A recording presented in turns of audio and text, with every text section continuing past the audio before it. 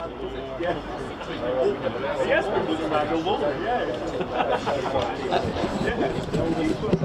well, I'm talking down the line.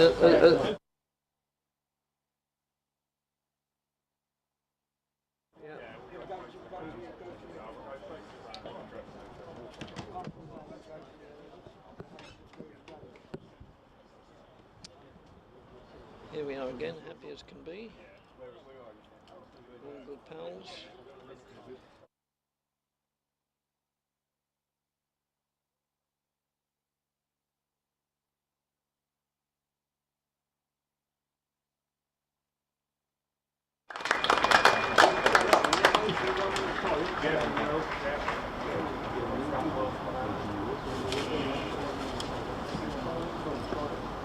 There will now be a 1-minute silence taking place in memory of former Gloucestershire and England bowler David Sid Lawrence, who has sadly passed away.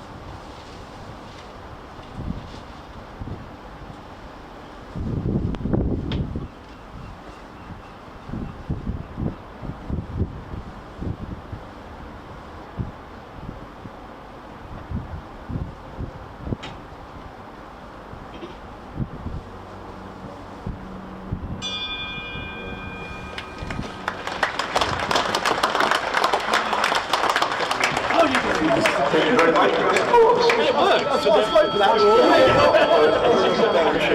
We would like to extend our sympathies and support to David's family, friends, and all Hello, James.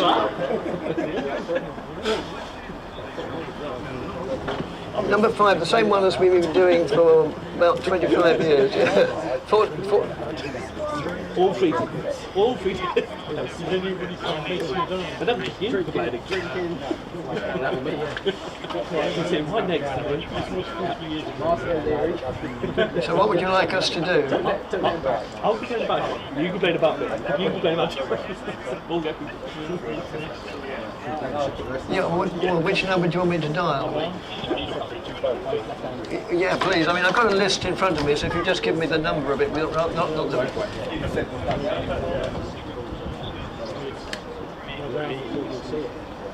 6760624.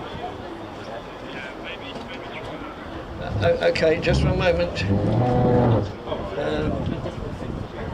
Actually, I'll ask Kevin to do it because I haven't got 3 hands. All right, just okay. Here we go. Number 3, did you say? No, 4. You said, didn't you? 4. 01386 760 624. Please welcome to the field of visitors from Hampshire, led by Captain Ben Brown. Oh, it's coming through okay, is it?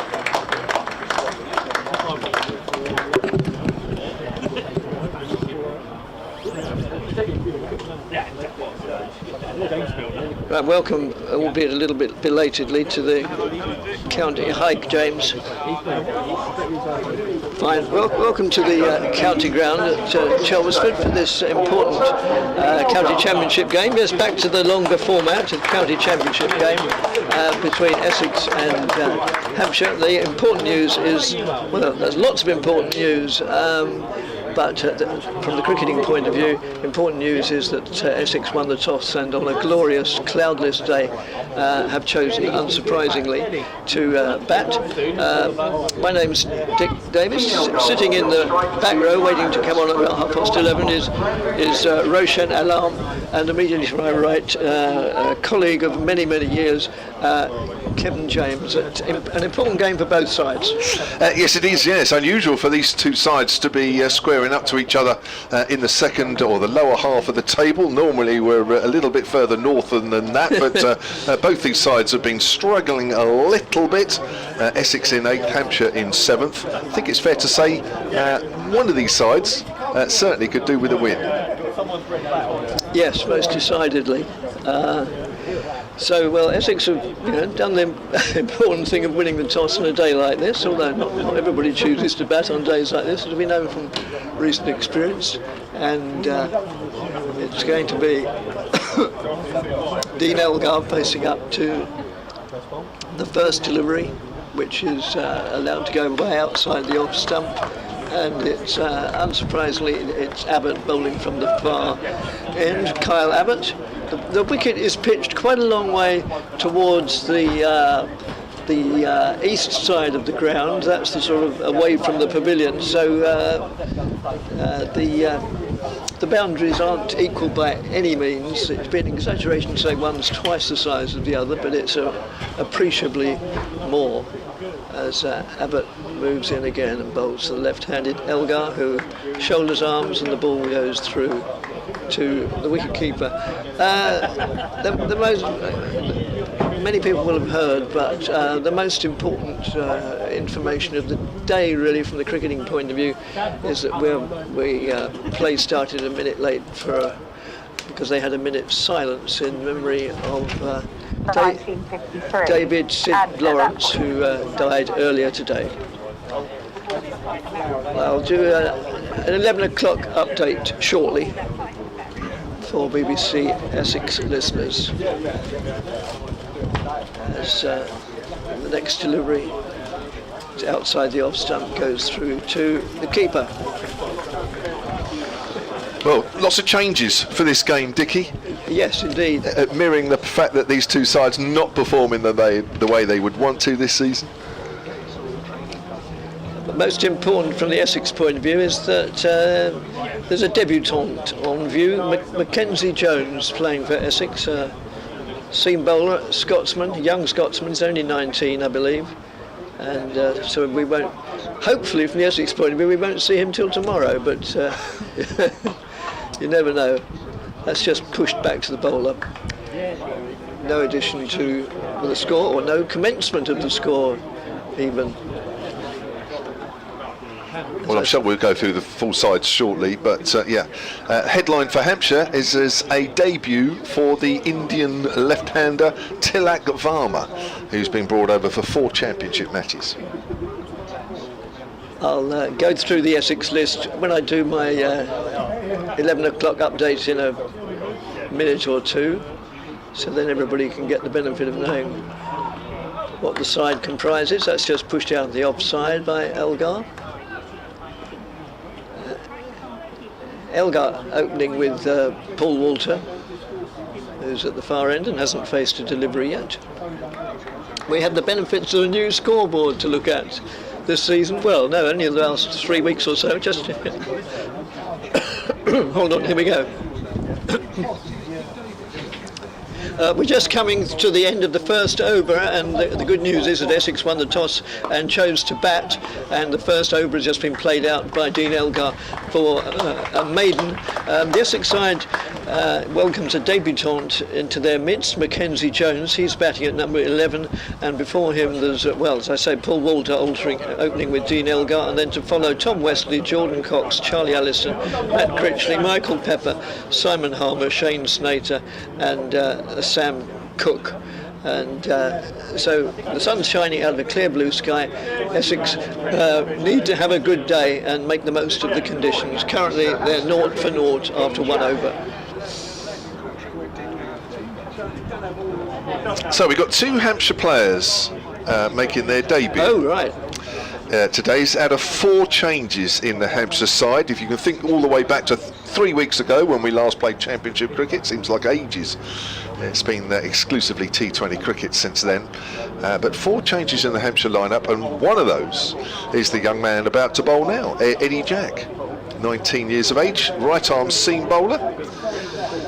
And he's going to be bowling to Paul Walter, the tall left-handed batter. And he's running away from us, Eddie Jack. Bowls down the leg side. What a carry! It's way past the clutches of Ben Brown, and it's 4 byes. That ball absolutely took off from a length and flew past Ben Brown like a train. It certainly did. Good grief. And against somebody like Paul Walter, than whom there's probably nobody taller on the county circuit, that's quite an achievement. Well, very quickly then, to go through the Hampshire side, because there are 4 changes from the last championship match where Hampshire lost and didn't play particularly well against Sussex at home. Here's Eddie Jack to Walter, bowls, he clips that away through the leg side, past a diving Ali Orr. That's another change in the Hampshire lineup, and that's gone for 4 runs. So 2 balls, and there's been 2 boundaries in this over. So the men that make way are Mark Stoneman. Hasn't quite worked out with Mark Stoneman this year, with Hampshire bringing him in. There's no Toby Albert, there's no John Turner, and there's no Brad Wheel. So Hampshire line up like this. Fletcher Middleton, Ali Orr playing his first game of the season. Nick Gubbins, Tom Prest, Ben Brown, Liam Dawson, Tilak Varma. As that's down the leg side, it's wrapped on the pad, that's going for 4 more. Expensive start to Eddie Jack's first over in first class cricket for Hampshire. He won't forget this, his first 3 Certainly deliveries, will he? No. He certainly won't. Felix Organ is in the side as well, and Eddie Jack, the man that we are watching bowl now. So Eddie Jack has played 2 first class matches, but they've both been recently for the Lions against India A. I know you'll go through your side at the end of this over, Dickie. Yep. As Eddie Jack. There's too much happening in this over, really, to get too much else in. That's bounced wickedly at Walter, and he just takes the bottom hand off the bat there as he's fending that one away on the leg side. There is certainly bounce in this wicket, if nothing else. Yes, when you can inconvenience a man like Paul Walter, then you are getting some lift. This could be very interesting and maybe a very short game. Well, I spoke to our guys very briefly before the start of play, and they're expecting this wicket to turn. But at the moment, we're seeing it bounce. Yes, quite. Here's Eddie Jack, bowls, Walters forward. I don't think the batters will be lunging at the pace bowlers bowling from this end too much. So it looks like there's a bit more bounce this end than perhaps Kyle Abbott's end, but Abbott's probably just warming up. Eddie Jack's quite tall, strong. Wow. Yeah. Well, I've booked in for 3 nights at the hotel. That could be interesting. So the total is 12 without loss, and only one of those have been one of those boundaries have been off the bat. Eddie Jack's in, bowls to Walter, tries to flick that away. Good diving stop from Ben Brown. Eventful first over for Eddie Jack in first class cricket for Hampshire, and Essex are 12 without loss. Yes, well, that was that was an exciting over. Good grief! As I say, one that the young man won't forget as he trudges off down to fine leg in front of us. So most eventful, and yeah, very promising. The line wasn't, he'll want to sharpen up the line a little bit, but he was certainly getting lift. Well. So back to the Kyle Abbott bowling from the Graham Gooch end. Bowls now, that's outside the off stump. Goes through to the wicketkeeper. Sorry if you can hear some noise in the background. At the end of the over, I'll telephone the studio and see if they can get rid of that for us. I've got it turned down as much as possible, but still interference. So 12 without loss at the end of 2 overs. Yes, I did rattle through the side in my 11 o'clock update. I'll do it again at a more sedate pace after this delivery, which again is allowed to go through to the keeper, who has 4 slips, keeping him immediate company and a backward point. Right, so after Walter and Elgar, there's skipper Tom Wesley, and Jordan Cox, Charlie Allison, Matt Critchley, Michael Pepper, who's keeping wicket, Simon Harmer, Shane Snater, Sam Cook, and a new name to most Essex supporters and Hampshire supporters, no doubt, Mackenzie Jones, Scotsman, making his debut for Essex. That's just played solidly out into the covers. No addition to the score.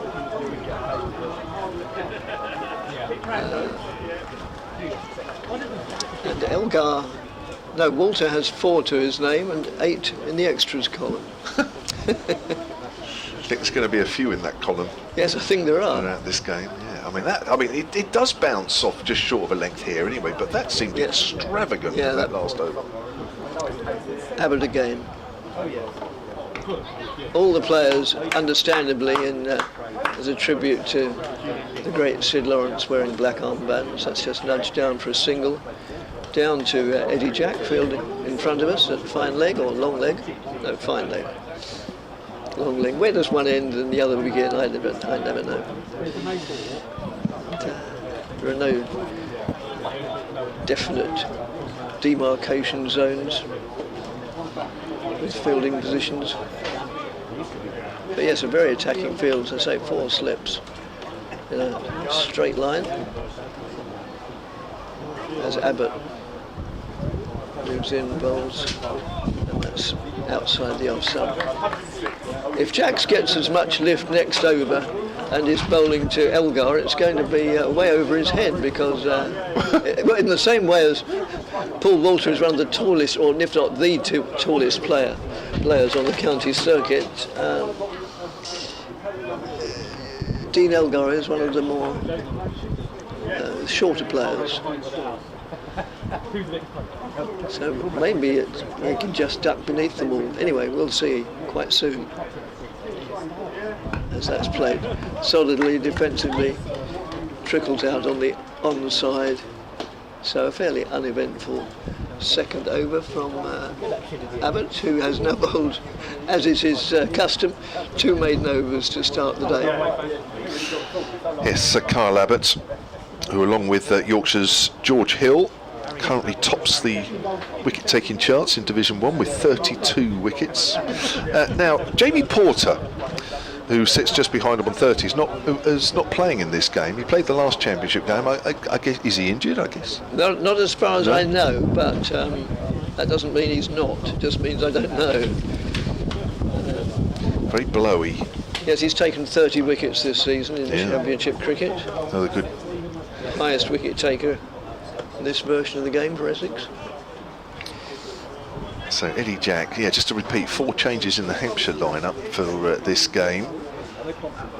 There's one of them, Eddie Jack then bowling to Elgar. Elgar's forward. Keeps that to short mid-wicket. Felix Organfield sees another of the changes. If you're just joining us, the others are Tilak Varma, the Indian player who's over for 4 games, and Ali Orr playing his first game this season. No Mark Stoneman, hasn't quite worked with Mark Stoneman coming in, hasn't quite got the volume of runs up top, so he's made way, only averaging 21, Mark Stoneman. Hasn't scored the runs that Hampshire would have liked, so that's just short of a length, and Elgar's ducked underneath that one. Eddie Jack getting some bounce. It's uncanny that already the end that looks as though it's got the most bounce is going to be the end that Simon Harmer will bowl from. Yes. Yeah, there's a shock.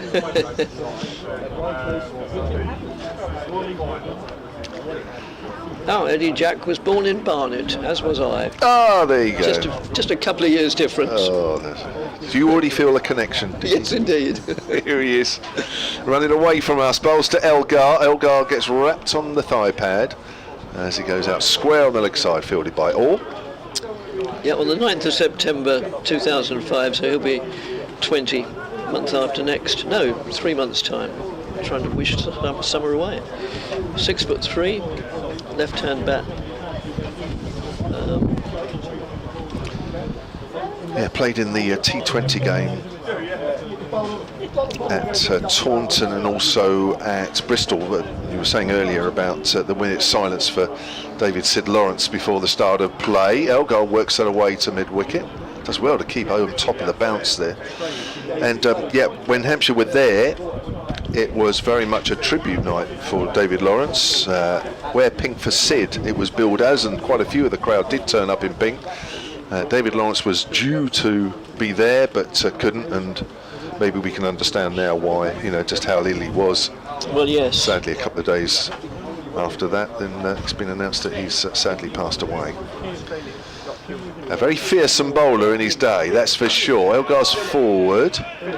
Ball makes its way out to wide mid-off, where it's fielded by Nick Gubbins. At the time, actually, on the Friday night, I was asked any recollections of David Lawrence. And you will have some, I know, Dickie, because you will have commentated in the Sid Lawrence era. But I particularly remember a game that we played, a first-class game at Cheltenham, which was going along all pretty nicely for Hampshire. A certain Courtney Walsh and David Lawrence were trying to knock our heads off, as they normally do, not just us but everybody else. So that's down the leg side, and that's tucked away for fine, and this time it's off the bat. Just got to watch the line there a little bit, because these boundaries that are straight are very small, so any deflection at pace, even with a fielder in the area, he's going to struggle a little bit, and there's a little bit leg stump. And that's 16 without loss, I think. So anyway, we sort of exchanged blows over 3 innings, and we only needed something like 117 to win the game in the 4th innings on a pretty good Cheltenham wicket. And the only 2 bowlers that we used in the 2nd innings were Courtney Walsh and David Lawrence, and they polished us off for 98. They absolutely steamed in, both of them, bowled as quick as you like, and we lost the game by about 15 runs. So there you go. It was hard work, just as Courtney was. They were hard work as a bowling combination, that's for sure. So Kyle Abbott to continue from the Graham Gooch end. I almost said Hayes close end, but it's not. It was round the wicket. Oh, and now for no reason that I can understand, but that doesn't. Oh, what's happening here? Oh, I think something fluttered onto the pitch just as Kyle Abbott was about to bowl, because Paul Walter sort of backed away and pointed to the wicket, and whatever it was, Kyle Abbott has picked the offending item of debris up and put it in his pocket. Was it a £1 coin or something? You're pretty desperate to pick it up. It can't have been a fly or anything, because he just went up and picked up whatever it was. Yes. And it must have been something fairly light to blow across with the wind. Very strange. Anyway, Abbott's in again, bowls. That's just played solidly, played out into the covers. Thank you to our quality control officer, who is also known as my wife, who serves as that, who pointed out that maybe the effects was a little bit loud, as there was over much noise. Well, I think that's what she means when she said there's some noisy people outside. I assume she meant outside here rather than they're trying to break in at home. If they do break in at home, they can tidy up. As Abbott moves in and bowls. And that's whipped away pleasantly. It won't be the first boundary of the day or of the match, not off the bat anyway, because it's a long, long boundary out on that onside, and they go through for just a couple, taking the Essex score on to 19 without loss. Elgar on 4, Walter on 6. Well, there's a bit of bounce out there at the moment. There doesn't seem to be too much seam movement. We're expecting it to turn. That's what the Hampshire contingent was saying before the start of play. Abbott again to Walter. Walter plays that into the hands of forward square leg and is caught. And there was a sort of a pregnant pause for a moment, because Walter just stood there and incredulous at his own indiscretion, really, because it was straight to the player. Okay, it was sort of shin height, but at this level of the game, it's the sort of opportunity that shouldn't eschew. And sure enough, Paul Walter is on his way, and Essex are 19 for 1. Yeah, Ali Orr, the catcher, around the Thank corner. you. It's the thing is, for the batters here, it's going to be very difficult to stay on top of the bounce. Yes. So unless it's a genuine half volley or anything in that sort of area, then just short of a length, then you're going to struggle to keep the ball down. I think Paul Walter there has been guilty of that. That now takes Carl Abbott out on his own, and he's left George Hill behind by 1. So he's 33 wickets now in the First Division, Kyle Abbott, so he's out on his own with the most wickets. I've also got the first message of the morning for us. Oh, right. Oh, yes. Well, for me anyway, not for you necessarily for you, Well, I'll come on Dickie, to but I that know in a moment or two. You've got your own one, I know. No. But the reason I mention that, Tom Wesley, the captain, is walking out, is that I've now got a new email. So I need to get the word out there from a Hampshire point of view. From now on, it will be Hampshire Cricket at bbc.co.uk, not the old one. Christopher Kimber has emailed on the old one. So Chris, I know you're listening and watching, so make a note of that. Hampshire Cricket at bbc.co.uk. He says, so pleased to see Ali Orr in the side. Hopefully he'll prove his worth. And we're watching the live stream by the Pool in Rhodes. Beer on the go. That's Chris and Annie. They're normally in Bulford in Wiltshire, but they're normally away as well. And he sent me a couple of pictures, one with a live picture feed next to a beer, which sounds wonderful. So yes, make a note of that, Hampshire fans. Hampshire Cricket at bbc.co.uk. Right, conversely, we regrettably, highly regrettably, don't have an email address.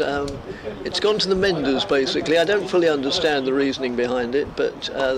Oh, that's clipped away in the air, but safe as a short. Well. Is it me or you? I can't remember. It's you, isn't it? Sorry. Yeah, that was in the air for a long time, and probably didn't evade either of two fielders by very much. It went through for 4, the first 4 off the bat, and Wesley does famously love to score his runs on the leg side, but a strength can also be the weakness.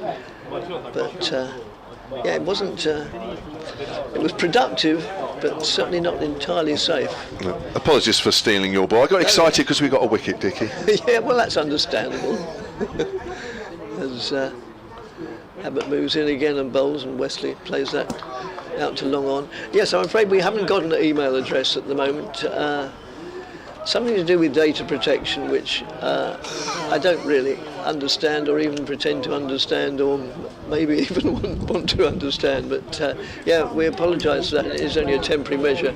So all emails, please, to whether it's about Essex, Hampshire or any cricket, to Kevin, who will repeat his new email address very soon. And when he does it again, I'll make a note on my pad in front of me as Abbott moves in over the wicket to Wesley, who goes on the back foot, plays it out square on the offside.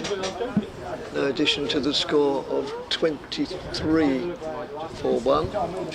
Yes, I always feel a little bit sorry for Essex fans. They've actually got to write out Hampshire Cricket at bbc.co.uk. So apologies to them. And obviously for Hampshire fans, a little easier to write Hampshire Cricket out. But that'll be the email we'll use over the 4 days. Shall we? Are you suggesting that Hampshire cricket fans are more literate? No, I'm just suggesting that if I was a Hampshire cricket fan and I had to write out Essex Cricket or something like that, I would almost think twice. I'm with you entirely. So it's Hampshire Cricket at bbc.co.uk. Oh yes, I'm familiar with the last bit. Yes, there we go.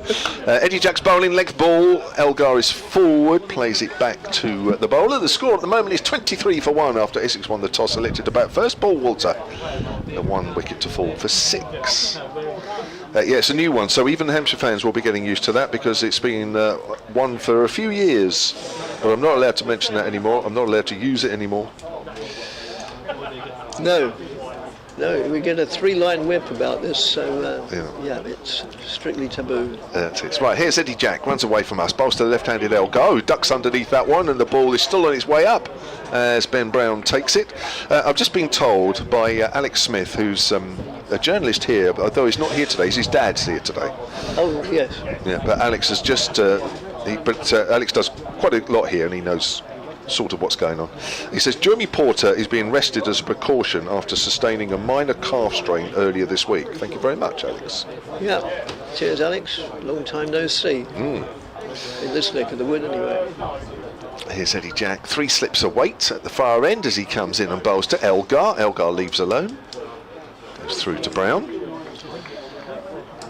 Yes, so I was going to say Jamie Porter wouldn't ordinarily be left out of an Essex side. I can't remember. Other than being injured, I don't think that would ever happen, would it? I don't know about ever, but no, it's certainly not very likely at this stage in his career. 32 years old, Jamie Porter's been a great servant of Essex cricket over the years. Most decidedly. Yes. Him and Sam Cook have forged a prolific partnership as Eddie Jack comes in and bowls to Elgar. Elgar is forward, that goes out to short mid-wicket, fielded by Felix Organ, who's playing his first game since his last appearance, which was against Durham at the Utilita. That was 4 games ago, if you can remember that far in the Championship. Championship haven't taken a break for 3 weeks. I was going to say, they're all playing their first game since their last appearance. Well, that's right. Yes, they are. That's very true. Although some of them have been playing second-team cricket.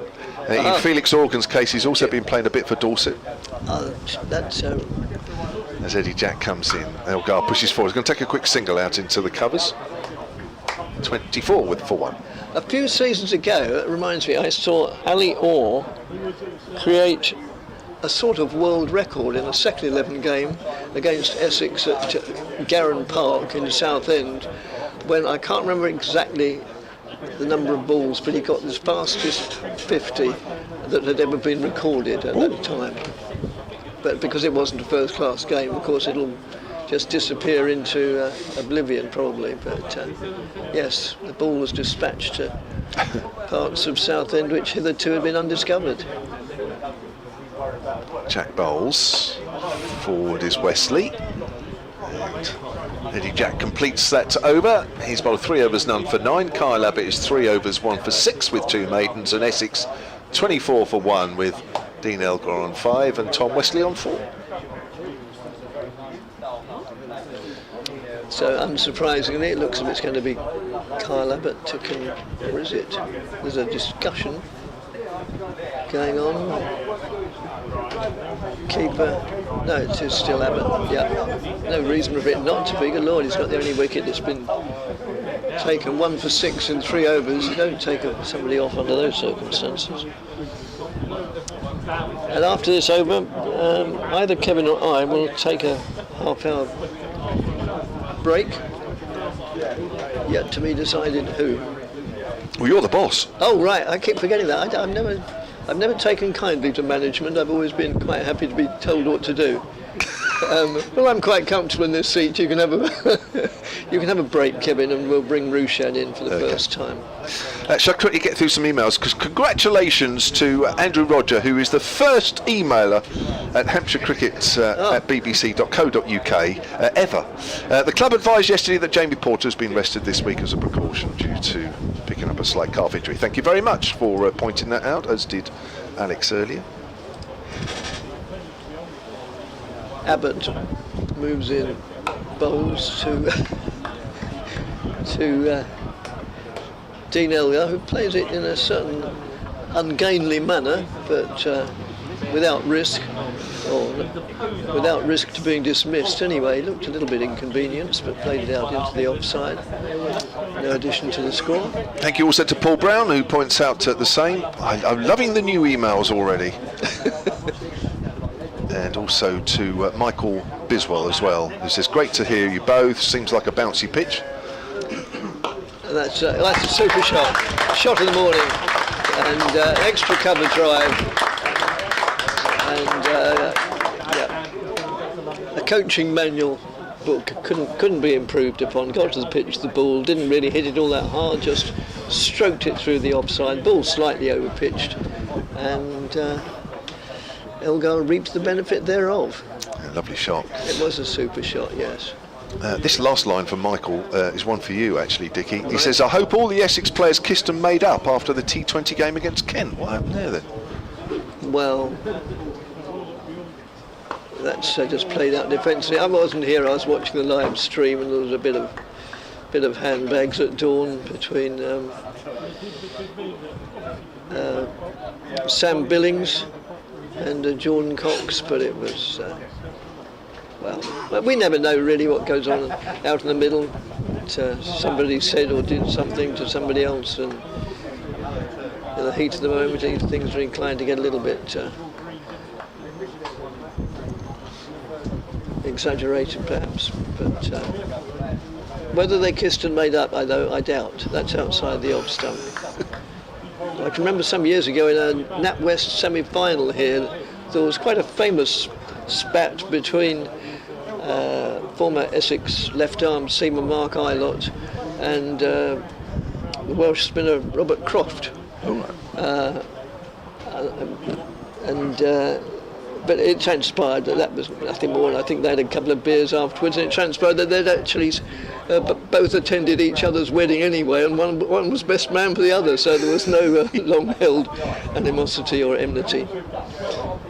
And yeah, that's outside the off-stump, goes through to the keeper. Yes, there are many Essex supporters who will remember that late of an evening. It all stemmed from the fact that it was a one-day match, theoretically. It all stemmed from the fact that Ilott thought it was too dark to carry on batting, and Robert Croft wasn't in total agreement. And the umpires eventually decided, yes, it is too dark to go off. And Essex won the following morning by 1 wicket, I think, and then subsequently won the NatWest Trophy that year. So, yeah, but do you mind taking a break? Yeah, okay. Thanks, Kevin, very much indeed. And shortly, when Kevin's taken all his goods and chattels with him, then we'll introduce for the first time Rushan. And as it's still Eddie Jack. Oh no, it's not. He's been replaced by Fuller. Fuller's had his first delivery from this end, right arm over the wicket, and so Rushan has made himself comfortable. So welcome to the BBC Essex airwaves, and let me introduce you to the listeners. Listeners, this is Roshan Alarm. So, I asked how he pronounced the first syllable, and we went through a sort of mime of trying to convey a boat by rowing action. It's Roshan Alarm. Good morning. So it's been an eventful half hour, hasn't it? It has, hasn't it? I wonder whether Essex, lost the early wicket, having chosen to bat. It is perfect batting conditions. It is the toss to win and bat, isn't it? And so I wonder whether Walter will rue that wicket, because it was sort of a cheap wicket to give away early on, wasn't it? Well, it was, yes. Just didn't quite get over the pitch of the ball, as Kevin said. So it's Fuller, a long-term servant of Hampshire. Well, it seems to me, as a non-Hampshire man, that he's been plying his trade for a long time, as James Fuller. That's outside the off-stump, goes through the wicketkeeper. Slightly less aggressive field, attacking field, I mean, not aggressive, heaven forfend. 3 slips now, backward point, then a mid-off, that's 1, 2, 3, 4, 5. Mid-on, a mid-wicket, square leg. There's one I haven't spotted somewhere, probably long. That's just played out on the onside, picked up by the fielder at short mid-wicket. About 1, 2, 3 cut strips, maybe 4 cut strips away. Just walking across one of the strips that's covered in the Hessian matting. Just looking around at the crowd, it's not as big a crowd as we have seen. Maybe it's, it sounds a strange thing to say, maybe it's too warm, although haven't really given a meteorological report today. That's outside the off stump. I must admit, yesterday, sitting in my garden and then going off to watch a bit of club cricket, I was thinking, if it's as hot as this tomorrow, it's not going to be a lot of fun, because our commentary box, as many listeners know, faces south. We open the windows and it can get unbearably warm. But I'm very pleased to report, A, that the temperature is a few degrees lower, and also B, there's quite a pleasant, refreshing breeze. There is, isn't there? A lovely breeze coming through the windows in the commentary box today. And Wesley goes on his back foot and plays a super shot there off his toes for 4 runs through the covers. So we've seen 2 really good shots for 4.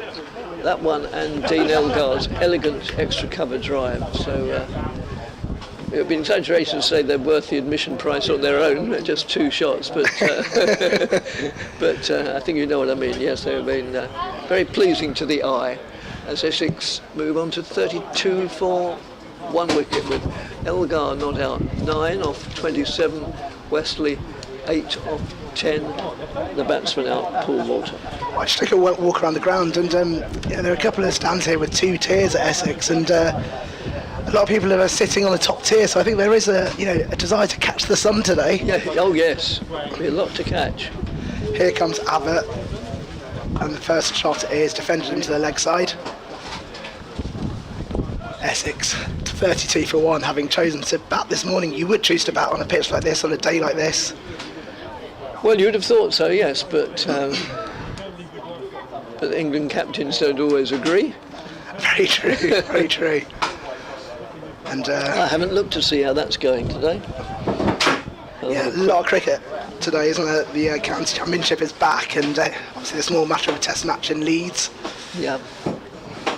It's Carl Abbott at the top of his run, arms pumping, comes in to Elgar, who defends this back to the bowl, a couple of bounces, lands safely, and the score remains 32 for 1 on a wonderfully, wonderfully warm day here in Chelmsford. Gentle breeze coming through the windows here in the commentary box, which I think is making playing kitchen slightly more pleasant for the fielders. As Carl Abbott returns to the top of his run out, and the Graham Greach end sat from the opposite end from where we're sat, Dean Elgar will face. And this one is just played into the offside, straight to the fielder at the covers for no run. It's been very economical so far, Carl Abbott, 1 wicket for his 10 runs. Halfway through his 5th over here. And that breeze just picking up. I was quite impressed with the turnout this morning. Lots of people walking in with the bags for life. It's always a wonderful scene as you approach the cricket grounds on a county championship morning. And bag for lives are the way to go, Dick, let me tell you. Here comes Abbott into Elgar, and has played, this is picked up by mid-off for no run. Yeah, we've just been asked. I'll say it loud rather than going to the trouble of replying to a WhatsApp message. Yes, of course, we'd be delighted to welcome Nick Brown into the commentary box immediately after lunch. It's his benefit year this year, and well, I think almost unanimously liked by the Essex crowd. A great fellow, Nick Brown, always interesting to talk to as well, so we look forward to seeing him. In comes Abbott, and this is just chipped into the covers, picked up by the fielder, no run. Good over this from Carl Abbott. A couple of maidens to his name already, looking to add a third, 1 more to go in this over. That sounds great. After lunch then? Immediately after lunch he'll be with us, yes, so that means what, 20 to 2 till about 10 or quarter past, yes. Yeah, well, maybe a little bit longer. Say it's up to him to a certain extent. When the players come in, we're not going to be quite as regimented as we are among ourselves. Final ball of the over from Carl Abbott into Elgar, and this is defended, and they will take a run actually. Maybe looking to rotate the strike, because it looked like a defensive shot that we've seen through the morning, but it's that time they chose to take a run. So Essex 33 for 1, Elgar on 10, Wesley with him on 8 runs on this bright morning in Chelmsford. seeing the return of county cricket after a 5-week break. I mean, we call it a break. It was a busy break. I mean, teams are playing. It was a busy break, wasn't it? Yeah, teams are playing as Friday night. So. I suppose it's a break for some of the players. I mean, Yeah. the likes looking out there. Tom Wesley doesn't play 20-over cricket, so I don't know what he's been doing for 5 weeks. So it's none of my business, really. So, some of the players go off and play a bit of club cricket. But, no, I don't know. Just keep the cogs turning, I guess. You can't spend 5 weeks in the nets. It's very true. I was never very enthusiastic about going in the nets when I played club cricket, really. I found it a little bit of a chore, I must be honest. As Fuller continues from this end, the Sir Alistair Cook end bowls to Dean Elgar, who just plays it solidly. It trickles out on the offside. Fuller's second over, he conceded 4 runs in his first, thanks to the auspices of this splendid new scoreboard. Well, it's not the scoreboard itself, because it's only another manifestation of the main scoreboard, but we can't see the main scoreboard, which is why we've always had to work on the one that is in the commentary box, which saves us craning our neck now, looking over our right shoulder. That's pulled away. No, it's not. What happened? I was looking at the screen at the time. Oh, it's gone through. It's gone through. Sorry, it went through. And it's now being polished fervently, feverishly, frantically. Any more adverbs beginning with F before the ball's passed back down the leg side, offside to Wesley. So the score remains 33 for 1. And Fuller moves in, bowls, played solidly by Elgar. Yes, I'd like to point out that, well, most Essex supporters know it's the centenary of cricket being played here. 100 years ago, almost to the day, it started on the 20th, was Essex's first class match here. Well, that wasn't against another county, it was against Oxford University. And to celebrate or commemorate, that's outside Elgar's off stump, goes through to the keeper. 100 years of cricket here. A book's been brought out and published today, available various places around the ground, immediately behind us at the river end, then at the back of the pavilion, in the museum and in the shop. Oh, that's phenomenal. I think it's called, we have been shown it, I think it's called 100 Years of Cricket in Essex, or words to that effect. If you go in and ask for that, they won't confuse it with any other such tome. And that's played pleasantly out into the onside, and that will go away for 4. It was really nothing more than a defensive jab off his hip by Elgar, but partly because it's so well timed and partly because it's a relatively short boundary over there, it sped away towards the boundary. Yeah, it did just look like a defensive flick, didn't it? Yes, and it did. Just sort of racing away towards yeah. the boundary for 4 more, and they'll take the runs wherever they come from today on a day like this. That's phenomenal. 100 years. Well, yes, it is. Yeah, not unbroken, of course, because for a start, we've had a war in that time. We've had COVID in that time, and also for a long time, just after the war. That's just played out the offside, or continuing after the war. Essex played it up to 7 or 8 different grounds. I just held my breath then because I saw Elgar suddenly walk off towards the pavilion. I thought, I haven't missed a wicket, have I? But no, he's just called for new gloves, so I can calm down again. Fair enough. I imagine on a warm day like this, the hands will get quite clammy. Yes. Essex played it up to nine grounds in the 50s, 60s, and but it's only a few years ago, once they eventually discontinued playing at Colchester, that this has become their sole home venue. And it is a stunning ground. I spent, I'll tell you more about this, but I spent a couple of summers ago here when Bangladesh played Ireland in a 3-match series. A phenomenal host for international cricket, and I mean, obviously I'm very fond of the ground because I first started watching cricket when my dad took me to watch it, and I'm very fond of the Essex. Here comes Abbott, bowls to Wesley, that whistles through to the wicket keeper, no run. The Essex ground, but so maybe I have a disproportionate affection for Chelmsford, but it is one of the great things about the Chelmsford ground is it is so convenient. There are plenty of places to park.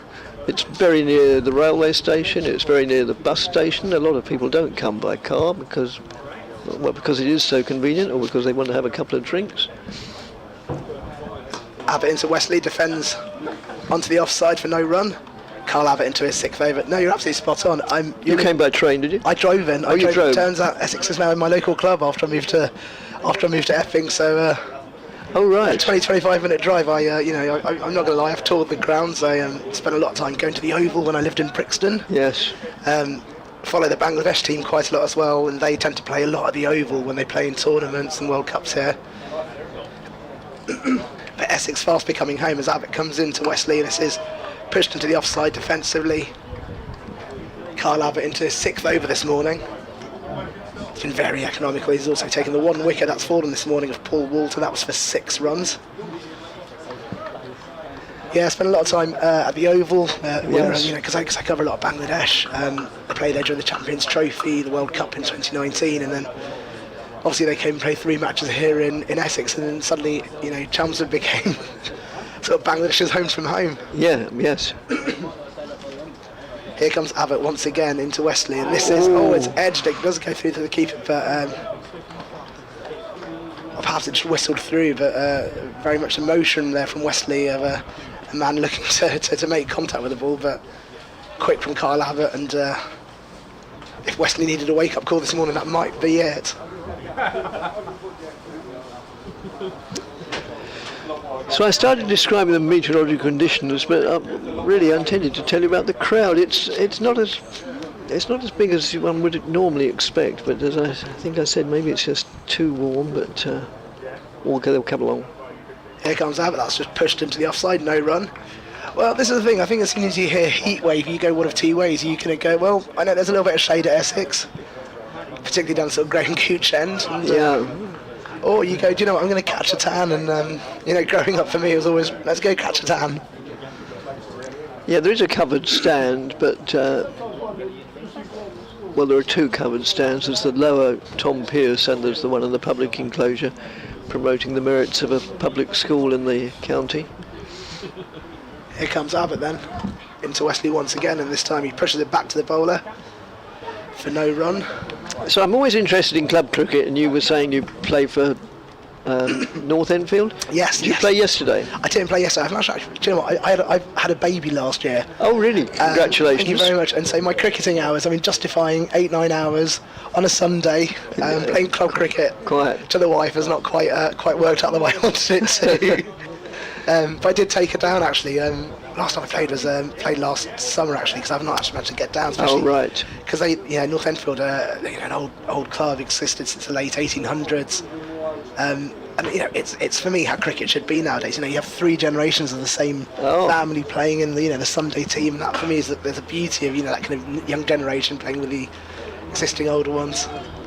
As Fuller continues to bowl right arm round the wicket to the left-handed Dean Elgar, who strokes it out towards, but it won't reach the long off boundary, and it picks up 2 runs as it's fielded just below us. Score moves on to 39 for 1. Have you been along to see your teammates this season there? Or yeah, I have. Yeah. They've got it's a very classic cricket club. You've got the bar open all day. Oh, You've yes. got, a few park benches to relax. Yeah, It's quite like a family picnic vibe, which I quite like. Yes, I know the setup only too well. So that's played out into the just straight to the man at mid-off now, and no addition to the score. The quote man at mid-off being Liam Dawson. Yeah, I have very much a cricketing wife, cricketing widow, I think they call them. Yes. So I've persuaded her down to the ground a couple of times with a picnic blanket and a few snacks, and she sort of watched the afternoons play. Yes, my wife was. Come back to that after this delivery. Oh, it's bowled him. Oh. Well, never really seemed to quite come to terms with that delivery. It just... I'd love to see that. Well, we will see it on the replay, although the sun's shining on the screen. I don't know if it was... didn't get to the pitch a bit or what, but anyway, it was castled, as they say in the trade, and Essex are 39 for 2, with Elgar bowled for 16. Bowled by Fuller. We have to wonder whether things are not going to plan for Essex here. No. Won the toss, chose to bat on a beautiful, beautiful day. Now, I know we've been in the middle of a heat wave, but yesterday afternoon there was a little bit of rain in my area. I don't know if that was the case over here in Chelmsford. Elgar was bowled by James Fuller for 16. And I wonder whether that's going to affect the conditions, but you would think perfect batting conditions, and with Paul Walter out for 6 and now Elgar for 16, Essex not in the position they wanted to be. No, now certainly to play. not. The new batter, Jordan Cox. Jordan Cox, as you probably heard on the public address system, comes to the crease with Essex 39 for 2. Yes, we had just a merest smattering of rain at about, I think it was about 4:45, something like that, yesterday afternoon in the south of the county where I live, in the much maligned South End, and totally unjustifiably maligned, but never mind.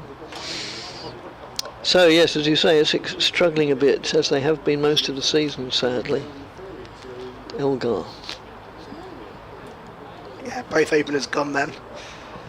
Like Skipper and Jordan Cox. Yes. Looking to rebuild this, I guess, quite early on. But certainly. It's now coming up to 10 to 12, so there's another hour and 10 minutes before lunch. Essex supporters and the team would like these two still to be there.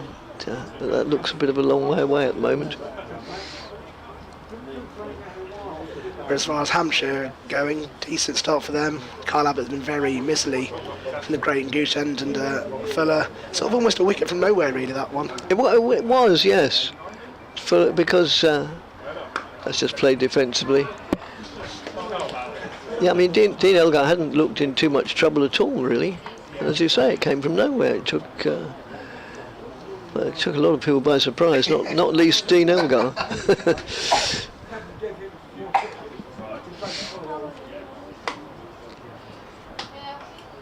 So, still to come after this, but hopefully from the Essex point of view, that won't be for a while. Allison, Critchley, Pepper, Harmer, Slater, Cook, Jones. Fuller bowls now. That's just played defensively by Cox. Trickles out on the onside.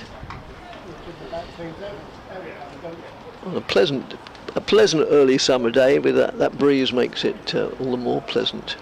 The flags that there are to be seen fluttering quite buoyantly, vibrantly, and understandably at half-mast, in respect of the sad loss of David Sid Lawrence earlier this morning. Short of a length, pulled away, square on the onside, and straight into the hand. Well, I say straight in the hands. It bounced, I hasten to add, dear listener, into the hands of number 27, who is Alior. Oh, right at the top of the list. Alior, yes, thank you. 39 for 2 at the end of the 12th over.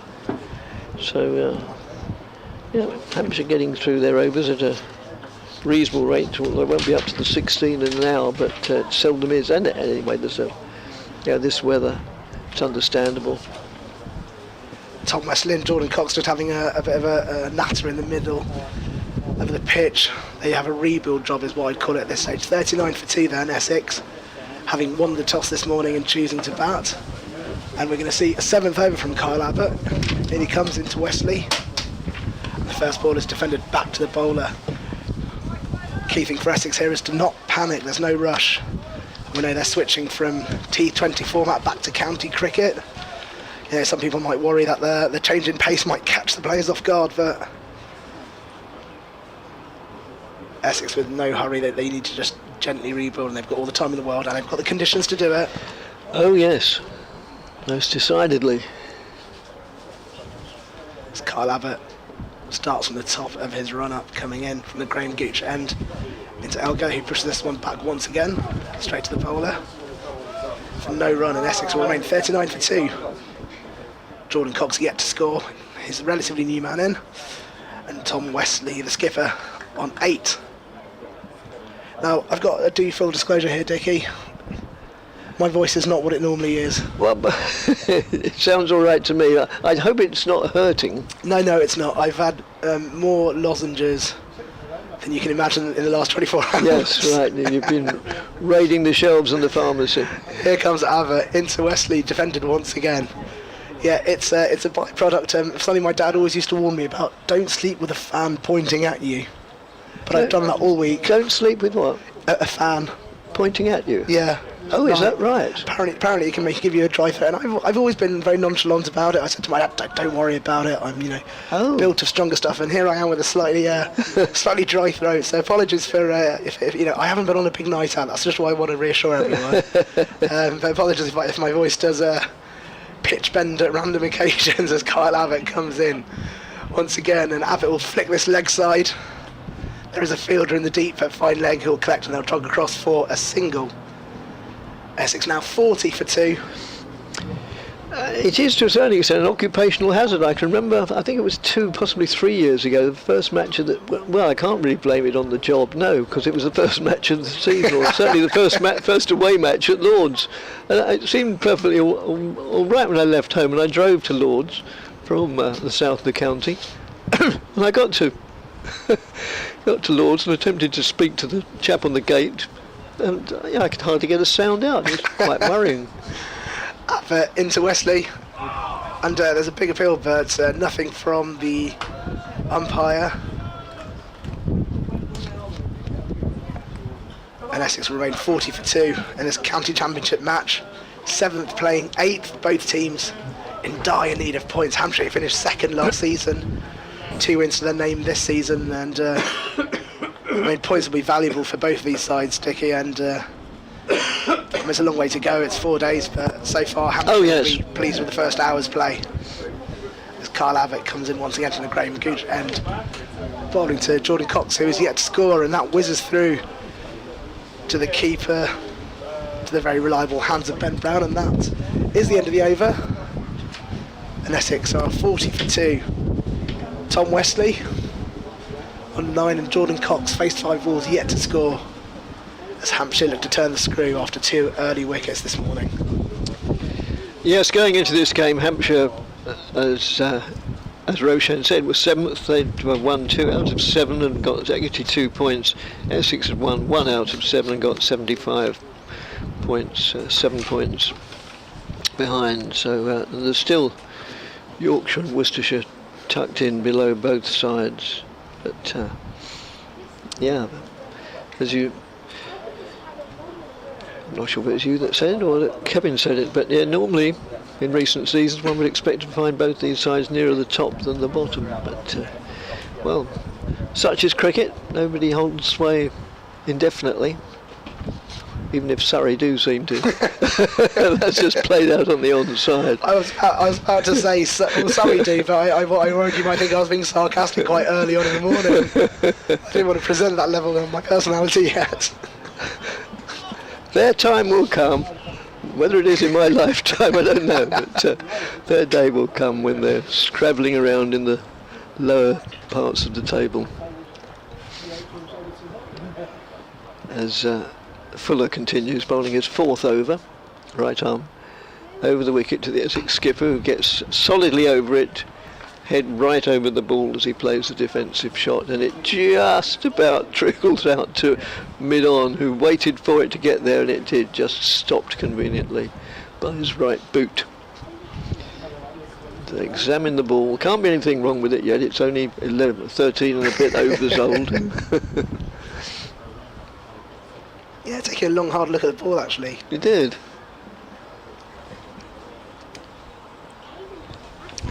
And Fuller moves in, bowls again. Wesley goes on his toes and plays that pleasantly. Yeah, the cricket balls don't seem to last so well. I don't know why that should be. I don't know if they get their money back off the manufacturers if they don't. After all, Sale of Goods Act, you know, if you go and buy, if you go and buy a fridge and it doesn't work properly, That's you very get true. you get your money back under the Sale of Goods Act. Doesn't that apply to cricket balls? I don't know if there's a 28-day returns policy for cricket balls. I imagine some of these have been sat in cupboards for some time. Who keeps the receipts these days? As Fuller moves in bowls, maybe a cricket ball gets harsher treatment than a fridge. And that's played out into the covers. Well, absolutely. I mean, what constitutes wear and tear? Yes, with cricket exactly. balls, Yeah, you know? reasonable use. Well, if you do keep smashing it into concrete walls, what do you expect, sort of idea? I'd love the sight of that. Someone just rocking up to a sports store, briefcase of balls, and going actually like a return. As Fuller moves in again, bowls. That's played elegantly, a super shot there, full flow of the bat finished up, following through right behind his ear for 4 runs through mid-off. Yes, I've alluded several times to Fuller being a long-term and loyal servant of the Hampshire. Just look up and see how long he has been there, in the poor man's wisdom. That's an excellent book you've got there. That's phenomenal. It's what? It's an excellent book. Yes, it Excellent is. book, Yeah, I'm a great believer in the Playfair cricket annuals. I've got them all at home going back. That's outside the off stump. Goes through to the keeper. Fuller, James Fuller. Oh, in born in New Zealand. Well, born in Cape Town. I never knew that. Born in Cape Town, but educated in New Zealand. And Hampshire debuted 2019. Yeah, so this is his, what's that, 7th season. Well-travelled man. Yes, indeed. I wonder whether we're going to see another 44 for 2, and it's midday, and time for me to have a change. I hadn't noticed it. Kevin very subtly pointed out. He's obviously in a good mood today. Normally he'd just say, get off. So I'll go and take my leave. I'll see you in a bit. It looks like we are going to have a change in bowler. It'll be Eddie Jack, this time bowling from the Graham Gooch end. Carl Abbott takes a break in this, so it's Essex and Hampshire. Essex won the toss, chose to bat. They are 44 for 2. The openers out, Paul Walter for 6 and Dean Elgar for 16. So Essex losing 2 early wickets, which would have been against the flow of what they would have wanted. But here comes Jack bowling into Cox, and the first ball is, that's up in the air. Someone should be underneath it, and it's caught in the slips. A top edge there. Straight up in the air. Field had plenty of time to get underneath that, and in the end, quite an easy catch. And Eddie Jacks has an impact on return. First ball of his second spell, and he gets the wicket. Jordan Cox, who will depart without scoring. So things go from bad to worse for Essex. 44 for 3 now the score. It's time to welcome back Kevin. Well, Sham, how are you? Yeah, I think my voice is holding up. I think you've got a nice soft tone, actually. I think you should have that fan on you a bit more, Right actually, away during the day. Even not just during the night right as the way well. through winter. I tell you what, do you know what I was thinking? Just before I came back on, I was thinking, it's only really Eddie Jack that's got some bounce out of this pitch. Because once he came off, there was a bit of bounce there, as there always is here, but not as much. He's come back at the far end, the Graham Gooch end, and there's got some wicked bounce there again. Yeah, and I wondered, we're talking slopes. It's the gentlest slope towards us in the commentary box from the Graham Gooch end, and I wonder if that was part of the thought in, putting him from the other end, because we saw him bowling. It's paid dividends early on.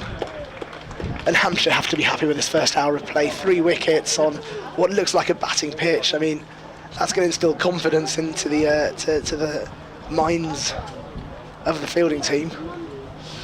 Yeah, I mean, I'd say all the pre-match talk was, or such as it was, this pitch is going to turn. But at the moment, especially when Eddie Jack's on, it looks difficult. I thought the ball that got Dean Elgar as well from James Fuller, that looks like pitched and just straightened a bit from around the wicket. That looked a seriously good delivery.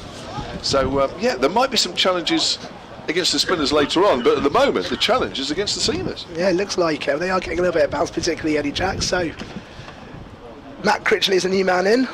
I was expecting Charlie Allison to come in at number 4, but it will be Matt Critchley. He's taking his time to head and have a little chat with the square leg umpire. I wonder what about. As Eddie Jack waits at the top of his run-up. In he comes now then.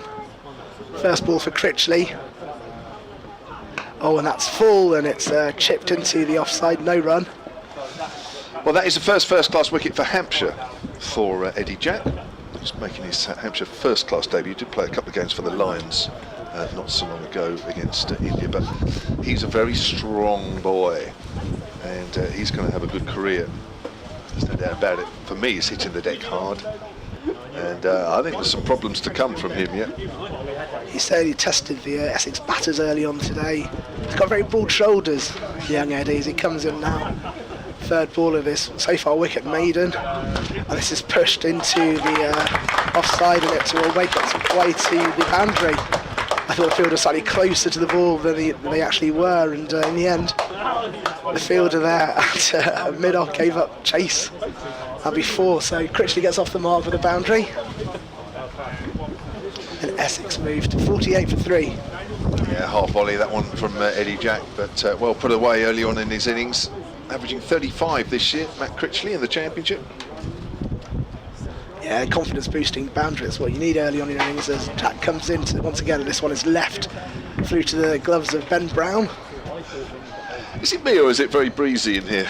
I'm not going to lie, it is so breezy. I have 3 pages of notes in front of me, and I've picked them up off the floor countless times. I'm not complaining, because on a hot day like this, I imagine the commentary box at Essex can become a bit of a greenhouse, so I shouldn't complain. It's keeping us all cool here, but yeah, the breeze is quite welcome actually on a hot day like this. Well, yeah, there might be too many windows open, I don't know, but it does.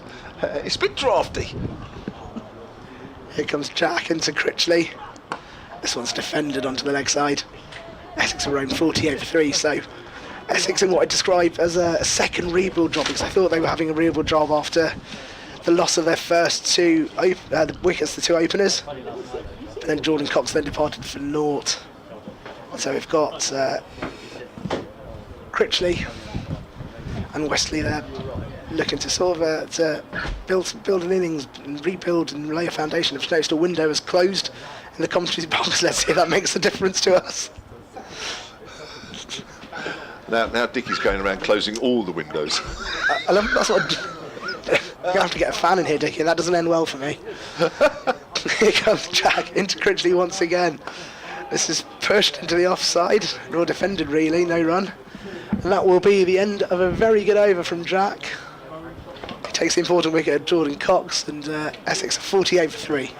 The email you can get in touch with us here is hampshirecricket@bbc.co.uk. BBC Essex don't have an email, so apologies Essex fans for that. So if you want to get in touch with us, and for Hampshire fans, you're probably thinking, hang on a minute, that's not the normal email that we email the commentary team on. So it has changed, hampshirecricket@bbc.co.uk. Just as I left half an hour ago, Jennifer Wilson emailed on that one and said good to hear everybody, so thank you for that one, Jennifer. So yep, that's the way to get in touch throughout the 4 days here at a very sunny Chelmsford. Now I have 2 things to ask. Was Jennifer's email before my croaky voice entered the room? No, but I'm sure she's happy to make a comment on that one. So please, Jennifer, please do. Apologies, Jennifer. If you're still there, but I'm more than happy with the sound of your voice.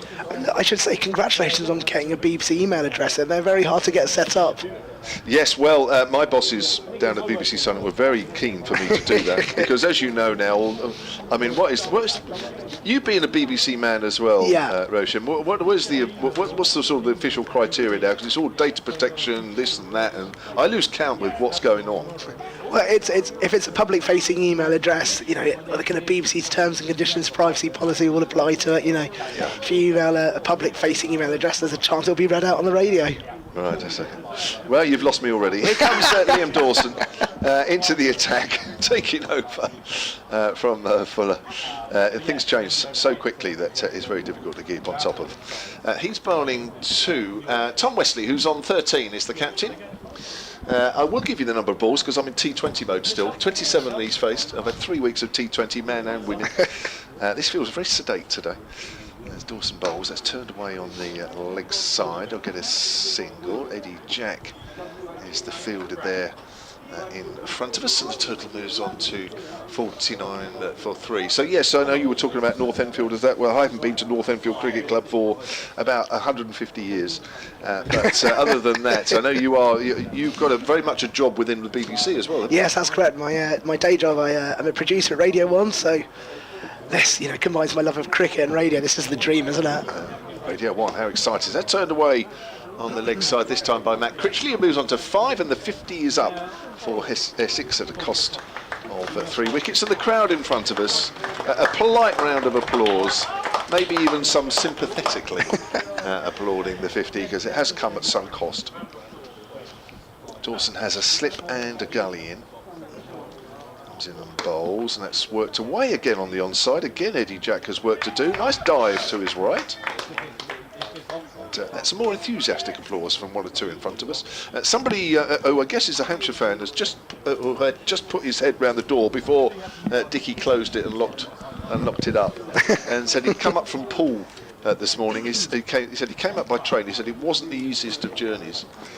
He said he left at 7 o'clock this morning and then he just got here. Here comes Dawson round the wicket. It's just quietly turned away on the leg side by Critchley. How did you get here, Carl? I drove, 25 minutes away. I'm now an Essex boy, having grown up in Enfield. 25 minutes from the ground. It's wonderful, a lovely country road drive, actually, winding country road. It's a Stunning game drive for you, this, isn't it? Dawson bowls forward. Is Critchley. That's the end of Dawson's first over, and that's cost him 3 runs.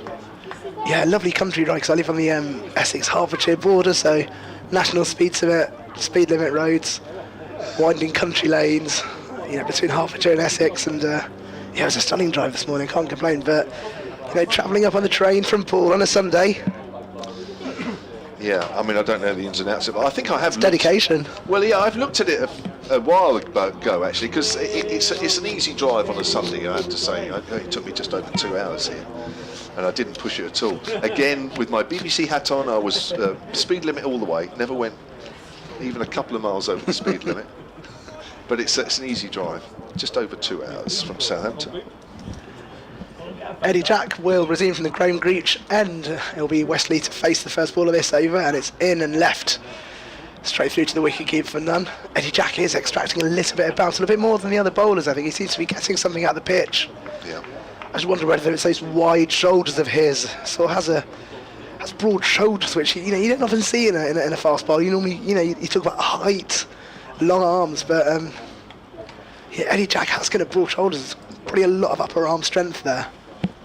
Yeah, played the last couple of T20s at the back end of last week for Hampshire in the side basically for John Turner, who's I understand has got a little bit of a niggle. In comes Jack to Wesley, and this one once again left. Wesley seeing the damage that Jack can do, and just playing a little bit safe at the start of this over. Probably the right thing to do. Yeah, it's a little tricky out there. There's not been a lot of seam movement though. Here, the bowlers have banged it in. There wasn't too much bounce for Kyle Abbott. He got the odd ball to seam back, but there hasn't been too much in terms of sideways movement. Yeah, there's not been a lot of potency for the bowlers, and the wickets that have fallen, I think Essex will regret as Jack comes in once again to Wesley, and again left straight through to the wicket-keeping gloves of Ben Brown. Just a little bit of extra bounce there. You sort of feel like Eddie Jack is just extracting. Yeah. I don't know where from, because nobody else seems to have I know, it's incredible. Yielded the same results as him so far this morning, but it's working. He's trying to sort of hit the pitch a little harder, isn't he, than the others. Abbott's accurate as ever, but not the same bounce from that in.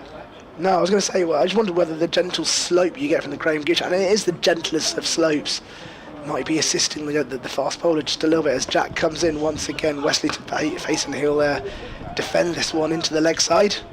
Slight fumble from the fielder there, but the ball is collected safely for no run. Essex 51 for 3 then. Just over an hour's play gone in this county championship match between Essex and Hampshire. Two teams desperate for points. Hampshire in 7th, Essex in 8th. Yeah, this has normally been a top half clash, top half of the table, and even higher than that normally in past years, but unusual to see these two sides below halfway. Is there time to turn things around, do you feel? Yes, plenty. We're just starting the second half of the season. Yeah, second block. Championship. Here comes Jack again to Wesley, and this is again defended in a cloud of dust that should have emerged from the crease. 51 for 3. Yeah, this the second block starts today. County cricket up and down the country, alongside, of course, the small matter of a test match at Headingley. So a very busy day of cricket. Thank you for joining us wherever you are, as Essex and Hampshire look to lift themselves from the bottom half of that Division 1 table. Plenty of points on offer through wins, through bonus points. So plenty to pay for as Jack comes in once again, bowling to Wesley, and this one is defended once again. Wesley moves onto the front foot to push that back past the bowler, and that will be the over, a maiden over from Jack. He's bowled 5 now, 13 runs, 1 wicket, 1 maiden. And an impressive start for him in a white jersey. Yes, we've been more used to seeing him in T20 cricket. Plays 50 over cricket as well for Hampshire, but nice that he's made the first class team. I think it was only a matter of time, really. You can see, even in the short time you've seen him, Roshan, I'm sure you agree that there is something about him. He hits the deck hard, which is good. He hits the bat, doesn't he? You can see that. You know, the bat is the ball is really hitting the bat. That lovely noise, don't you? Yeah. I wonder what it will mean for him, and in terms of spell duration. That'll be interesting to see how long they rotate him for, having played in those sort of short bursts that you see in T20 cricket. We'll certainly find out over these next 4 days as Dawson comes in, and forward is Critchley. A little bit of bounce there for Dawson as the ball goes out behind square on the offside. I know a little earlier you were talking with Dickie about 2 days ago, was it? They were celebrating 100 years of cricket here at Chelmsford. There's an interesting article on the BBC Cricket website about all that as well. A little fuller this time, driven up towards mid-off. And I've just got an email from Christopher Kimber here.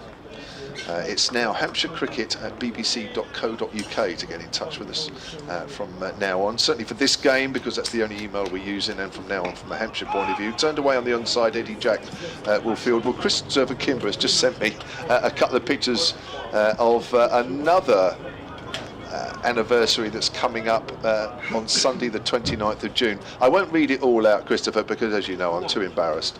I'm not embarrassed about what happened, but I don't like keep bringing it up. But thank you very much for mentioning that. I'll look out for that next Sunday.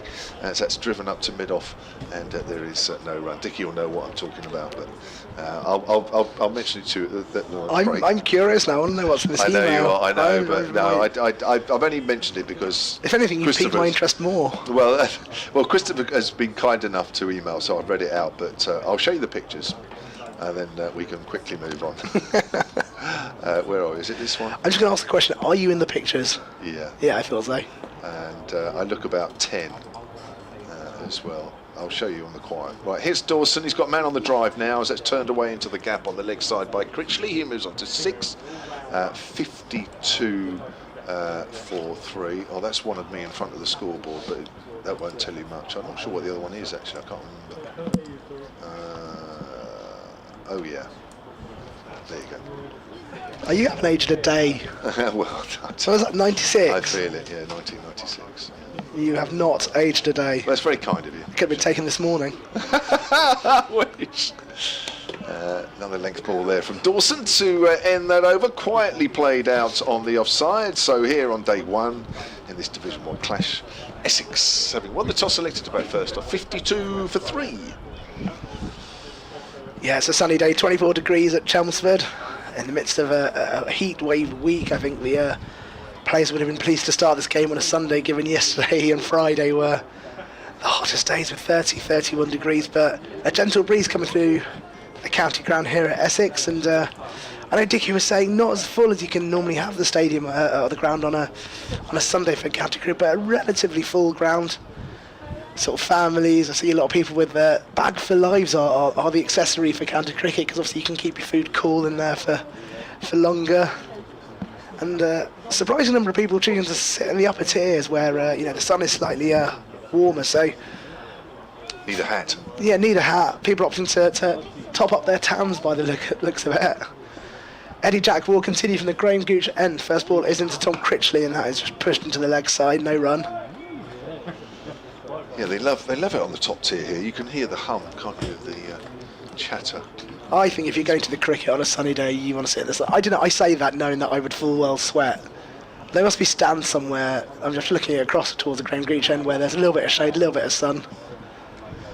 But there's only one stand, isn't there? Yeah. About 10 o'clock as we look, that actually has the roof. The actual on. roof, Everywhere yeah. else is open, unless you go on the bottom tier. Yeah, I was going to say the bottom tier is left and right of where we're sat. The Sir Alistair Cook end in the commentary box here at Essex. That's where I'd be. That is probably where Below I'd the be too, top to be tier. fair. Yeah, I'd be there. Mainly because I don't want to climb the stairs, exhausted in this heat. Up and down, up and down. So Essex 52 for 3. Eddie Jacks continues from the Graham Gooch end into Critchley. And there's a big appeal. The umpire has a little think about it and the arm stays down. Isn't he back? Probably bounced a Yeah, little too Jack's, much. Jack is getting more slightly more bounce out of this pitch than anyone else has this morning, and it was a confident appeal from behind the stumps. If anything, actually, I thought Eddie Jack's appeal was slightly delayed. I mean, look at the replay now. Yeah, it was probably nipping, maybe a little bit more to the offside, but very confident from behind the wicket. But as things stand, Tom Critchley remains. He's on 6. And Eddie Jack bowls. Third bowl of the over, in he comes. Oh, that's quick and full, and it's pushed to mid-off, no run. Chris is back on the emails. Chris Kimber, he says, "Don't be bashful, Kev." Oh, I don't know. I love that you're now in charge of the emails. It's a great little role to have. I can't leave the computer here. I just worry that it might melt. If I leave it on the front desk the whole day, It is risky. I mean, I bought my laptop just out of habit. Every time I do cricket, I always have a laptop in front of me. I haven't looked at the screen, the sunlight. You can't see anything as Eddie Jack comes in once again to Critchley. This is defended on the leg side. He gets a round of applause from his teammates. 3 slips in place. A couple of fielders on the leg side. Not too sure if there are many fielders in the deep as I take a look around the ground. There aren't really. So it looks like Hampshire just looking to turn the screw a little bit, keep a little bit of pressure on the batters. They've taken 3 wickets in the first 90 minutes of play. 52 for 3 the score this morning. The 2 batters in, Critchley on 6 from his 17 and Wesley on 15 as Jack comes in once again. And this one is left this time, not even attempted a shot. Just watch as they go by into the gloves of Ben Brown, the Hampshire wicket keeper. Experienced hands behind the stumps in the number 10 jersey. 36 years of age now. Incredible. So reliable behind the stumps for Hampshire. A little bit of a conversation between Critchley and Wesley, the 2 Essex batters. I wonder whether there's something they need to share mid-over.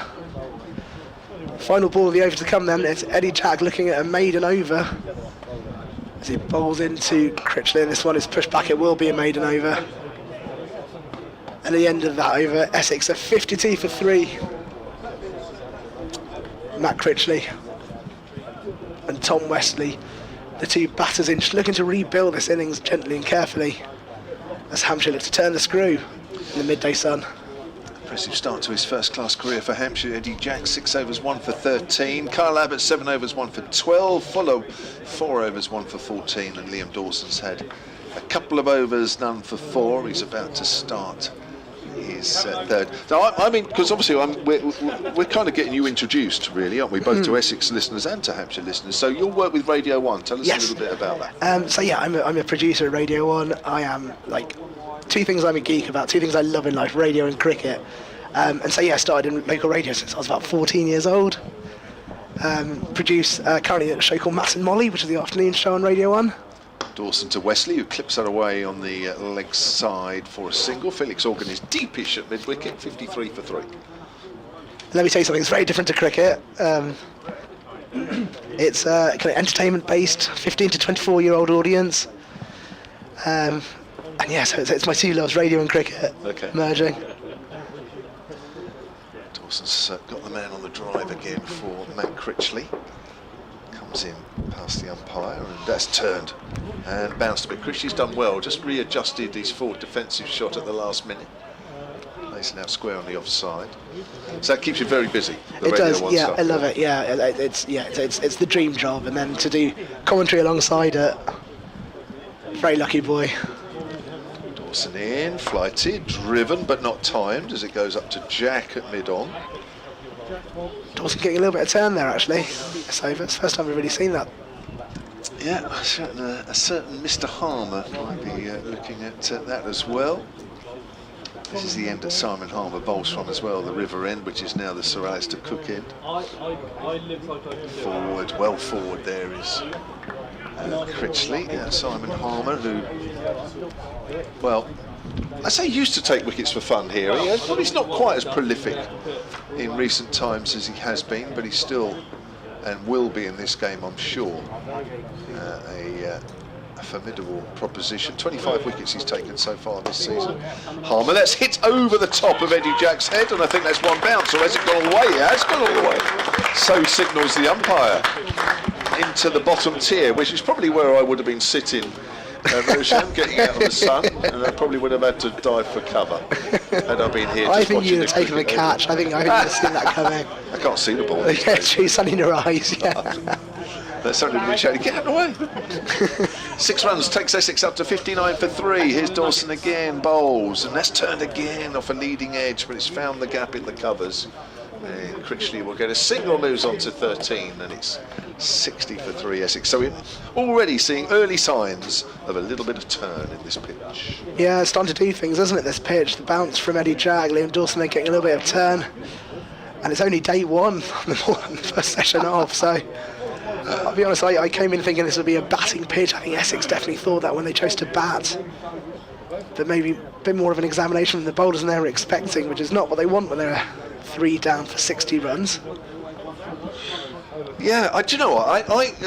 It's interesting you say that, because if I'm honest, Rosham, I was thinking ahead of this game that Essex haven't started the championship campaign particularly well. They'll look at Hampshire and thinking, well, they haven't actually set the world alight this year. So I was thinking maybe a pitch would be prepared that perhaps would encourage the bowlers a little bit more and get a result out of this, and maybe risk losing to win, because I'm sure Essex are looking at this thinking, you know, we'd have a chance here. Yeah, you've got to target the teams directly above you, haven't you? They feel like they kind of easy target, as Eddie Jack will continue from the Graham Gooch end, bowling into Critchley. The first ball is flicked. Oh, yes, I beg your pardon, went straight through to the wicket. I thought I hurt something there, but no. Straight through to Ben Brown's gloves.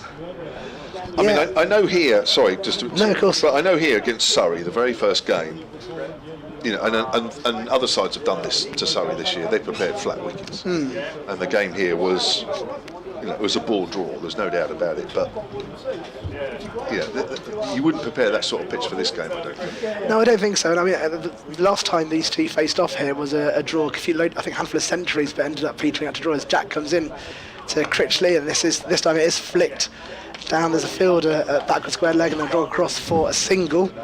And Essex will move to 61 for 3. But also, you know, like with Hampshire just signing, you know, an IPL player, do you want to hand them a batting track where they're likely to make easy runs? Yeah, I think Essex would have looked at this fixture and thought, chance of a win here. Let's get our season going. Let's get in the second half of the championship. Let's get it going. Absolutely, but yeah, I think also conditions have just have to play a part as well. The fact that we've had a heat wave this week is going to, you know, you can't fight the weather as much as you'd maybe like to. As Jack comes in, and this one is left by Wesley. Essex will remain 61 for 3. Yeah, I think sometimes, you know, we can talk about curation and the sort of pictures you want to make, but when it's 31 degrees and the few days leading up to it, I mean, how much can you battle that really? If I was a grounds person, I wouldn't be thinking I'm going to slave for 8 hours a day on this pitch. Exactly. In the hot sun. I'll just do a couple of hours and nip off. Sometimes you just have to let the elements do their thing, haven't you? And so far it's paying dividends to Hampshire as Jax comes in. This one's once again left by Wesley. Jack Jack's getting something from the ground. Not so much bounce in this over. You have to wonder whether Jack's playing in his first county championship match, a player used to sort of shorter format games, and you kind of wonder whether his kind of longevity and his endurance is going to be challenged, and that'll be a challenge for him. That's something probably that he'll have to think about, whether it's shorter spells or figuring out how to kind of keep going on those longer overs as he comes in for the next ball. This is into Wesley, who will flick this down towards the fielder at fine leg. There's a single take, and fielder down there will prevent it getting to the boundary as the ball safely returned to Ben Brown behind the stumps, and Essex moves to 62 for 3. Yeah, well, he might have to do some bowling if the spinners don't really get amongst the wickets. Hampshire's gone into the game with 3 seamers, no Brad Wheel either in this game, with Felix Organ providing the backup spin option.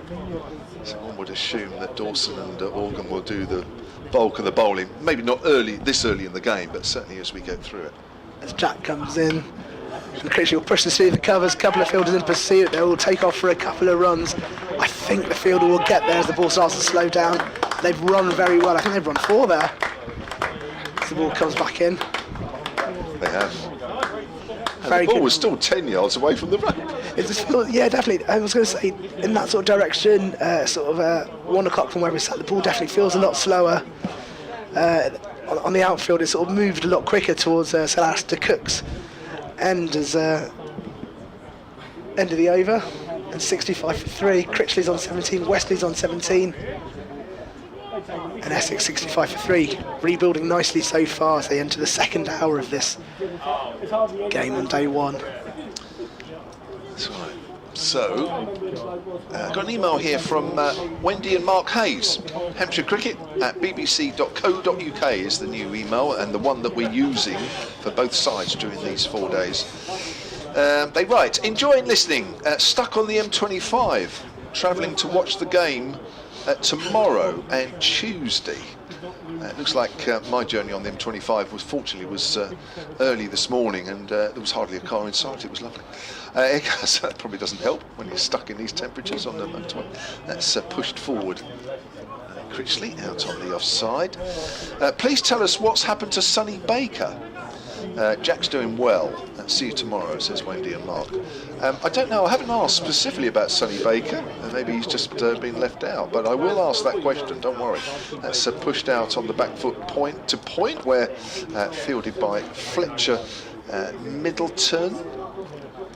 I must say, I'm not surprised John Turner isn't playing. The reason I was given this morning was he's got a little niggle, that's fine, but I think he's probably not bowling at his best, I think would be fair to say. I'm not sure I'm wrong on that. That's a lovely shot over the top of Eddie Jack. And that's 1 bounce for 4 this time. Not quite the maximum that Critchley hit in the previous over off Dawson, but a nice shot anyway. Big confidence boosting shot just to get those runs ticking over, and also just show a bit of psychological fight back from Essex and the batters, because temptation here would be to be very cautious as you look to rebuild, but the odd boundary will boost the confidence of the batters and just let the fielding team know going, and we're still here, we're still amongst it. Back to that email from, I need to know which junction on the M25, because I don't think traffic's that bad that they've needed to leave 24 hours in advance, I hope. Sunday M25. Sunday, yeah, I mean, I've known it to be bad, to be fair. Interesting that Varma came all the way up from slip to have a chat with Dawson after that hit by Critchley. Wonder what he's told him. Dawson comes in, Critchley works that length ball on the leg side, comes through for a single, moves on to 22, and it's 70 for 3 for Essex. Yeah, so if you're stuck on the M25, congratulations. I hope you've not had to leave a day in advance. I hope the traffic's not that bad. No. I mean, although I have known it to be bad at times. I have to say, if it wasn't a Sunday, I would have definitely come up the night before, but I thought I'd chance it and leave early enough, of course. That's turned away behind square on the leg side, and there's no run. Eddie Jack has come up from deep mid-on to mid-on for Tom Wesley, who's currently on 17. Yeah, as Dickie was saying earlier, the transport links here are fantastic actually for a cricket ground, really easy to get to. So turn away from pretty close to the city centre we are right here.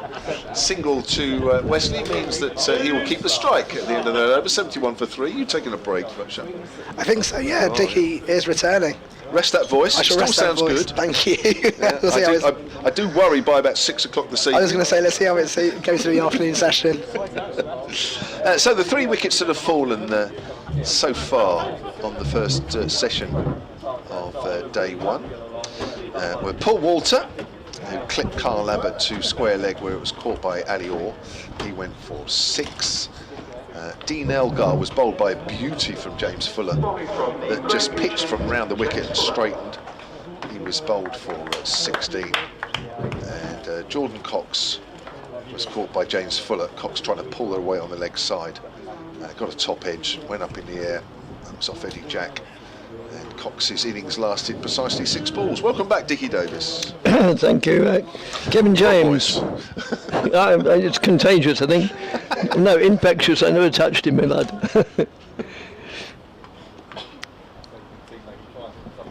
Well, it's a bit of a battle out there for the batters, but Hampshire on the whole have bowled pretty well. Now Eddie Jack has been replaced by James Fuller, as he's worked on the other side by Tom Wesley.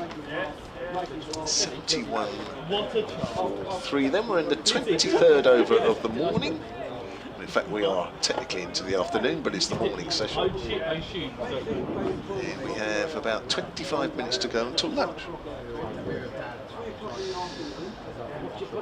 Breeze is right to left as we look towards the pavilion, away to our right.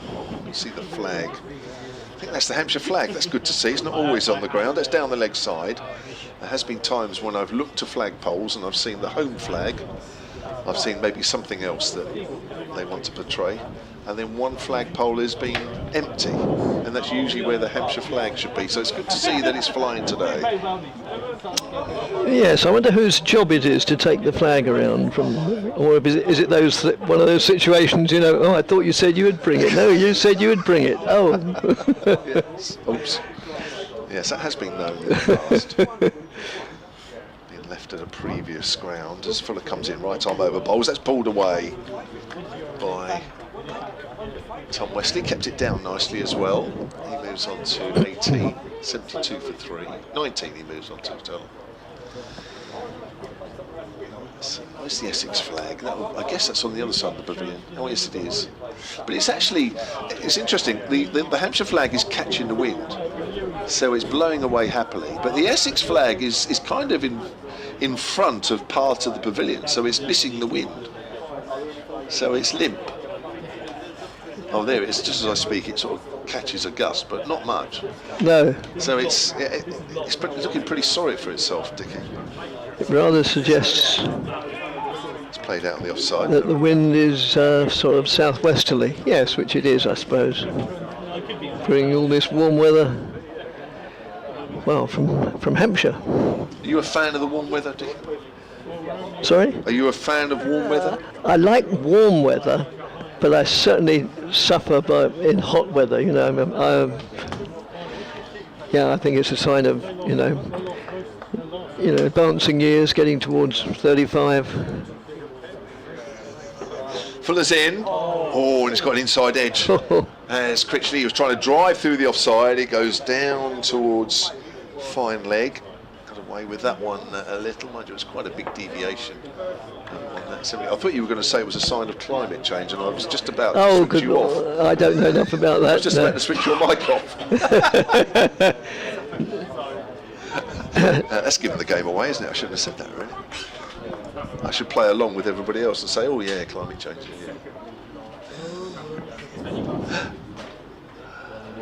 73 for 3 as Fuller comes in from the Graham Gooch end. That's pulled away, that's nicely played. That's hammered away through mid-wicket by Tom Wesley to end that over from James Fuller. And Essex is 77 for 3. Yes, a heck of a good shot from Tom Wesley. Had 274 championship runs coming into this game at nearly 23. So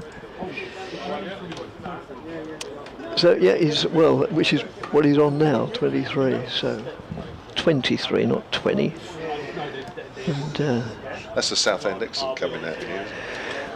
well, it is. It occasionally betrays me, I must admit. Yes, you can take the man out of Southend, but you can't, etc., etc. A lovely place. Won't hear a word said against it. No, longest pier.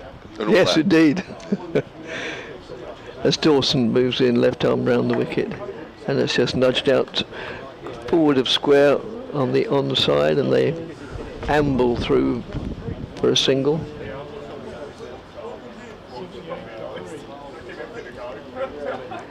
To move the score on to 78 for 3. And Wesley down the business end faces up to Dawson, who I remember a few seasons ago just played a couple of games for Essex. When, yeah, you look at me in a puzzled manner, as well you may, but look it up, he did. He was on loan for some reason. I don't know why he wasn't in the Hampshire side. Oh, yes, of course he did. No, what am I saying? Yes, of course. Yes, that's played solidly defensively by Wesley. 2015. Was it 2015? That long ago. 10 years. Oh dear. Time is so cruel, you know. I'd have said 3 or 4. Got a 99 in one game. Didn't he? Yes. As it moves in now and bowls. That's just worked away. So Tom Wesley has now enhanced his average for the season in Championship cricket as he moves on to 24. And Critchley also has 24. Wesley more or less a run every 2 balls off 49 deliveries, and Critchley a bit quicker off, well, appreciably quicker off 34 deliveries as the latter faces now. It's all a big man, Critchley, quite a commanding figure at the crease. Formerly with Derbyshire, I was going to say of course, but one shouldn't assume anything like that. Yes, he is formerly of Derbyshire. It's been a good move for him, man. And for Yes, a very good move on his part, I'd have thought. And yeah, gets right to the pitch of that. Just pushes out in the offside.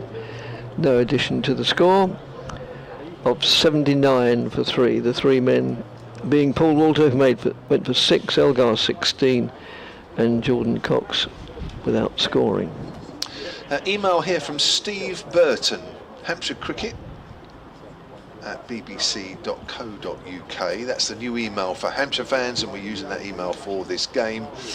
He says, enjoying the commentary.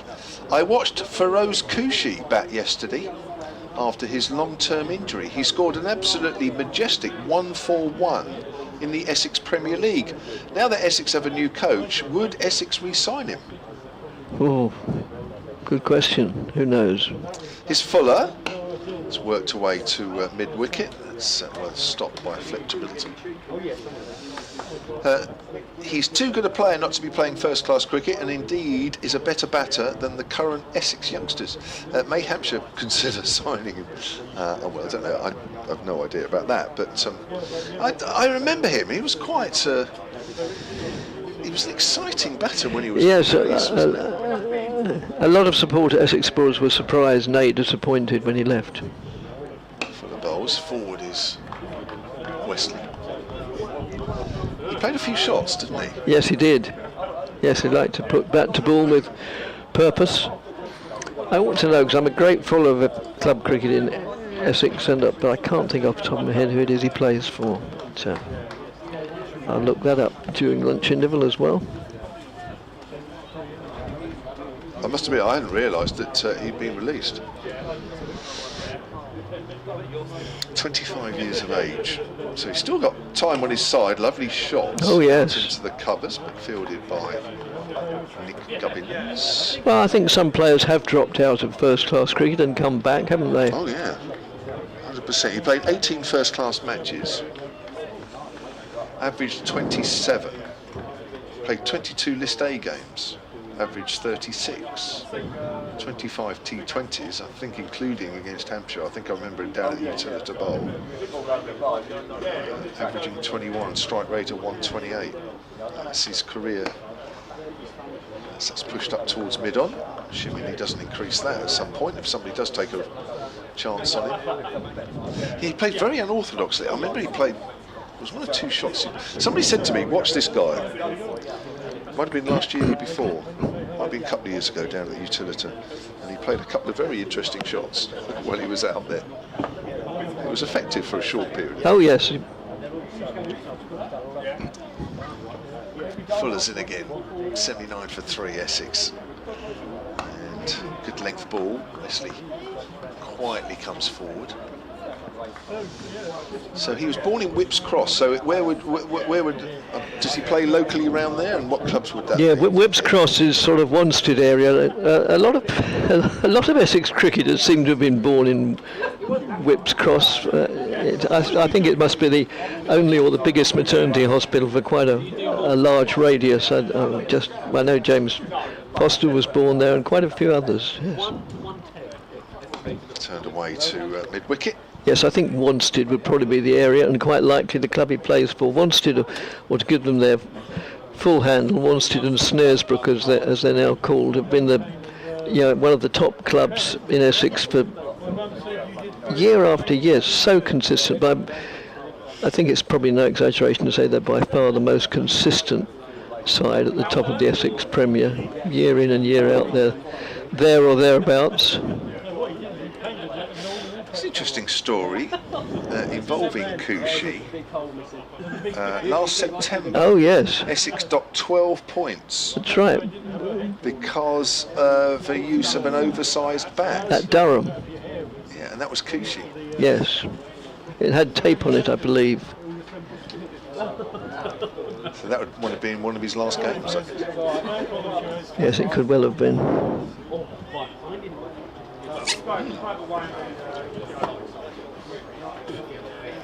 As Dawson continues from the Sir Alistair Cook end,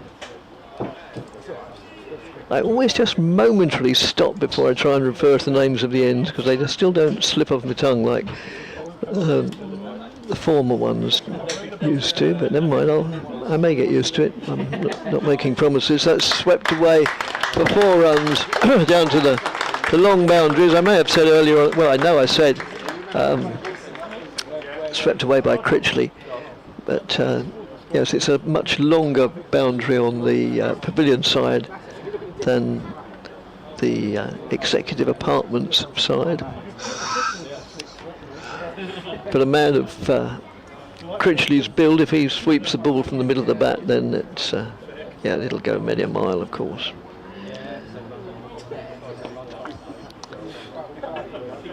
As Dawson moves in again, left arm round, Critchley goes forward, sort of massively, I think would be the adverb, sort of smothering it.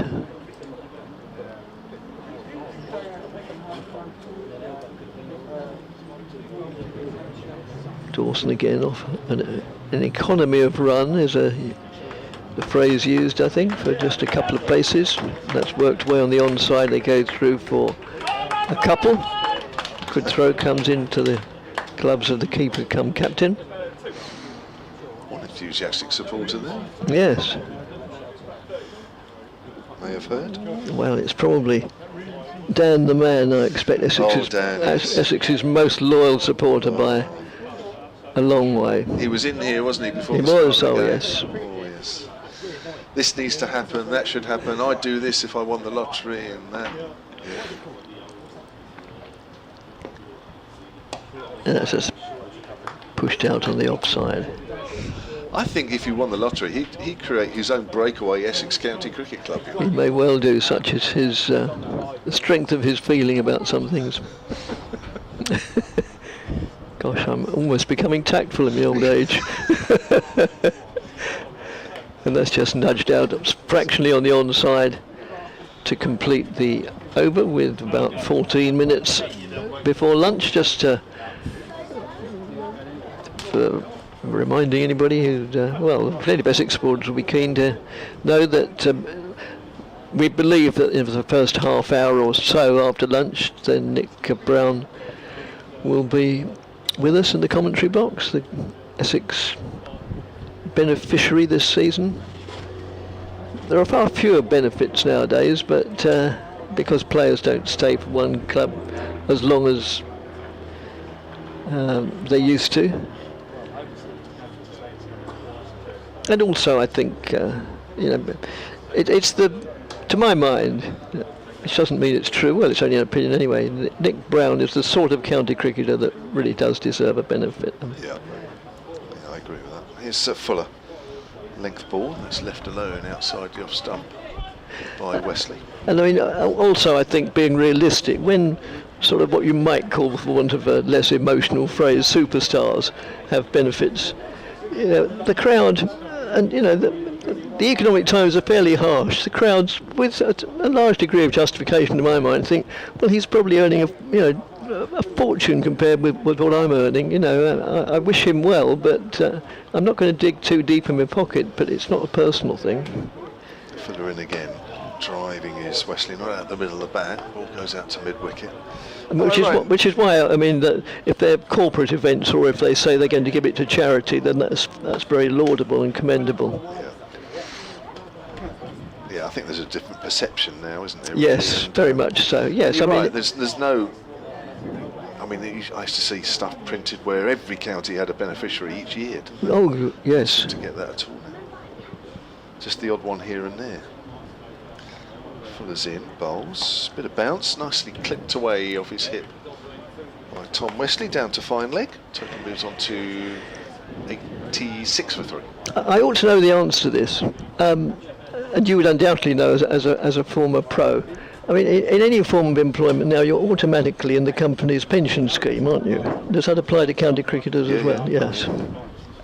Yeah. Yes.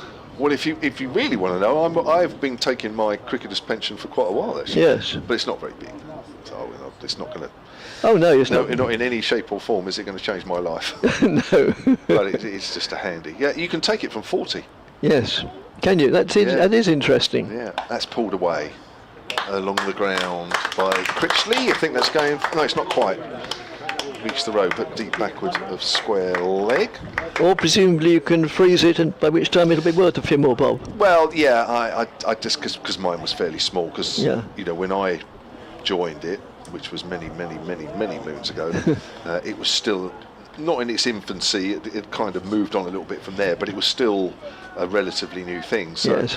And then obviously wages back then and what have you. Obviously now, if you're playing for a county and you're playing in the 100 and and doing a couple of other franchise tournaments, and obviously the money now is more than decent.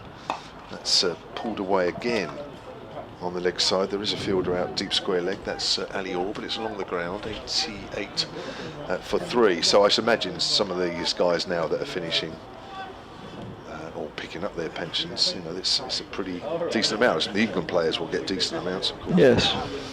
But just in my day, just a county pro, it was all right. It's all right, but it's not going to certainly not going to set you up. But it's nice to have. Oh, of course it is. Yeah, I'm all for it. Sure. Well, it's a precarious life, isn't it? It's turned away behind square on the leg side. Well, yes, it seems to me that. Well, no, I say it seems to me as if it's an earth-shattering something I'm going to say, which has never ever been known.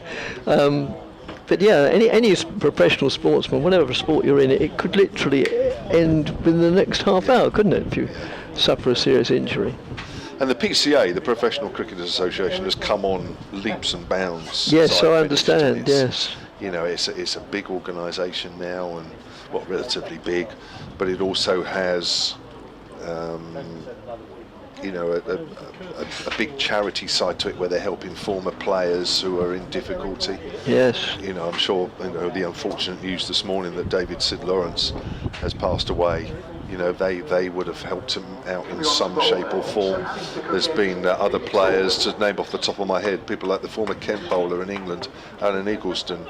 Yes. Sean Udall as well, who's not in a great way with his Parkinson's, but the Professional Cricket Association that help all these guys and many more that I'd have to look up and work it out. So they do a great job. And of course, they need the money.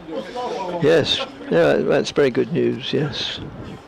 So Nick Gubbins comes into the attack. Oh, it might even be Felix Organ.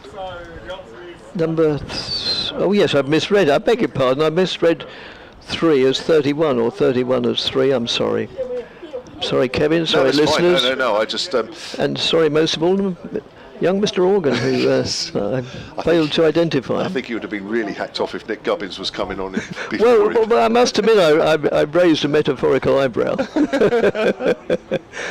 So, yes, Felix Organ moves in and bowls, and that's played out on the onside. It's a phrase I don't think in 30 years of commentary I've ever used before, a metaphorical eyebrow. It could slip into normal dialogue. That's just played out down into the slips. Well, slips in the plural, there's only one of them.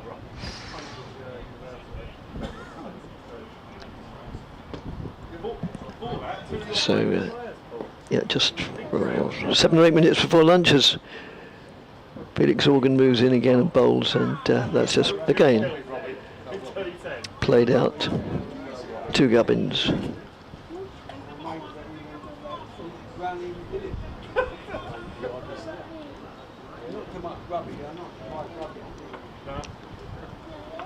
And again, it's Critchley who gets forward, right forward to the pitch of the ball, pushing it out in the offside. Important thing is that Essex still have these 2 incumbents after lunch, and at least they have something to work on. That's just pushed out in the offside for a single. They were 44 for 3, and they're now, what they've done, just over doubled it. They're 90 for 3. So they'll be pleased with the last hour more than they were with the first hour. Yeah, they haven't looked in too much trouble, have they? Not really. You're deliberately tempting fate there. I'm trying something. I've known you long enough.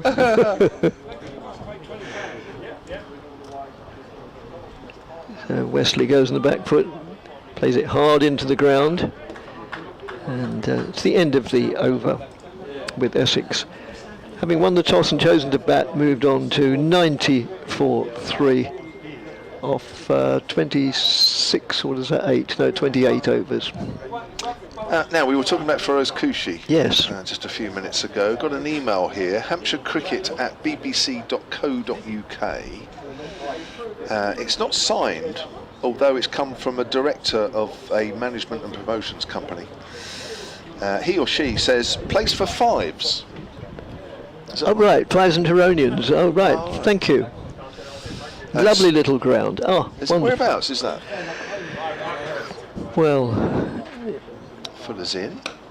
Forward defensive. it's in that area where Essex meets London. Loughton, sort of a vicinity. Okay.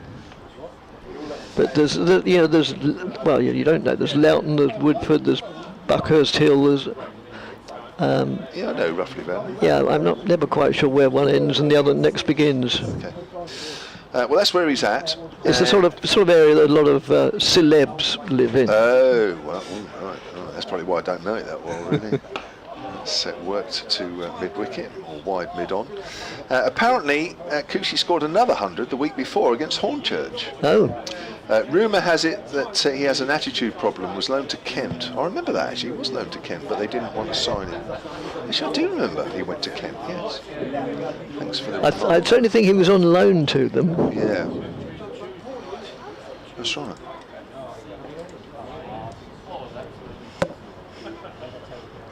I think he might have played against him. Now, that's more I'm thinking about it. I'm going to have to look that up. That's a length ball, worked to mid-wicket by Critchley, who remains on 33. I've got a feeling we went down there for a championship game towards the end of last year, and he was playing. Let me double check that while I'm trying to keep an eye on the cricket as well.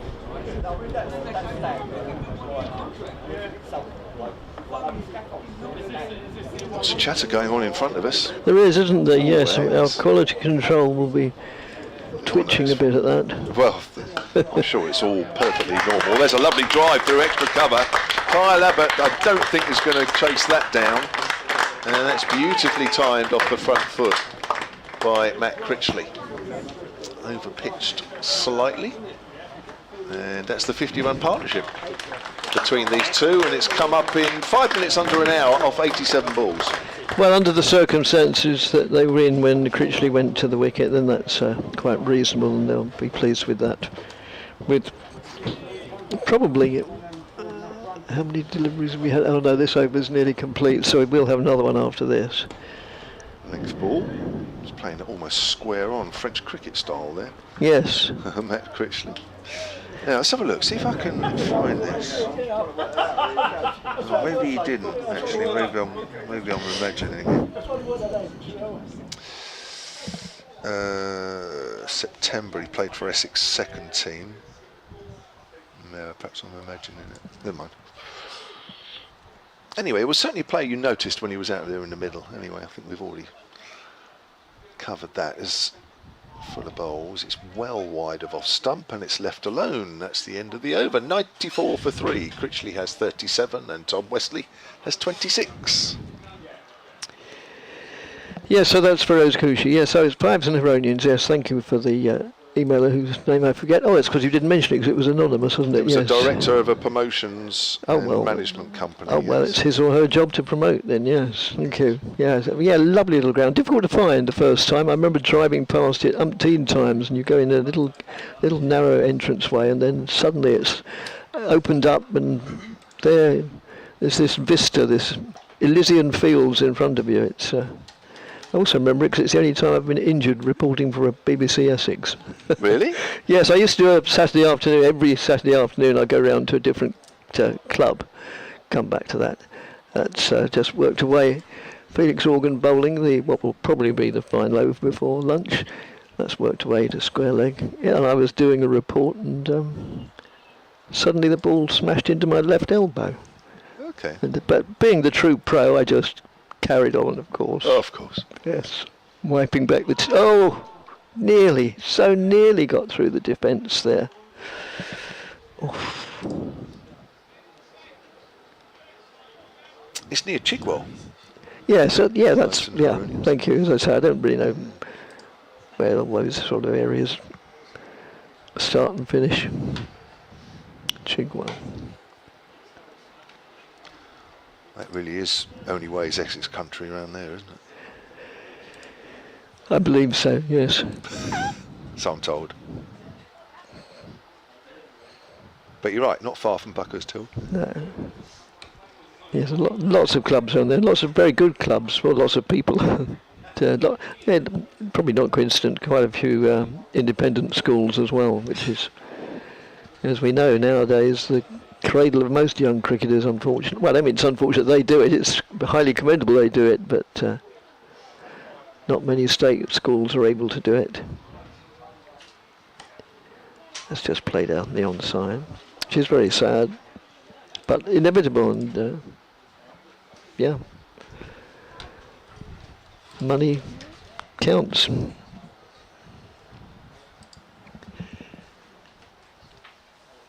So it could be the last over before lunch, and he's worked away. Oh, well, shall we? No, we won't go for a single. Instead, we'll go for lunch. And so, as I say, the Essex have had a satisfactory second over, a little bit of a disappointing first over. The net result of which is that they're 95 for 3 at lunch. And I'll do an update into the 1 o'clock news, and then we'll be back within 40 minutes' time. Executive of Colchester Hospital, Nick Hume, is welcoming the move that's allowing pharmacies to offer pregnant women a health vaccine to protect their babies. They're one of the first in the country to make anything that challenges appropriately under the right training and the right rules. Moving away from routes and pathways into something that is relatively different, I think is the welcome. Of course, the City Council says it's pleased to receive £20,000 in funding for an extra CCTV on North Station Road.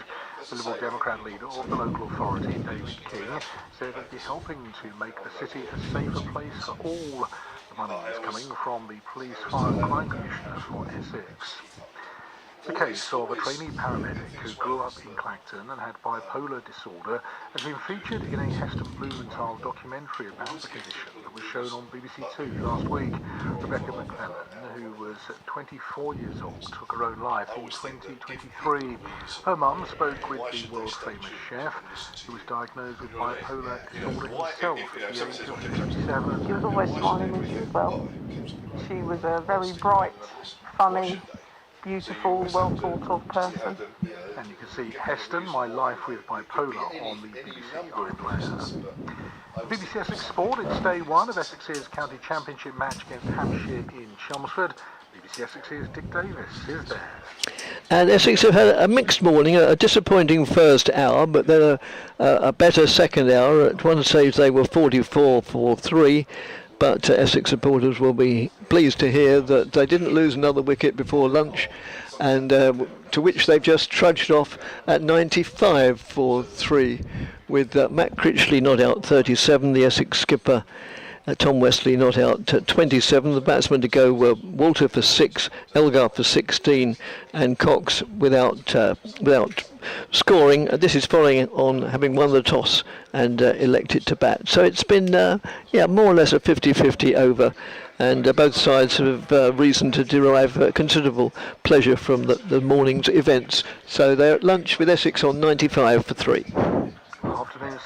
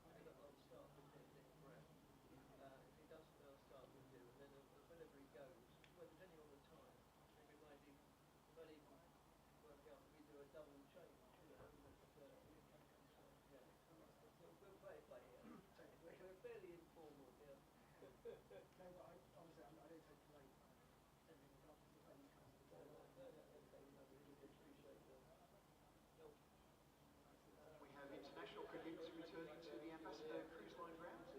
Next Sunday, June the 29th, we have England women against New Zealand women in an A international.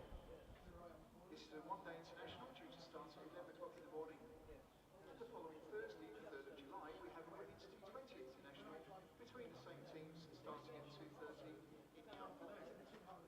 Tickets are available for both games. It's just been announced that Essex's Grace Rabbit has been made into the women's captain of this series.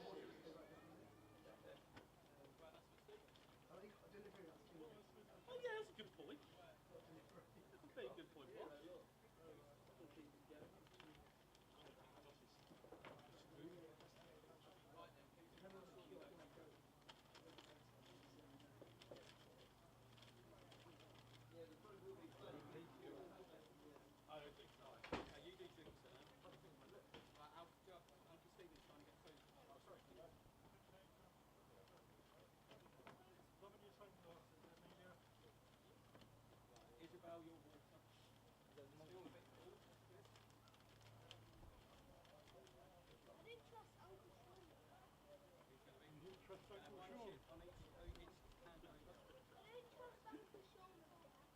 You don't, do you? You'll have to go to McDonald's then, won't you? You'll get it yourself.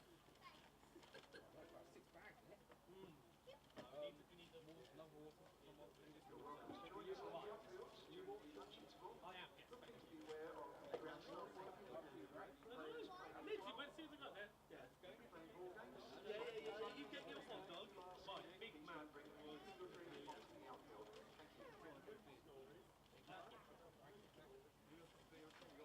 Six nuggets for some meat. Oh yeah, that's not yours. Picked a good time to try it. Picked a good time for that round. That's yours. Indeed. That's good. That's mine. What am I doing? Oh yeah, that's mine. Thank you. So there was... Yes.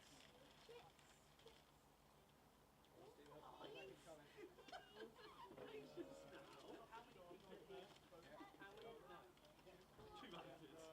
Your large hamster.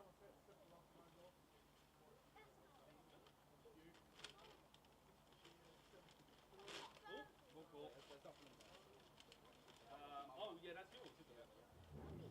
You want to keep it in the bag? No, I'll put it. Yeah. That's what it means. Medium chips. Medium chips, that'll be fine. Yeah. Oh, thanks. You got the chips in that one? They're all medium chips, aren't they? Yeah, they're all medium chips. I think, well, no, I'm seeing the large chips, actually. Yeah. Well, if they're the large chips, I don't know, maybe they've got...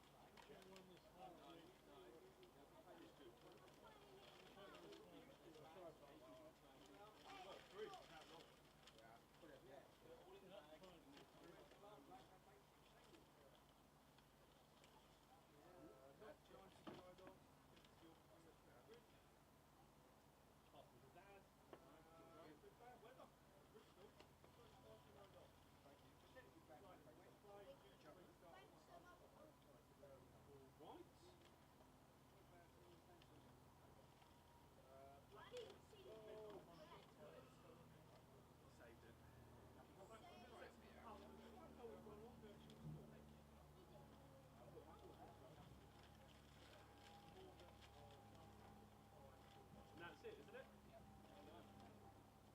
Good job. Good job.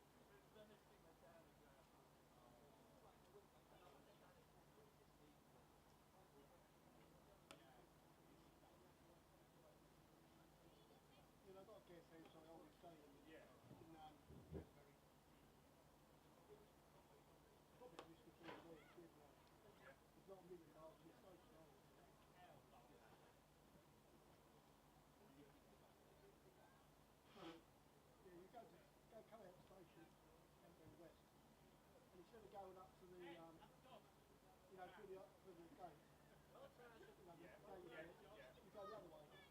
You turn, the first station, turn right, walk up a hill, and she's at the top here.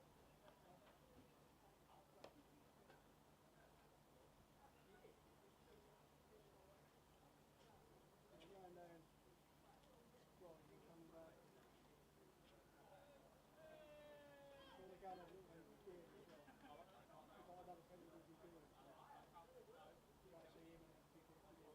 Oh, yeah. And then the cricket starts on Saturday. And we come back with it the day after.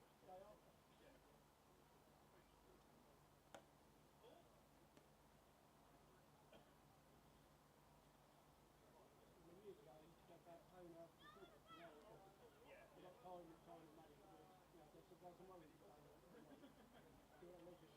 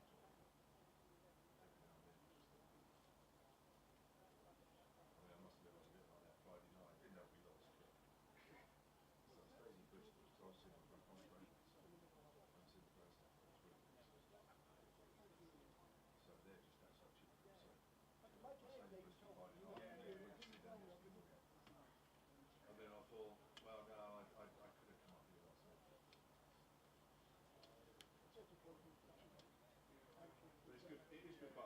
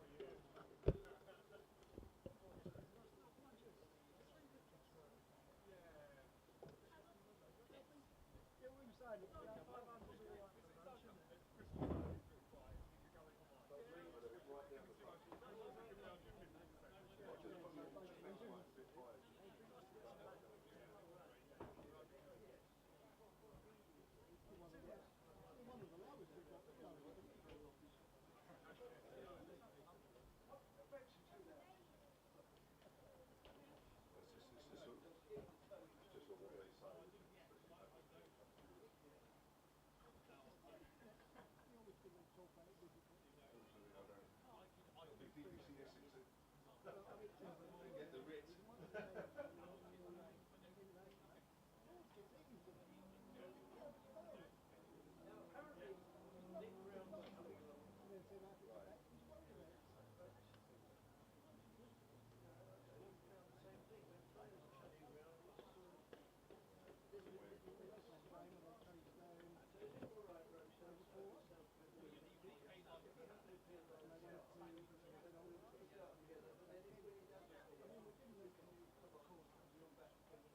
be a very good day.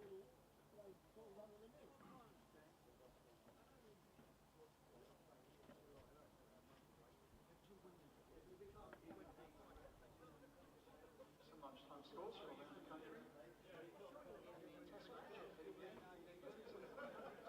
for 5, requiring to India's 471. Durham against Sussex. Sussex are 91 for 2. Nottinghamshire against Yorkshire. Nottinghamshire are 90 without loss. It's raining at Edgbaston, where Warwickshire taking on Somerset, with Somerset 71 without loss. Gloucestershire against Surrey. Worcestershire batting first are 70 for 3. Division 2, Gloucestershire against Derbyshire. Gloucestershire are 47 without loss. Lancashire against Kent. Kent are 105 for 2. Leicestershire against Glamorgan. Glamorgan are 105 for 1. And Northamptonshire against Middlesex. Middlesex 130 for 4.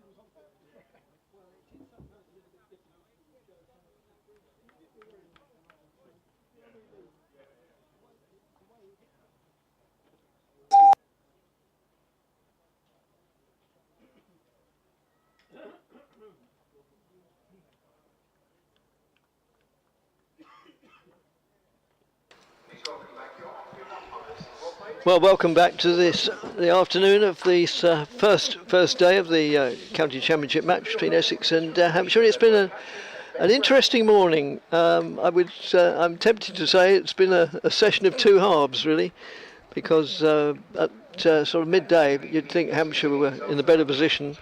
They'd got Essex at 44 for 3.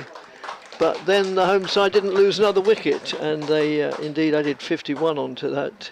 And at lunch they had made 95 for 3. So it's a good recovery, but from the Essex point of view they'll want it to be a lot better yet. They want this partnership to go on for, well, as long as possible, obviously. My name's Dick Davis. With me is Roshan Alam, and and Kevin James is lurking somewhere in the background. And also we're promised that Nick Brown is going to appear. We thought he was coming straight after lunch. He hasn't, but whenever he does appear, he'll be warmly welcomed. He's the beneficiary for Essex this year. So it's going to be Kyle Abbott opening the session from the far end, with Essex, as I say, 95 for 3, and Tom Wesley down at the business end. A bit more overcast than it has been, which will probably be welcomed by the crowd and the players. It's still pleasantly warm, but nothing like as intense heat as had been threatened at one stage. I was going to say promised, but it was the weather forecast suggested it's not sort of so much good news as bad news. It was going to be really, really hot. No, it's a very, very pleasant early summer day now. That ball goes through outside the off stump to the keeper. Yeah, definitely a bit of a breeze in the air this afternoon, which is, like you say, welcome. You can see the players' jerseys sort of rustling in the wind. Yes, that's right. As Abbott moves in again and bowls to Wesley, goes forward, takes the bat out of the line of the ball, and it goes through again to the wicket-keeper. You have to wonder how much that lunch break will have broken the flow of these two players, Tom Wesley and Matt Critchley, because they'd put on a 50 partnership just before lunch, which was much needed for Essex after, actually I think in their minds probably not the best start. No, Walter for 6, Elgar 16 and Jordan Cox without scoring. And it feels like the sun's sort of going and coming and going from behind the clouds a little bit, which will hopefully keep the place slightly cool. Yes. Abbott from the Graham Gooch end bowls, and this time Wesley is obliged to play and just pushes it out onto the into the onside. No addition to the over the lunchtime score of 95 for 3. It's nice over the lunch break seeing Essex again opening up the ground for fans to sort of walk on. Always a wonderful sight, always quite charming, I think. Yes. Opportunity to do that. Has just played solidly defensively.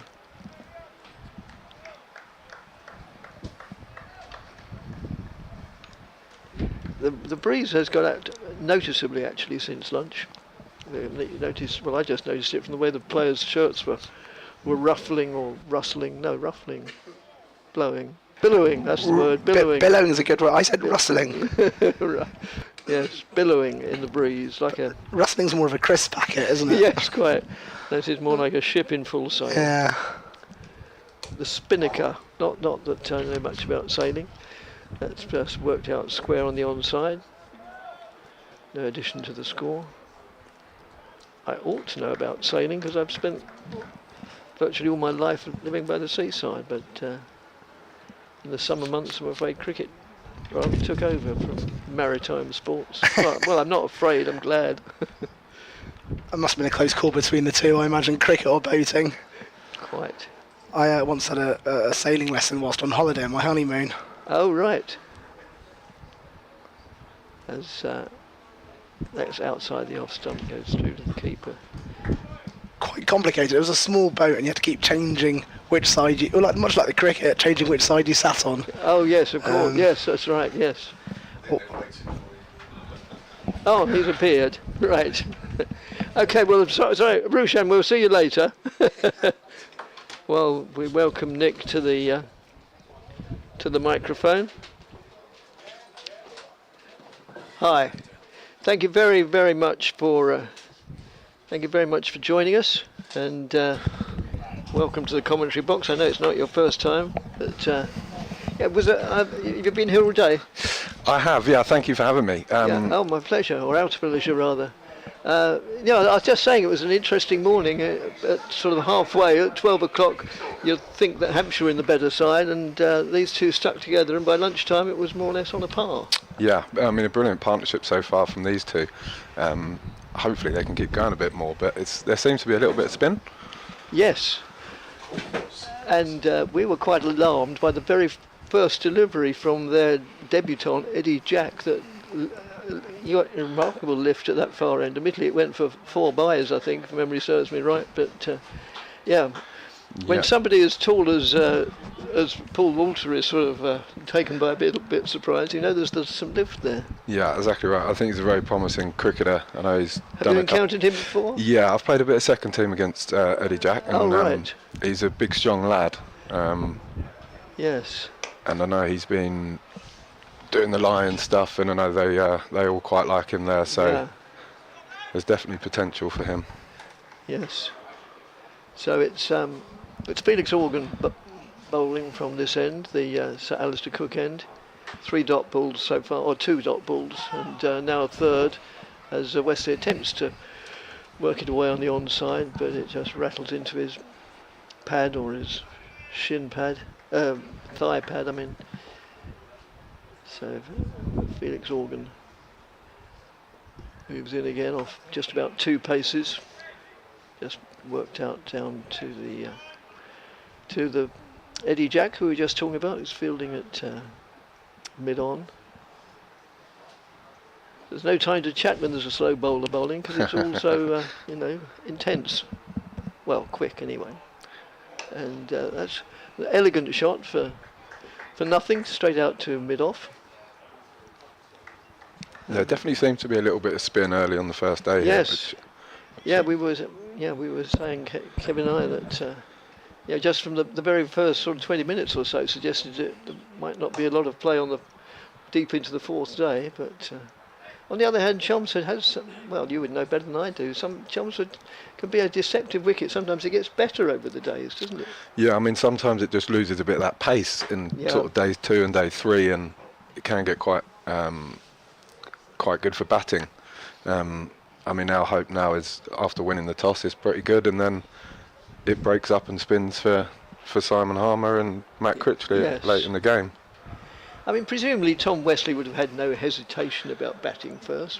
I wouldn't have thought so. No, but then we thought Stokes on Saturday would have no hesitation. So. That is true. Was it Saturday or Friday? I lose track there.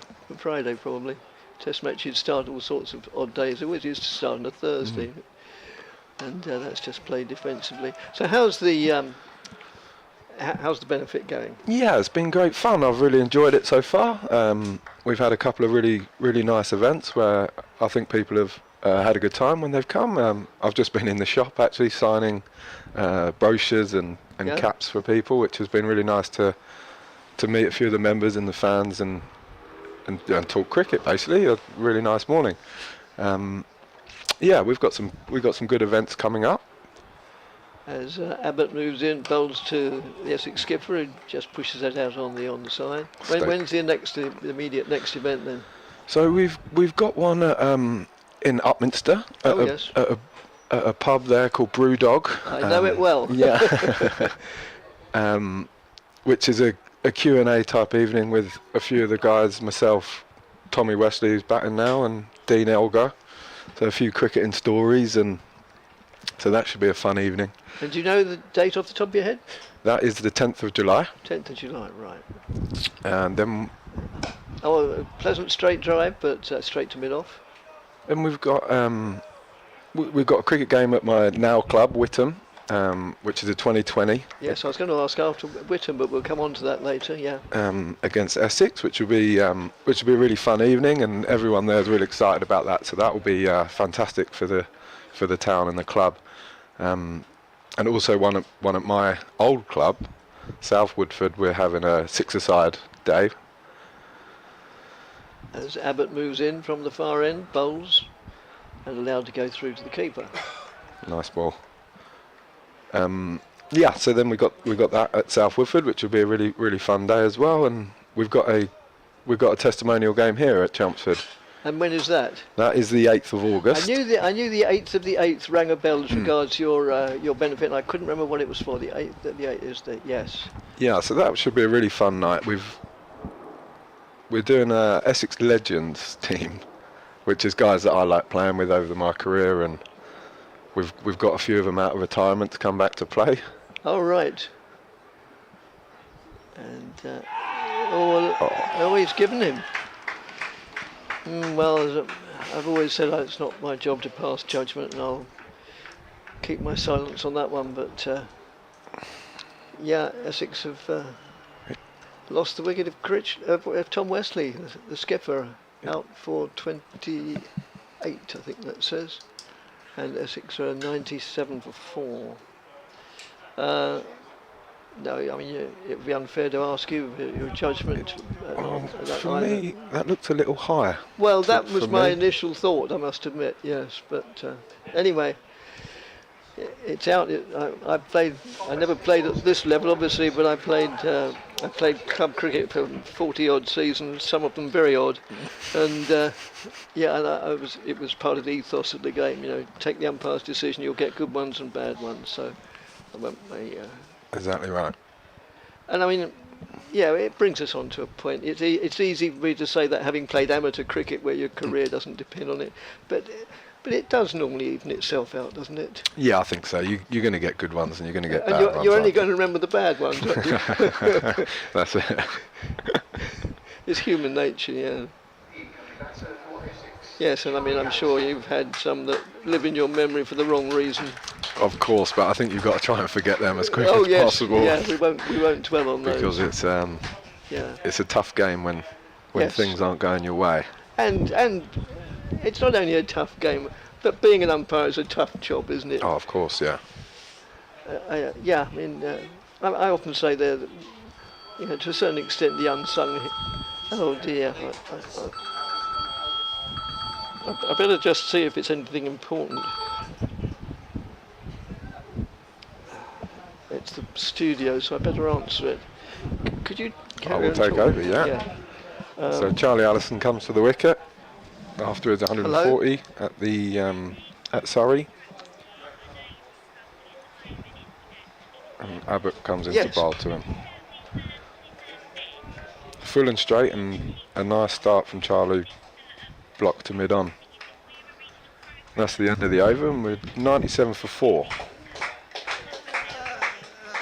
Yeah, okay, well, we'll play it by ear.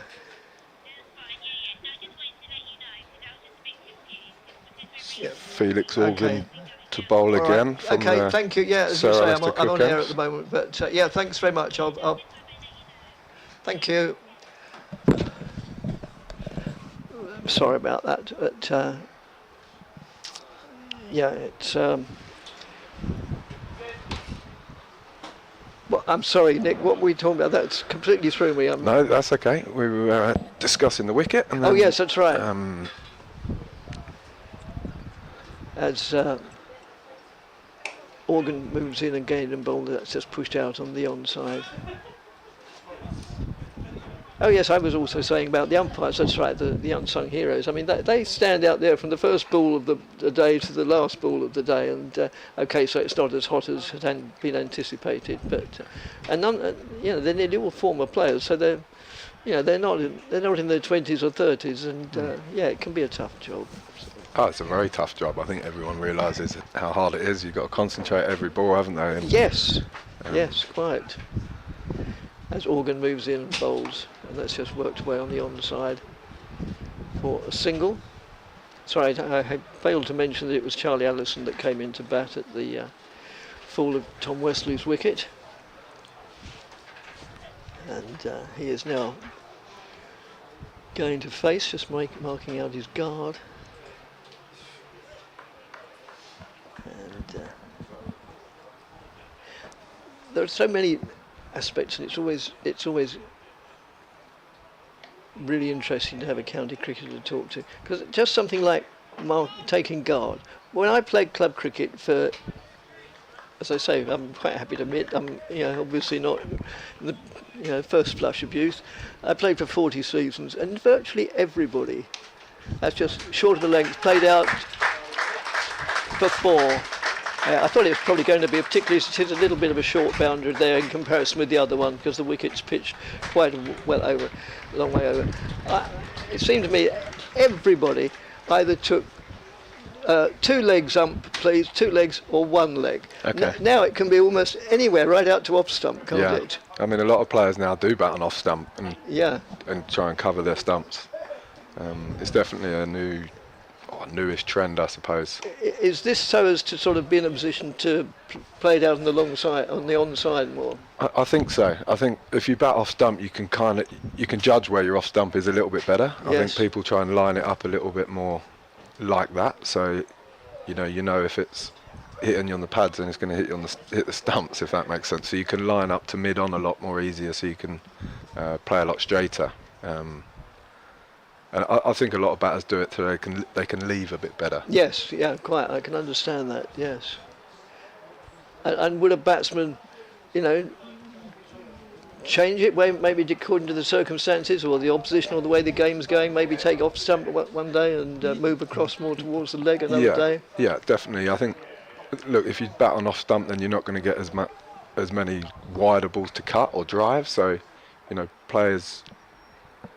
players who are probably a little bit better offside players will maybe come a little bit more leg side of it and bat middle or bat leg stump, so they can open up the offside to score more freely. Yeah, that's pushed out on the offside. Yes, yeah, fascinating.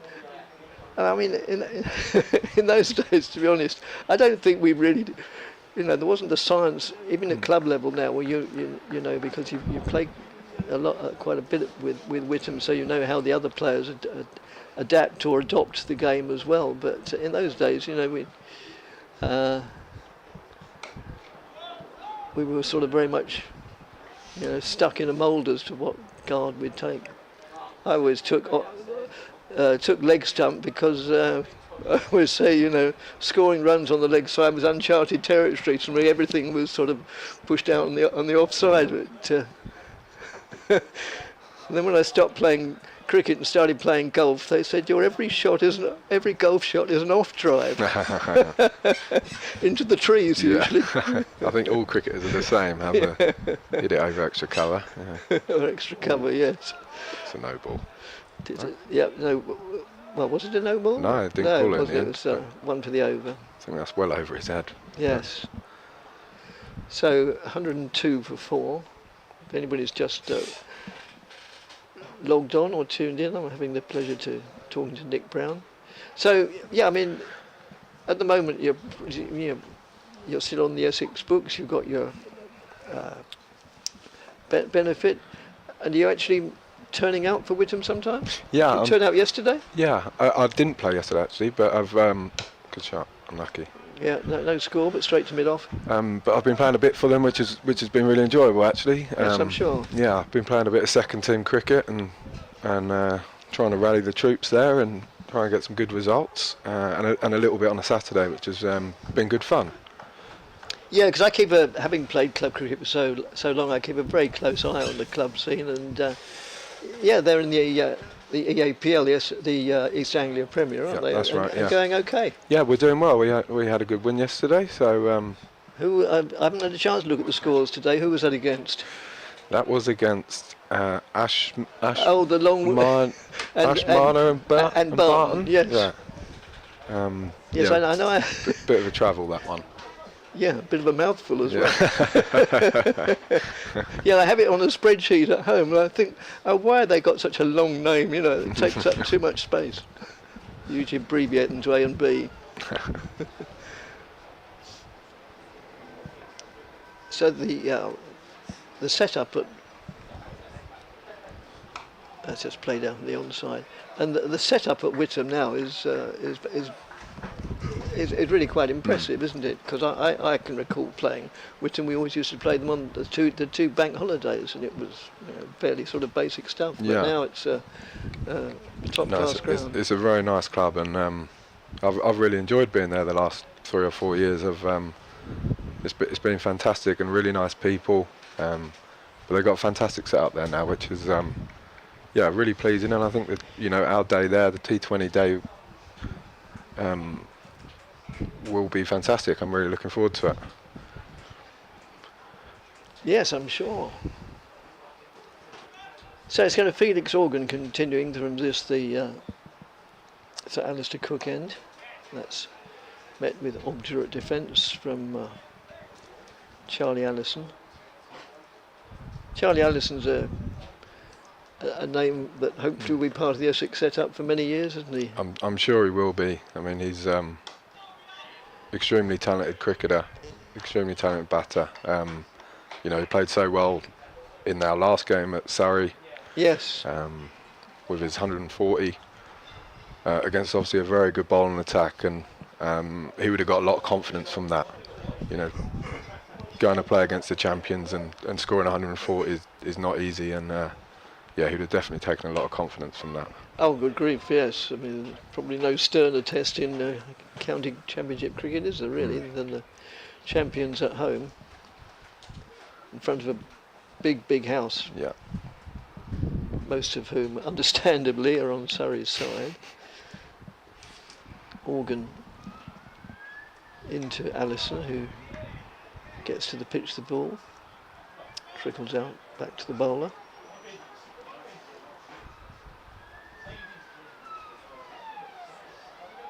The inevitable emergency vehicle wheels its way through Chelmsford City Centre, and that's worked away on the onside, but fielded, or stopped anyway, not entirely cleanly, but it doesn't really matter, there was never going to be a run there, near the Hessian wicket. So you think that as a whole, the club, the players, it can't be denied that T20 hasn't gone well for Essex, so this break comes at the right time?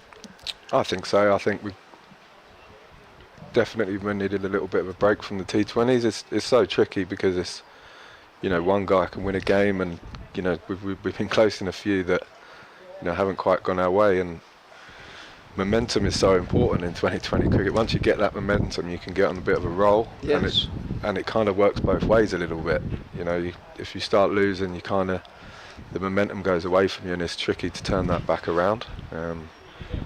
So no, back to 4-day cricket for the boys is probably come at a good time, I believe. Hopefully we can have a good result here. We probably need a big partnership now. Well, yes. What do you make of the wicket? I mean, what do you think? Well, here they are now, just over 100 for 4. What will they be reasonably happy with? It looks a fairly decent wicket, and it feels like it could be, you know, first innings runs could be quite important. Yes. As later in the game, I feel like it looks like it might start going underground, it might start going low late in the game. And obviously I believe it will spin a little bit. So first innings runs, I think, are very crucial today. So really just as many as they can? As many as they can this first innings. I mean, you're always in the game with, you know, 300. Yes. But I like we saw in that ball there, it looked like it stayed a little bit low already. So yes, indeed. As Abbott moves in, bowls to Allison, gets forward solidly, it trickles out on the onside. It seems pretty evident already that they've set quite straight fields and looking to bring the stumps into play and bowl straight. So that tells me that they think it's going underground a little bit, and looking to hit pads like they did with Wesley's dismissal.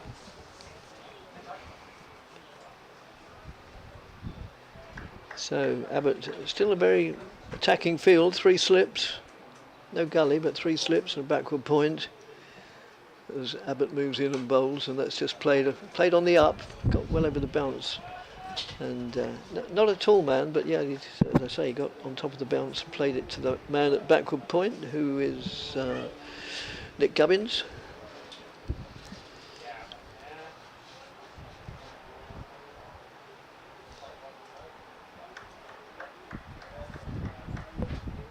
There's Abbott, good servant of the visitors, trudges off into the distance. Moves in now. No, he doesn't. He's decided he doesn't like the ball and tosses it to the umpire. Save me looking at. Oh no, here we are. Oh, Rob Bailey and James Middlebrook, formerly of this parish. Yeah, look, I ought to know, and you will know which is which, because they now wear almost identical clothing. Yeah, so you got James Middlebrook at the Graham Gooch end. Right, so the slightly taller one, yeah, ever so slight. And Rob Bailey from this end, the Alistair Cook end. Oh yes, I know. Yeah, yeah, Rob, something distinctive about Rob Bailey, yeah. The way he walks, sort of very with purposeful tread. Anyway, they take a look at the ball and say, no, there's nothing wrong with that, get on with it.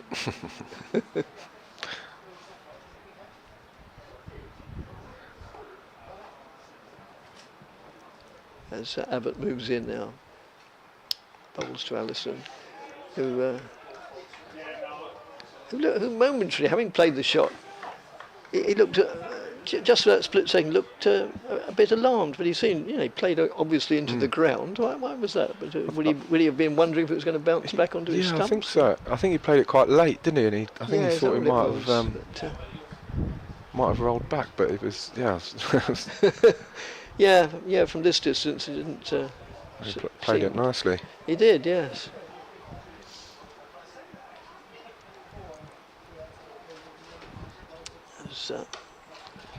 That's played out again to Gubbins at backward point. Such an important, well, they're all important fielding positions, but backward point is a very key place, isn't it?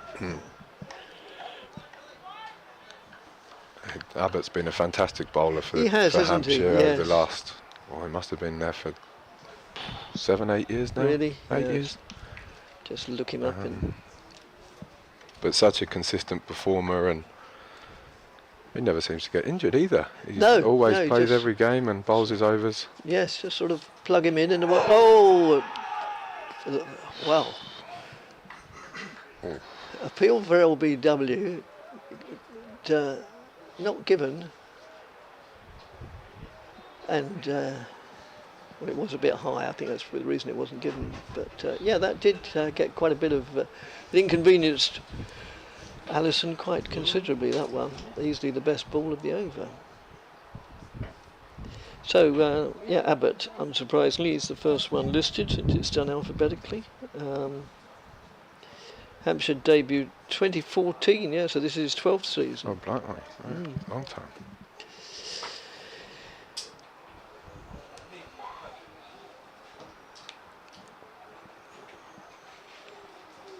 So do you have you say you mentioned your brochure, which is on sale. Did that take up a lot of the winter putting together? Yeah, it did. It was good fun doing, but it took a bit of time getting that right, and you know what cricketers are like. Getting cricketers to write an article for you isn't the easiest, I'm afraid. Yes, almost as bad as difficult as getting them to give you an interview. I didn't say that. So no, we had a lot of fun doing that, and we're really happy with the way that come out. That's in the shop at the moment. Right, I haven't seen it yet, but I assure you I will go and spend a few of my hard-earned coppers on it. And I wish you well. I don't know quite how to sort of phrase this without embarrassing you, but you must be aware that you're held in the very great respect and affection from the Essex crowd, and I'm sure you'll get the support that you richly deserve. Oh, that's very nice of you to say. I mean, I probably put a few to sleep over my time while they watch me bat, but no, it's very nice of you to say, and I've absolutely loved playing here so far in my career. It's been so many amazing memories, and I've been incredibly fortunate to play in such a good team, and so many good teams, and well, I mean, it's not fortunate, but the reverse. I think that's the first reverse shot of the day we've seen. It was executed perfectly satisfactorily down to, well, I never know now whether that's down to backward point or backward square leg, depending on whether you talk about before the reverse or after the reverse. Yeah, now that.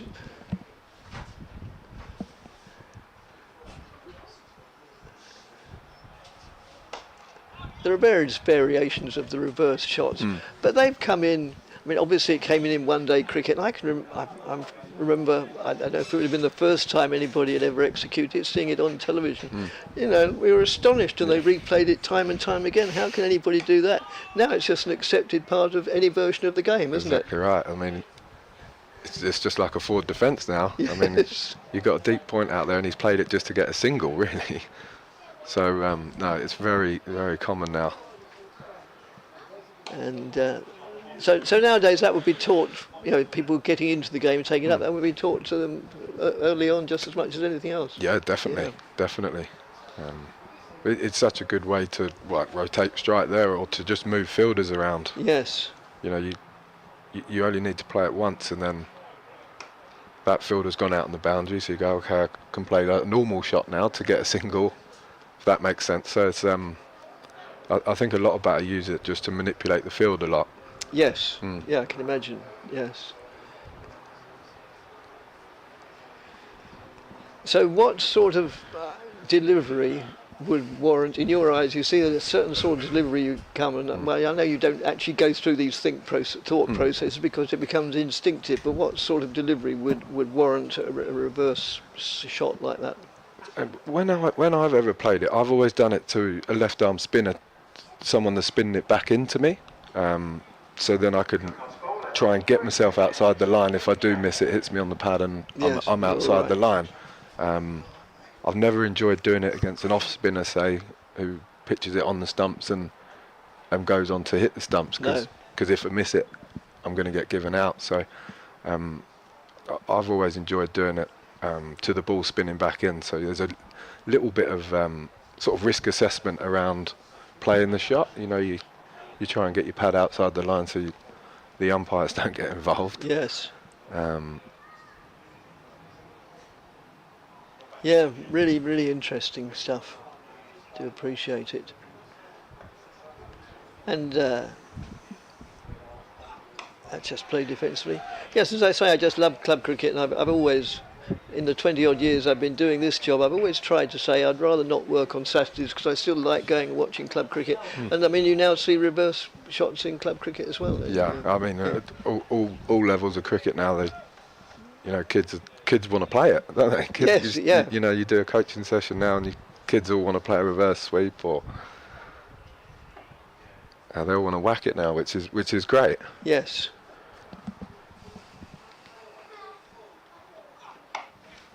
Yeah, I mean, that's worked away to backward square leg for a single. Yeah, as you say, they all want to whack it. So as the youngsters coming into the game, are they taught how to, quote, whack it, straight away, more or less? I think so, yeah.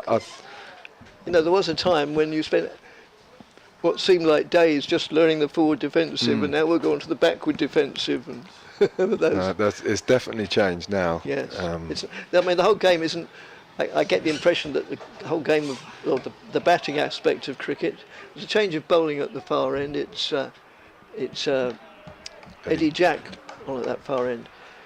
No, definitely. I think the kids now really they want to hit sixes. They want to play the switch hits. They want to hit it over extra cover. Where even when I started, it was forward defence first and hit through the V first, and then work out the rest. Yes.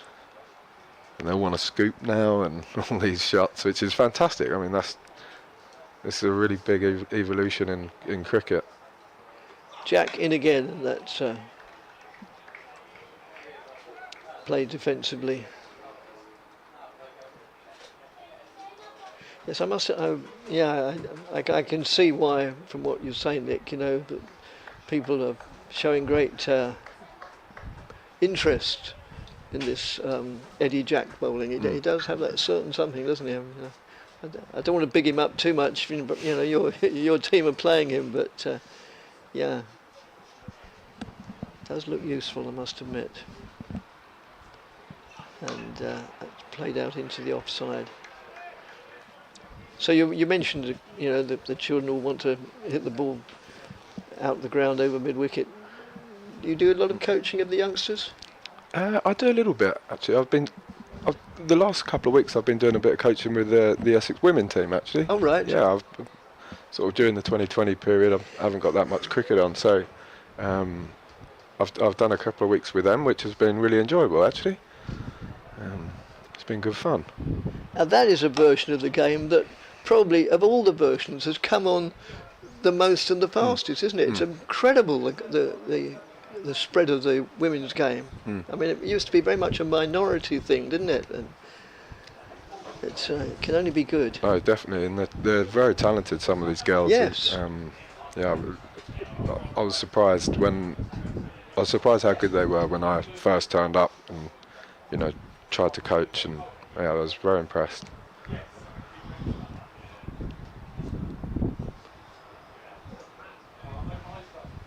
Yeah, I mean, they seem to have so much, I don't know if it's timing or power, but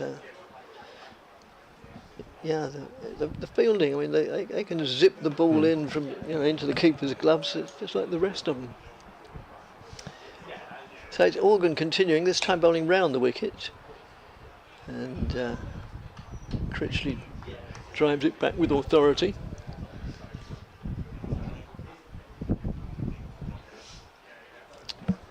But no score added to the 107 for 4, of which Critchley has 42. Allison 6, and he now has 43, 44, 44. Yes, he goes out for 2. Did deep square leg, deep mid wicket rather, pretty near the steps up to the dressing rooms. There's been a lot of chat about those dressing rooms lately. They're not the best on the circuit, are they? No, they're not blessed with having the best changing rooms up there, I'm afraid. But and that's Essex. That's why we love it as well. Well, yes. Yeah, familiarity is probably better than sort of glistening facilities, maybe. Yes. Yeah, I mean, it's all about sort of feeling comfortable, isn't it? Of course, yeah. And although it seems to me that although home advantage isn't so great in cricket as it is in football, where it really does count, it still is an aid, isn't it? And home familiarity. Oh, definitely.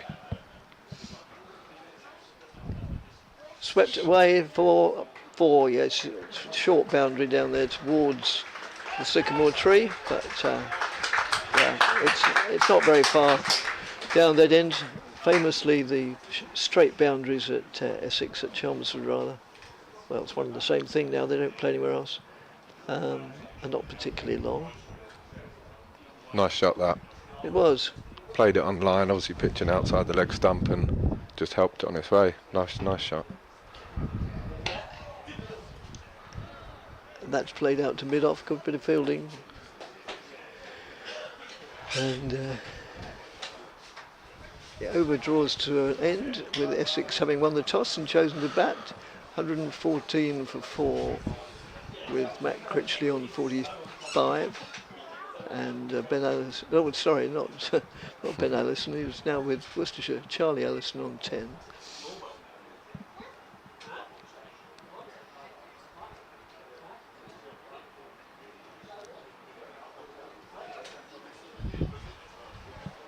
So I'm going to ask a very frank question here, and I don't want this to appear in any way impertinent, because I wouldn't, why would I? Can you see yourself playing first team cricket again? Do you still have an aim to do so? Yeah, I mean, I'm last year a contract at the moment. Yes. Good sorry, that's just pulled away to square leg for a single. But I definitely feel like I've got more runs left in me. Yeah, I'm sure. I'd like to play for a few more years, but the opportunity hasn't come yet this year, so hopefully I do get an opportunity at some stage, and I can, still prove to people that I can still do it. And yeah, I mean, I'd love to carry on for a few more years at least, and yeah, because I love playing, I love batting, and I love Essex, so. Good. Well, that's good to hear. I would, I'd love to carry on, definitely. Yeah. But we'll see. We'll see. It'll be an interesting couple of months to see what happens, and we can go from there. You've played quite a good few games in the twos, haven't you? There's some good young players coming through for the future. Yeah, I mean, we here at Essex we always have good youngsters. I mean, yes. Barry Hine and his teams do a fantastic job with the academy and the second 11. Because we always seem to produce good cricketers. That's nudged down to fine leg for just a single, down towards the scoreboard. So them guys do a fantastic job. And yeah, there is some good youngsters in the second team, and I do enjoy playing there. You know, it's good to, you know, you're playing with 16-year-olds at Yes. times, and you think, oh, blimey. Yeah. You know, I was playing second team. I know I'm sounding old now, but playing second team cricket when these guys were born. Yeah. Yes. So, but I do enjoy that. It's good to try and give a little bit of experience and Well. Yeah. talk to them about batting and cricket and that sort of stuff. Yeah. That's always the best combination, isn't it? In a second 11 or in club cricket, even lower down. Yes, a blend of youth and experience, and one. Yeah. The more senior players can, you know, be worth their weight in gold to the youngsters.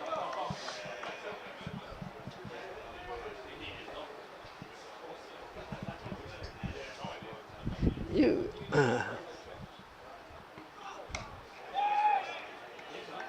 Do you ever? It's a slight change of tactic, but I mean, I've obviously been, watching you, since you made your debut. Do you ever turn your arm over for Whittam or anybody? No, not anymore. I mean, No? I used to love bowling, and Yes. I actually was I was a decent club bowler. That's what I thought. And I actually bowled on debut. I bowled 17 overs on debut Really? for Essex. Yeah. I have to say this because it's my biggest regret that I haven't got a first-class wicket yet. Right. And Mark Patini dropped 2 catches off me on debut, on Moeen Ali and Daryl Mitchell at slip, and it's haunted me for the rest of my career, to be honest, because that could have changed my career. I could have been a bowler. Well, yes. And you no doubt. Mark Patini's part of the setup. You no doubt remind him of that now and again. Every other week. Just in case he should forget. Oh no, not you again. Yeah. So no, it didn't quite work out for me bowling wise. I mean, It's a shame. I used to enjoy it, and Canny medium pace I stuff. used to bowl little out the front of the hand leg spin. Yes. But So it's it's still Felix Organ. He's had a reasonable spell. This is his 8th over, just played back to the bowler by Charlie Allison. No addition to the score. And of 116 for 4. And that's just pushed forward. Again back to the bowler. Pleasant day, as I say. Quite a few more clouds have developed as the day has progressed, but nothing threatening at all. They're not sort of rain-bearing clouds. And that's just worked away to the onside. So there's nothing in sight to encourage the gardeners and the farmers. I'm married into the farming fraternity, and they're always saying, "Oh, if only we could have 3 or 4 days of rain." Well, yes, from your point of view. yeah, there hasn't been a lot of rain this year, has there? No, there hasn't. It's been incredible. And another healthy crowd here today. That was that, to my mind, goal it deserved. That he sort of dragged that down and pitched short, a little bit outside the leg stump probably, and no professional batsman is going to miss out on that opportunity. A nice way for Matt Critchley to bring up his 50. But, 50 exactly off 84 deliveries, and he. I've said a few times that in recent years I can't think. That's just played out to the offside of a. 4. Lovely shot. Oh, another 4. I thought he was going for a single.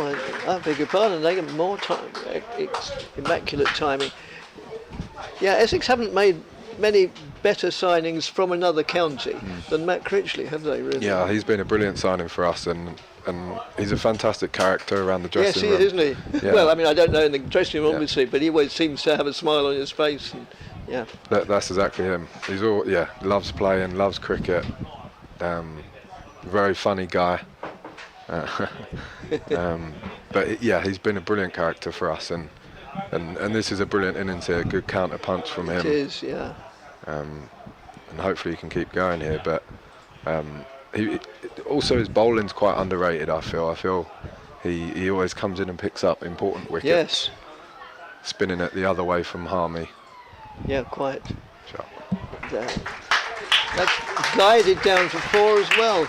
And more immaculate timing, this time by Allison. It was short of a length, and but still quite a bit of lift from time to time, and Allison just guided it down the backward point for 4 runs down to the hospitality area just to the right of the pavilion.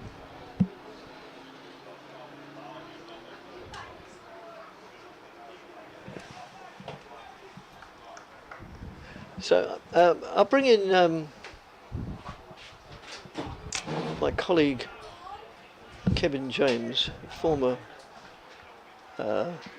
Hampshire player at the end of this over, to talk to you. Nick, you would never have played against him because Kevin is an old man. You know, in fact, it'll take him half an hour to get from the back row to the front row because it involves coming down 2 steps. But he'll get here, and yeah, I think two pro cricketers of slightly different eras, with all due respect to Kevin, lovely bloke, but very interesting listening. And that's played out on the onside, no addition to the score. It's halfway through this over, so another 3 deliveries or so.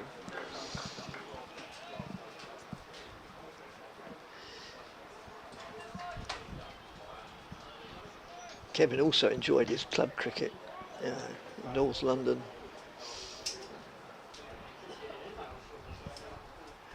And I'm always singing the praise of club cricket, but hang on, apart from overseas players, obviously, just about every player who's ever played county cricket has played club cricket. You know, very few people ever walked straight into the county game. They've had to have sort of cut their teeth somewhere or other. Exactly right. And what sort of age or stage in your career, when you were playing for South Woodford, you said, did you think, hang around, I'm quite good at this game, I could make quite a reasonable living? Yeah, I mean, I always wanted to play for Essex, and it was always my dream, to be honest, Yeah. since I was a young kid. And I mean, probably when I was 16, 17, playing a bit for, Essex age groups and stuff like that, I really thought I could make it. And I had a few years of club cricket and second 11 cricket. I didn't get my first contract until I was 21, 22. So it was a little bit later than some guys, and I wasn't on the academy. So club cricket was a massive part of my journey, really, because that was really where I learnt how to score runs, and it definitely gave me the platform to be able to play for Essex. Yes, I'm sure. So what other county players has South Woodford produced? I ought to know, being a bit of a studier of club cricket, Well, Jamal Richards Yes. started at South Woodford, who's currently been playing in the second team with myself. So he started there when he was a young lad. All right, well, that'll do for starters. I'll bring Kevin in now.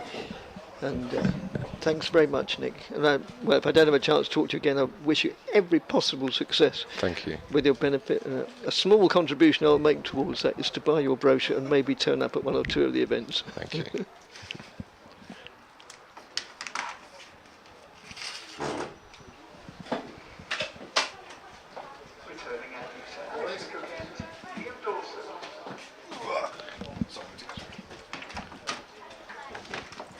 Change of bowl at the Sir Alistair Cook end as Liam Dawson comes back into the attack. Hello, Nick. How are we doing? Good. Yeah, good to talk to you. I've seen you play a few times. Yeah. Nice that you're a little bit closer to me than in the past. Debut for Essex back in 2013. Yes, yeah, 2013. I bet that only seems 5 minutes ago. Yeah, it does. It's Here's- gone very quick. Dawson's in, and forward is Charlie Allison, the 20-year-old. First class, or highest first class of 255. That is a big total. Who's that against? That was against Derbyshire, I Okay. believe. Derbyshire here. That was a long one. Was it a long time ago? That's hammered away through wide mid-on. Short delivery there from Liam Dawson.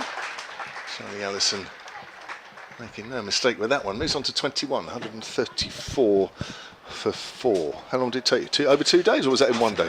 No, it would have been over 2 days for me, definitely. I probably would have faced a lot of balls there.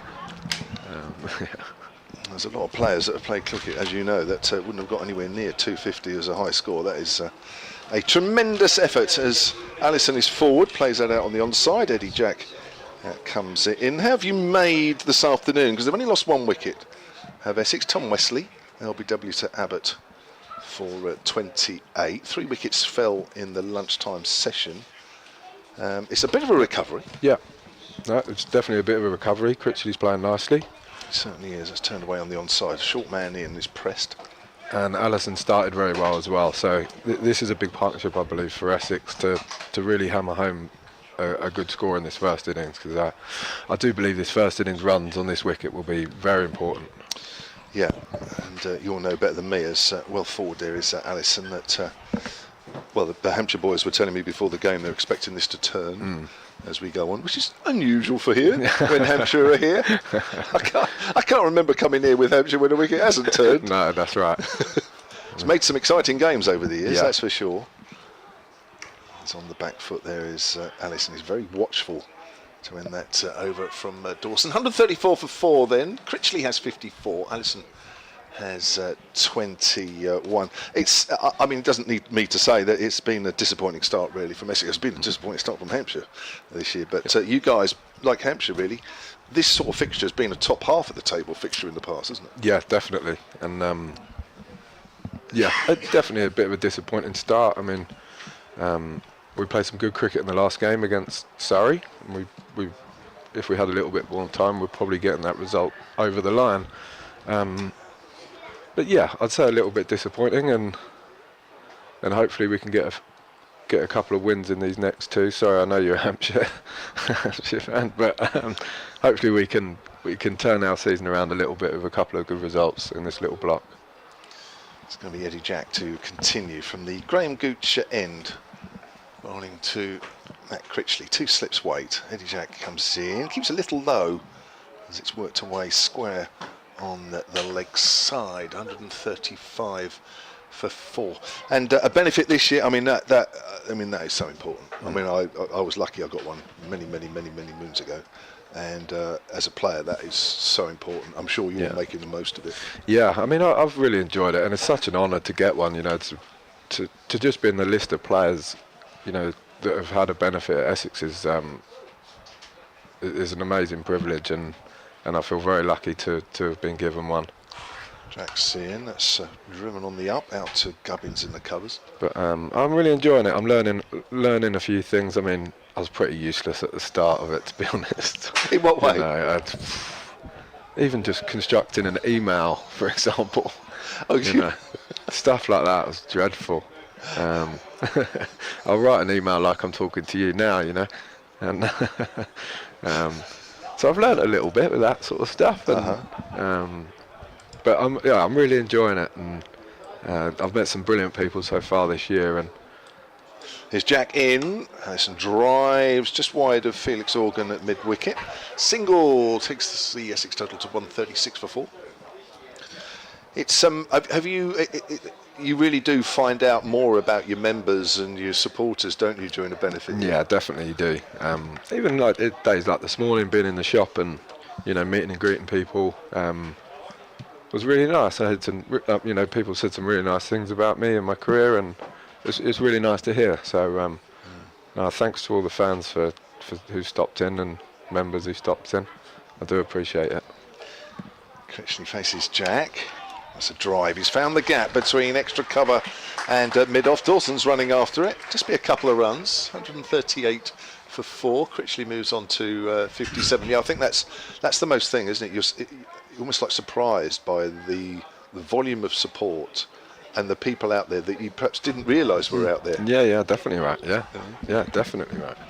And you just realise that there is a love for the club, and and you as a player, and that you thought you not take for granted, but perhaps weren't aware of. I think that's the main thing. Definitely, I think you're in your own little bubble a little bit when you're playing. And here's Jack Bowles. Oh, it's a drive, lovely drive, but he's found Gubbins out in the covers. Yeah, it's but it is important, isn't it? When you've been playing like as long as you have, it is important at the end of the day. Being hard-nosed about it, it's important to make the most of it. Definitely, yeah. Which I'm sure you are. Yeah. Have you got? I know. I was listening to your chat with Dickie there. I mean, have you got events right up to the end of the year, right up into September? Yeah, I think our last event will be in October. Actually, we're going to finish with a Lord's lunch. Oh, lovely. In October. Oh, well played. Yeah, that's kept on top of the bounce well there, did Critchley. Kept it nicely down, hit through third man, and that's going for 4 to end the over. 138 for 4.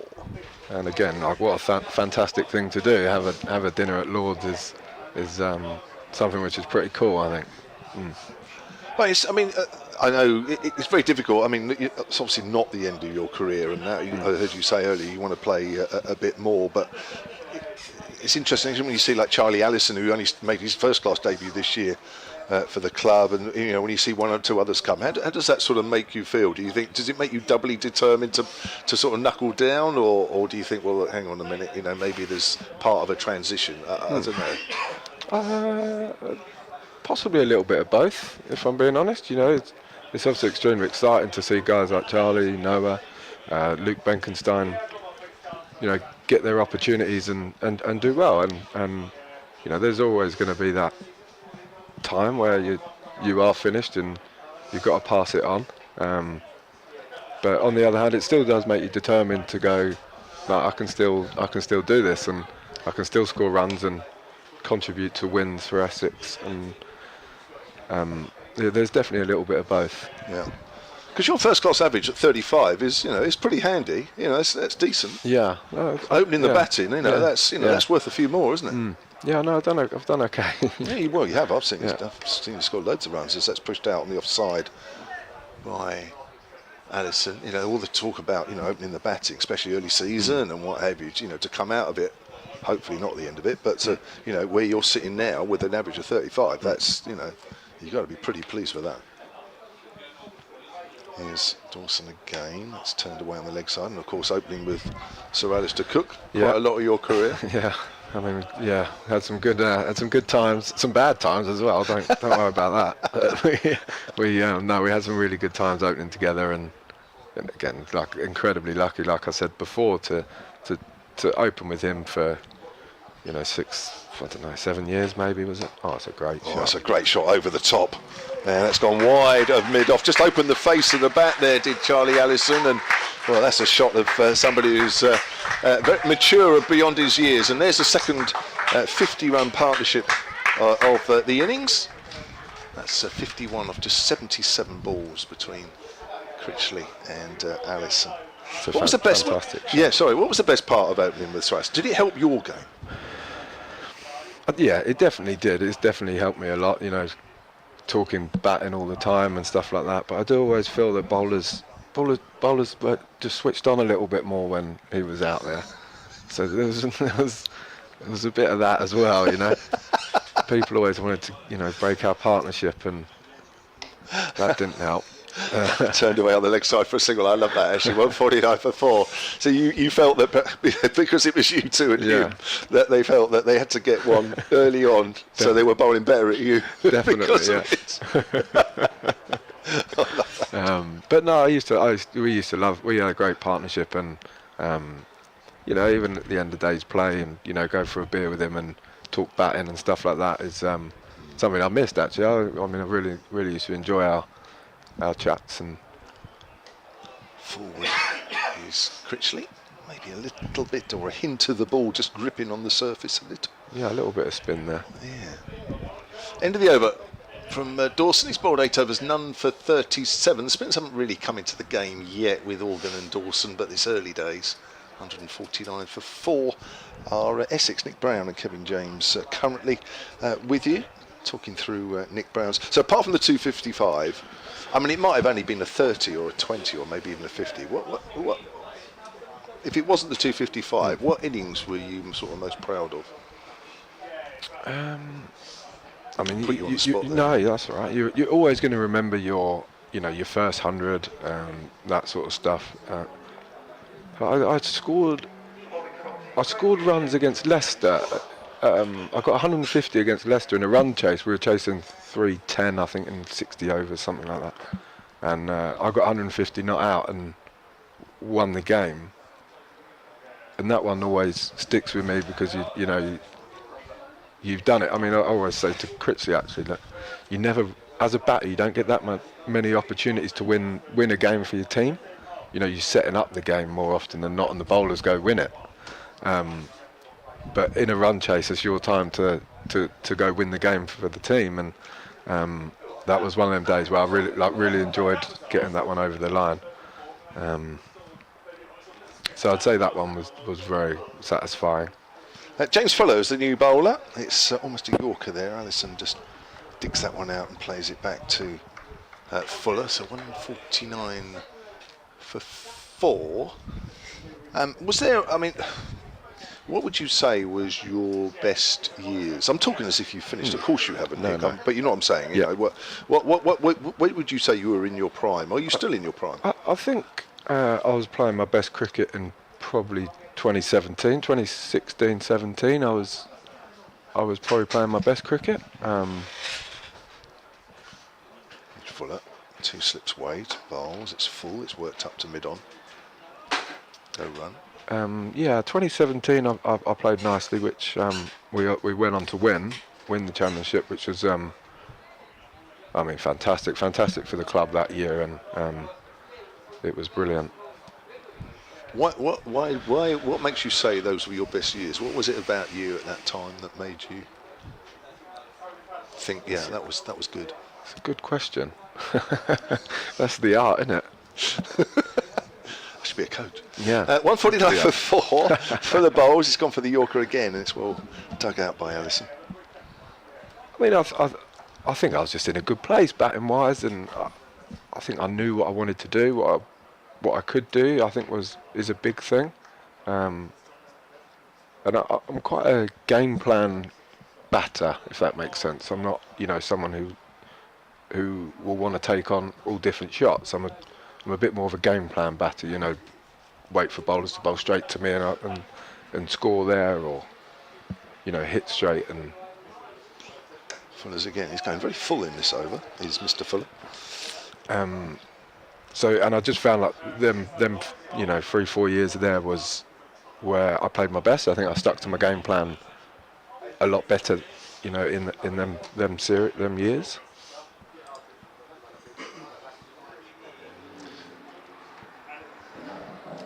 So the weather's been kind to us, if I'm honest, today. I was expecting a scorcher. It is warm, but it's not that searing heat or that piercing heat that's notorious in this commentary box. That's a lovely shot off the back foot, just guiding through backward a point. It is teasing Nick Gubbins, the fielder, who picks it up about 3 or 4 yards inside the rope to our right. And the batters, I think, have picked up 3. If my calculations are correct. And that's the 150 shot. Yeah, it was.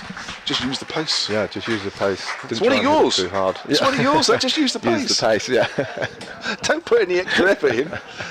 Think about a long innings and think, right, how am I going to conserve energy? Oh, I'll just use the pace of the ball. You've just got to hit it a little bit harder, though. You don't want to be running threes too often, do you? Not too many then. We've already had a run 4, haven't we, earlier? In the morning session. I forget who hit that actually, but anyway, it went out to sort of on the right hand side, which is the bigger boundary as we look at the moment. A bit of bounce there for Fuller, but Critchley's well inside that one. end of the over. So Fuller's completed 9 overs. He has 1 for 31. He picked up the wicket of Dean Elgar with a beauty this morning. Elgar just pushing forward. Fuller was around the wicket. It pitched and it just held its line, maybe even straightened a fraction, and hit the off stump. Elgar was out for 16. That was the second wicket this morning. Paul Walter worked Kyle Abbott to square leg where Ali Orr took the catch. That was the first wicket with a score on 19. Walter went for 6. And then Jordan Cox got hurried a little bit by Eddie Jack and tried to pull the ball on the leg side, and it looped up in the air, taken by Fuller behind, and he went for no score. That was Eddie Jack's first class wicket for Hampshire. Here's Liam Dawson, start of a new over, and forward there is Alice. And I heard you also say that you've seen Eddie Jack quite a bit, and there's a little bit about him, isn't there? Definitely. Sounds like he's pretty well high regarded with the England stuff and the England Lions, and he's a big lad. He is. I think he's bigger since the last time I spoke to him, actually. So that's played quietly back to Dawson. I mean, as you know, he's been involved in quite a few England under-19 series, home and away, over the last few years. He seems to have been an England under-19 regular. I kept thinking he must be older than 19. This is about his 5th series. He's still only 19. Yeah, there's definitely something about him. Yeah, hits the deck hard. Yeah. Had a couple of tough games in the T20 towards the end of last week, but then most of the Hampshire bowlers did, especially when you're down at Taunton. Didn't want to be a seam bowler at Taunton in T20 anymore. I think I'd feign an injury. Yeah, 152 for 4. That's turned away on the leg side, but it goes to Felix Organ. I also heard you say that you've been involved. In fact, I was here for the Hampshire women's game, Essex women, in that double header you had last week before at Glamorgan, and that. I heard people say on the ground there that you've been working with the women. That must be interesting, because obviously I guess that's a different set of challenges in lots of ways. Always a slight leading edge, but goes out harmlessly on the offside. And I tell you what I'm really interested in is because most of the sides, well, not most of the sides, some of the sides in the regional era obviously had bases already established. Yeah. With the Sunrisers you guys had, this wasn't an established ground. So let's turn away on the leg side and over. So I'm interested to know how that transition went, because that's the harder bit, isn't it? For a side like Essex, that must have been quite tough. Yeah, I believe it was tough, but I think the club have done well. Well, initially to get the Tier 1 is fantastic for the club, and I've really enjoyed getting to know the girls. It's been it's been good fun to have, you know, the women here, located here, and not the Sunrisers anymore. It's good that we're all one club.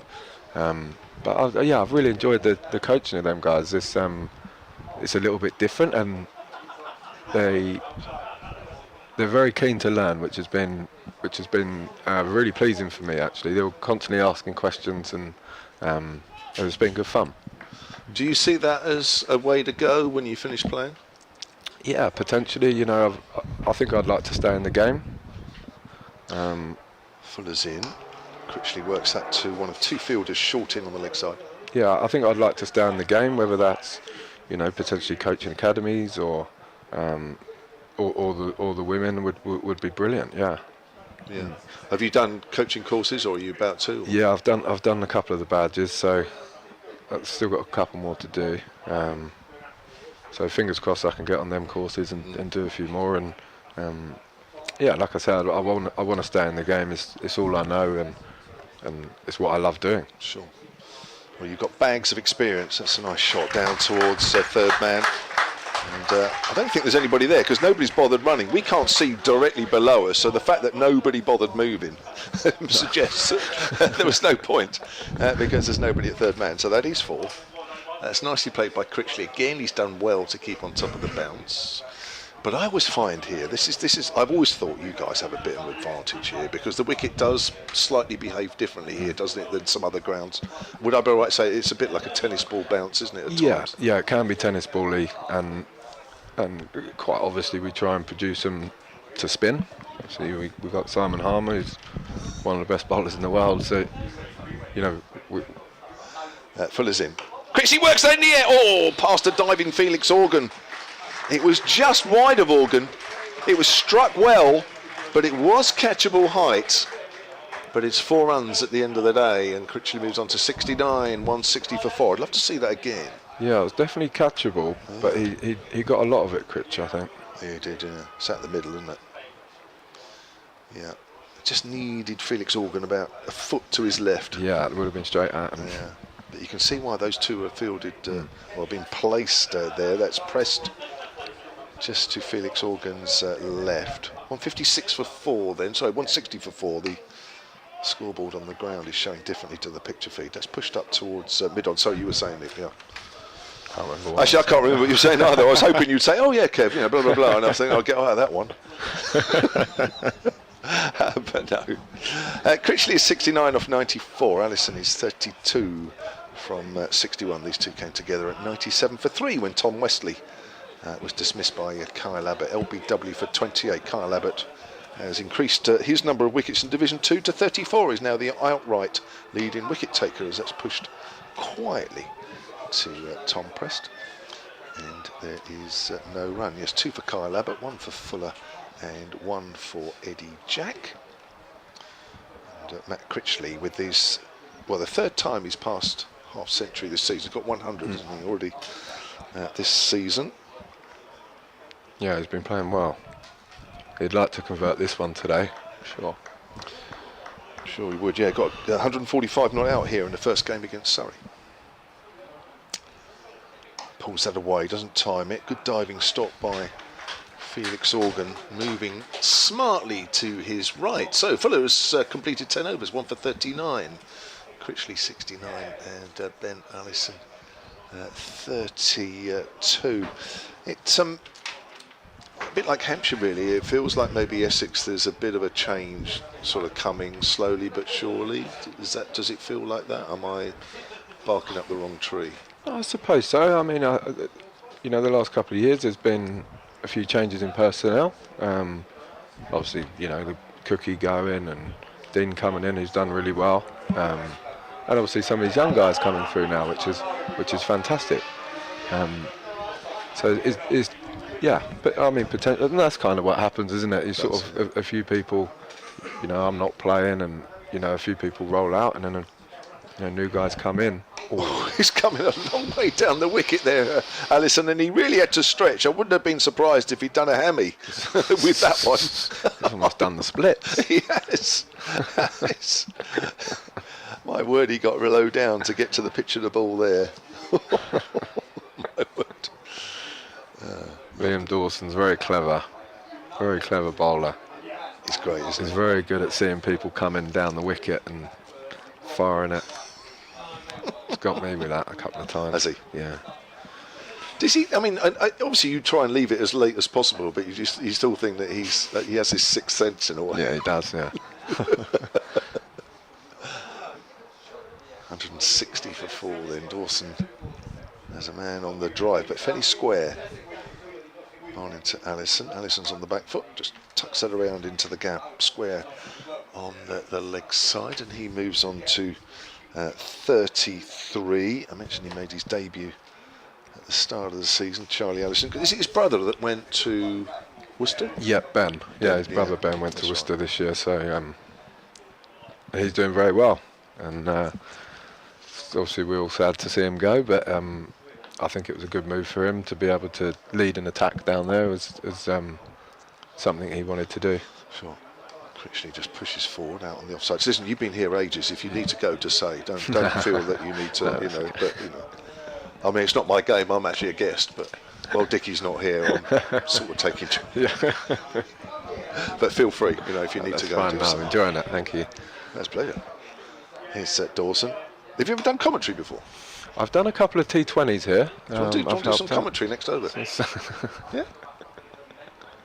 That's what I do with one or two of the Hampshire boys when they join me for every now and then. I'll say, do you want to try some? Just see what happens. Do you want to do it next over? Okie-dokie. Yeah. Okay. Yeah. I'll be the summariser next over. I'll try and give some words of wisdom. Blimey. Right, I better think of some. 162 for 4. Dawson to Charlie Allison is pushing forward. Good diving stop, Dawson to his right. He doesn't want to give any runs away. That Critchley just gives him a pat on the back to say well fielded. In the 50th over of this first innings on day one, Essex against Hampshire. Flighted and forward is Allison. So end of the over, 162 for 4, and Nick Brown is going to take up commentary for the next over. Thank you.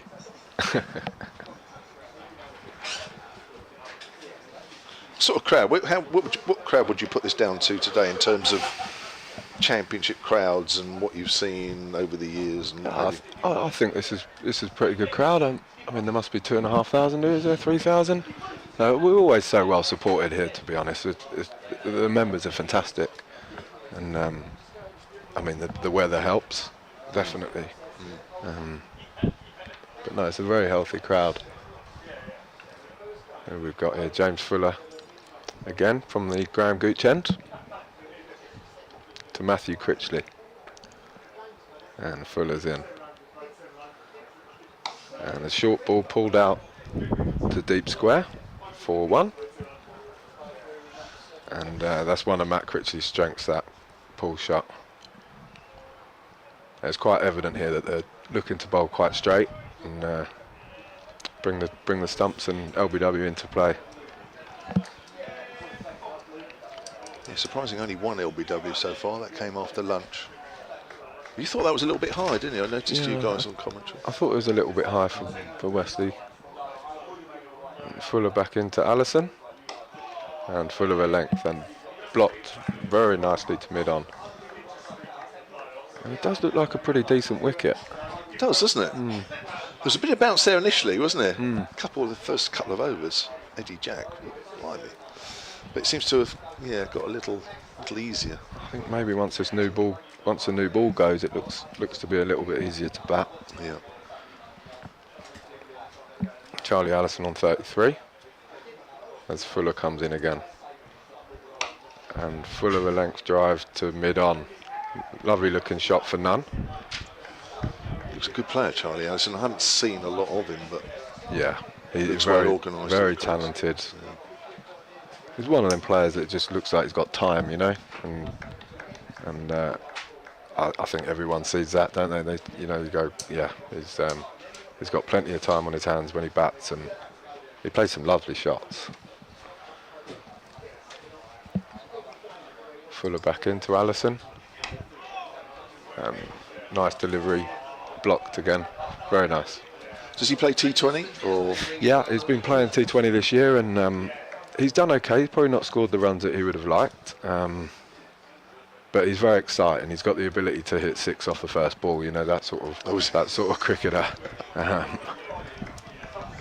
So he's definitely an exciting cricketer, and he'll win a lot of games of cricket for Essex throughout his career, I'm sure. Fuller back in, short of a length, and pushed into the offside for no run.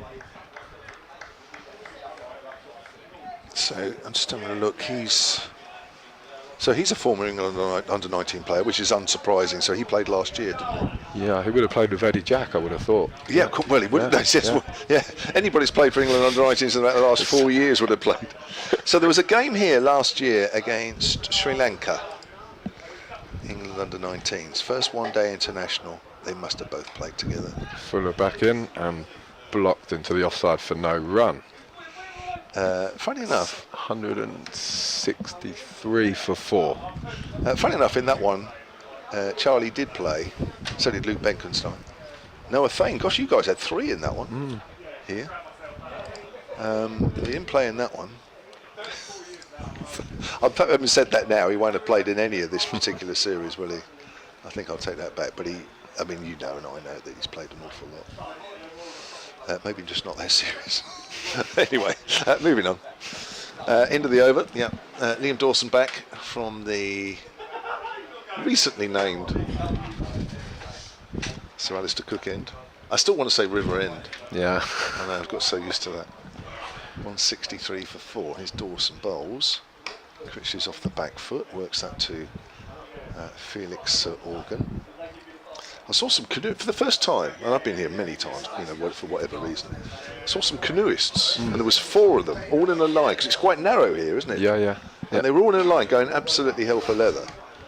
And really disciplined. And I thought, wow, you know, these guys can obviously know what they're doing. And yeah, they were all in a perfect straight line, almost like, you know, perfectly, you know, gap in between them. And they were literally about as much as you wouldn't have got a fifth in. No. Yeah, it was great. I watched them just sort of sailing past. Off the back foot is Critchley, works that to Tom Prest, who's short in on the leg side. There is a deep mid on as well. Let's flip to Middleton in below us. These guys chat in front of us, don't they? God, they are non-stop. Absolutely non-stop. It's wrapped on the pad. Oh, it's gone LBW. Second LBW of the game. And that is Matt Critchley, who's gone for 71. Just came across his stumps a little bit, trying to work it away on the leg side. And that is Liam Dawson's first wicket, 163 for 5. Yeah, I think he's just done by the length a little bit. He sort of went back to that one and went across and tried to play to square leg and ultimately missed it. Bit of misjudgment, maybe. It's difficult for you to say. I know 104 I think so. balls. Yeah, maybe just a slight misjudgment. I there. think he thought it might have been a bit shorter than what it ended up to be. Just watching that again. It's certainly leg stumpish, isn't it? Yeah, it is. It's very. I mean, it's not hitting. I don't think it's hitting middle. If it's hitting anything, it's hitting all or part of leg stump. But a wicket for Dawson it is. Matt Critchley goes just as he was really starting to look at home out there in the middle, and that's a partnership worth 66. That's been broken. Michael Pepper. I like watching this guy bat. Yeah, he's entertaining. Yeah. Fantastic player of spin. Always takes the aggressive option, and yeah, Essex need him to play well today. They certainly do. 26 years of age. I'm surprised his first class average, career-wise, 29. He's a better player than that, isn't he? He is a better player than that, definitely. He's playing his 33rd match. That guy in front of us wasn't saying hello to me or us, by the way. He was just talking to his mate, which I'm surprised he got a word in edgeways when you're listening to what's going on. In fact, it's a sort of a unique commentary box here where literally the spectators are literally outside the window. It's nice because it feels like there's probably about 10,000 people here because of the chatter. Yeah, there is some of them there. They literally have not drawn breath since 11 o'clock this morning. So Michael Pepper joins Charlie Allison. You will have batted with Michael Pepper quite a bit, won't you, over the years? Yeah. We played quite a bit together. But he's always one of them guys that when he comes in against spin, he just scores so quickly. And you sort of take a single, and then he goes reverse sweep, straight down the ground 6, and cut 4, and you're like, he's caught up to some of here, and then he goes past you, and you're like, he's got 100, and you just sit there and you go, he's done it in no time, like one of those, you know, fantastic player of spin. Yeah, devastating in T20s. He's done a lot of damage to Hampshire over the years. Different form of the game now, of course. There's the sweep shot you've been talking about. There's a half shout from Liam Dawson. Maybe there was not a lot of bat on that, and it's racing up towards the far end of the ground. Has Varma pulled it up inside the rope? Looks like he has, just. Umpire Rob Bailey's just double checking at the far end. I'm not sure his eyes are any better than mine. I'm not sure he could really tell. It looks like it is just the runs rather than the boundary. 166 for 5. Yeah, didn't waste much time with the old sweep. And that's exactly it. He just doesn't let a spin bowler settle, you know, sweep, and then he'll play a reverse sweep, and then he could quite easily run down the wicket and put you into the river. So he's always exciting to watch.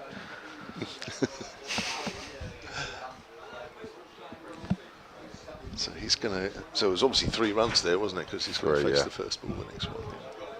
All yours. Me commentary again? Yeah, go for it. Yeah. Nice.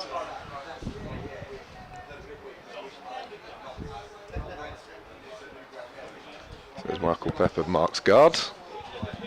We've got James Fuller from the Graham Gooch end. So that's a bit of time here as they try and change the field. Got to do something with a new batter. Just think of something a little different. Another slip in place. looks like.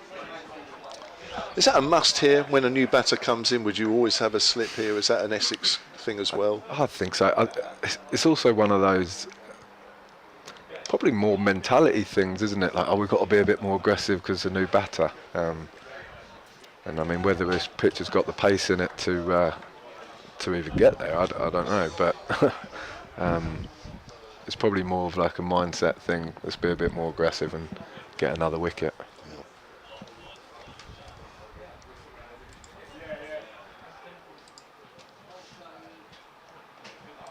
I've got an email here about you. It's all right, it's a good one. Is it? Oh, God.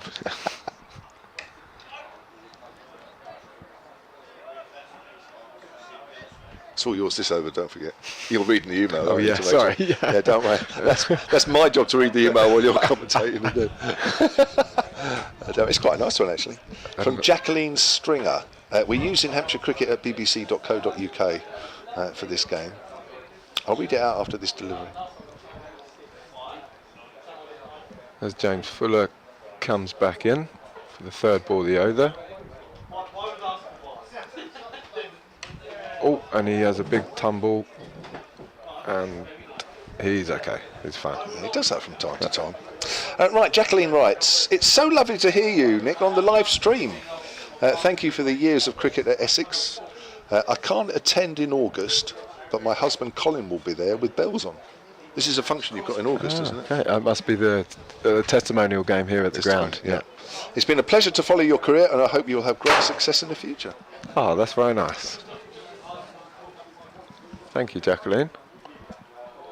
Oh, short ball. Michael Pepper's tried to hit that into next week. It's gone straight through to Ben Brown, the keeper. So any more emails to Nick? Well, he's still on. He's been here for ages. I keep thinking after this over he's going to say, oh no, I've got to go. But if you want to get something quickly, Hampshire Cricket at bbc.co.uk. There isn't one for an Essex, so apologies. If why everybody's thinking, well, we're using Hampshire Cricket. So we're using the Hampshire one. So we've had 4 dots this over, and Fuller back into bowl to Michael Pepper, who blocks off the back foot to point for no run. So what's Michael done this year for Essex? Let's have a quick look. Career, season-wise, I did have the page open, but I've just lost it because I was looking for the England under-19 stuff. Let's have a quick look. Right. So far this year, Michael Pepper has hit 388 runs at 32. He's what, 102 50s? Yeah.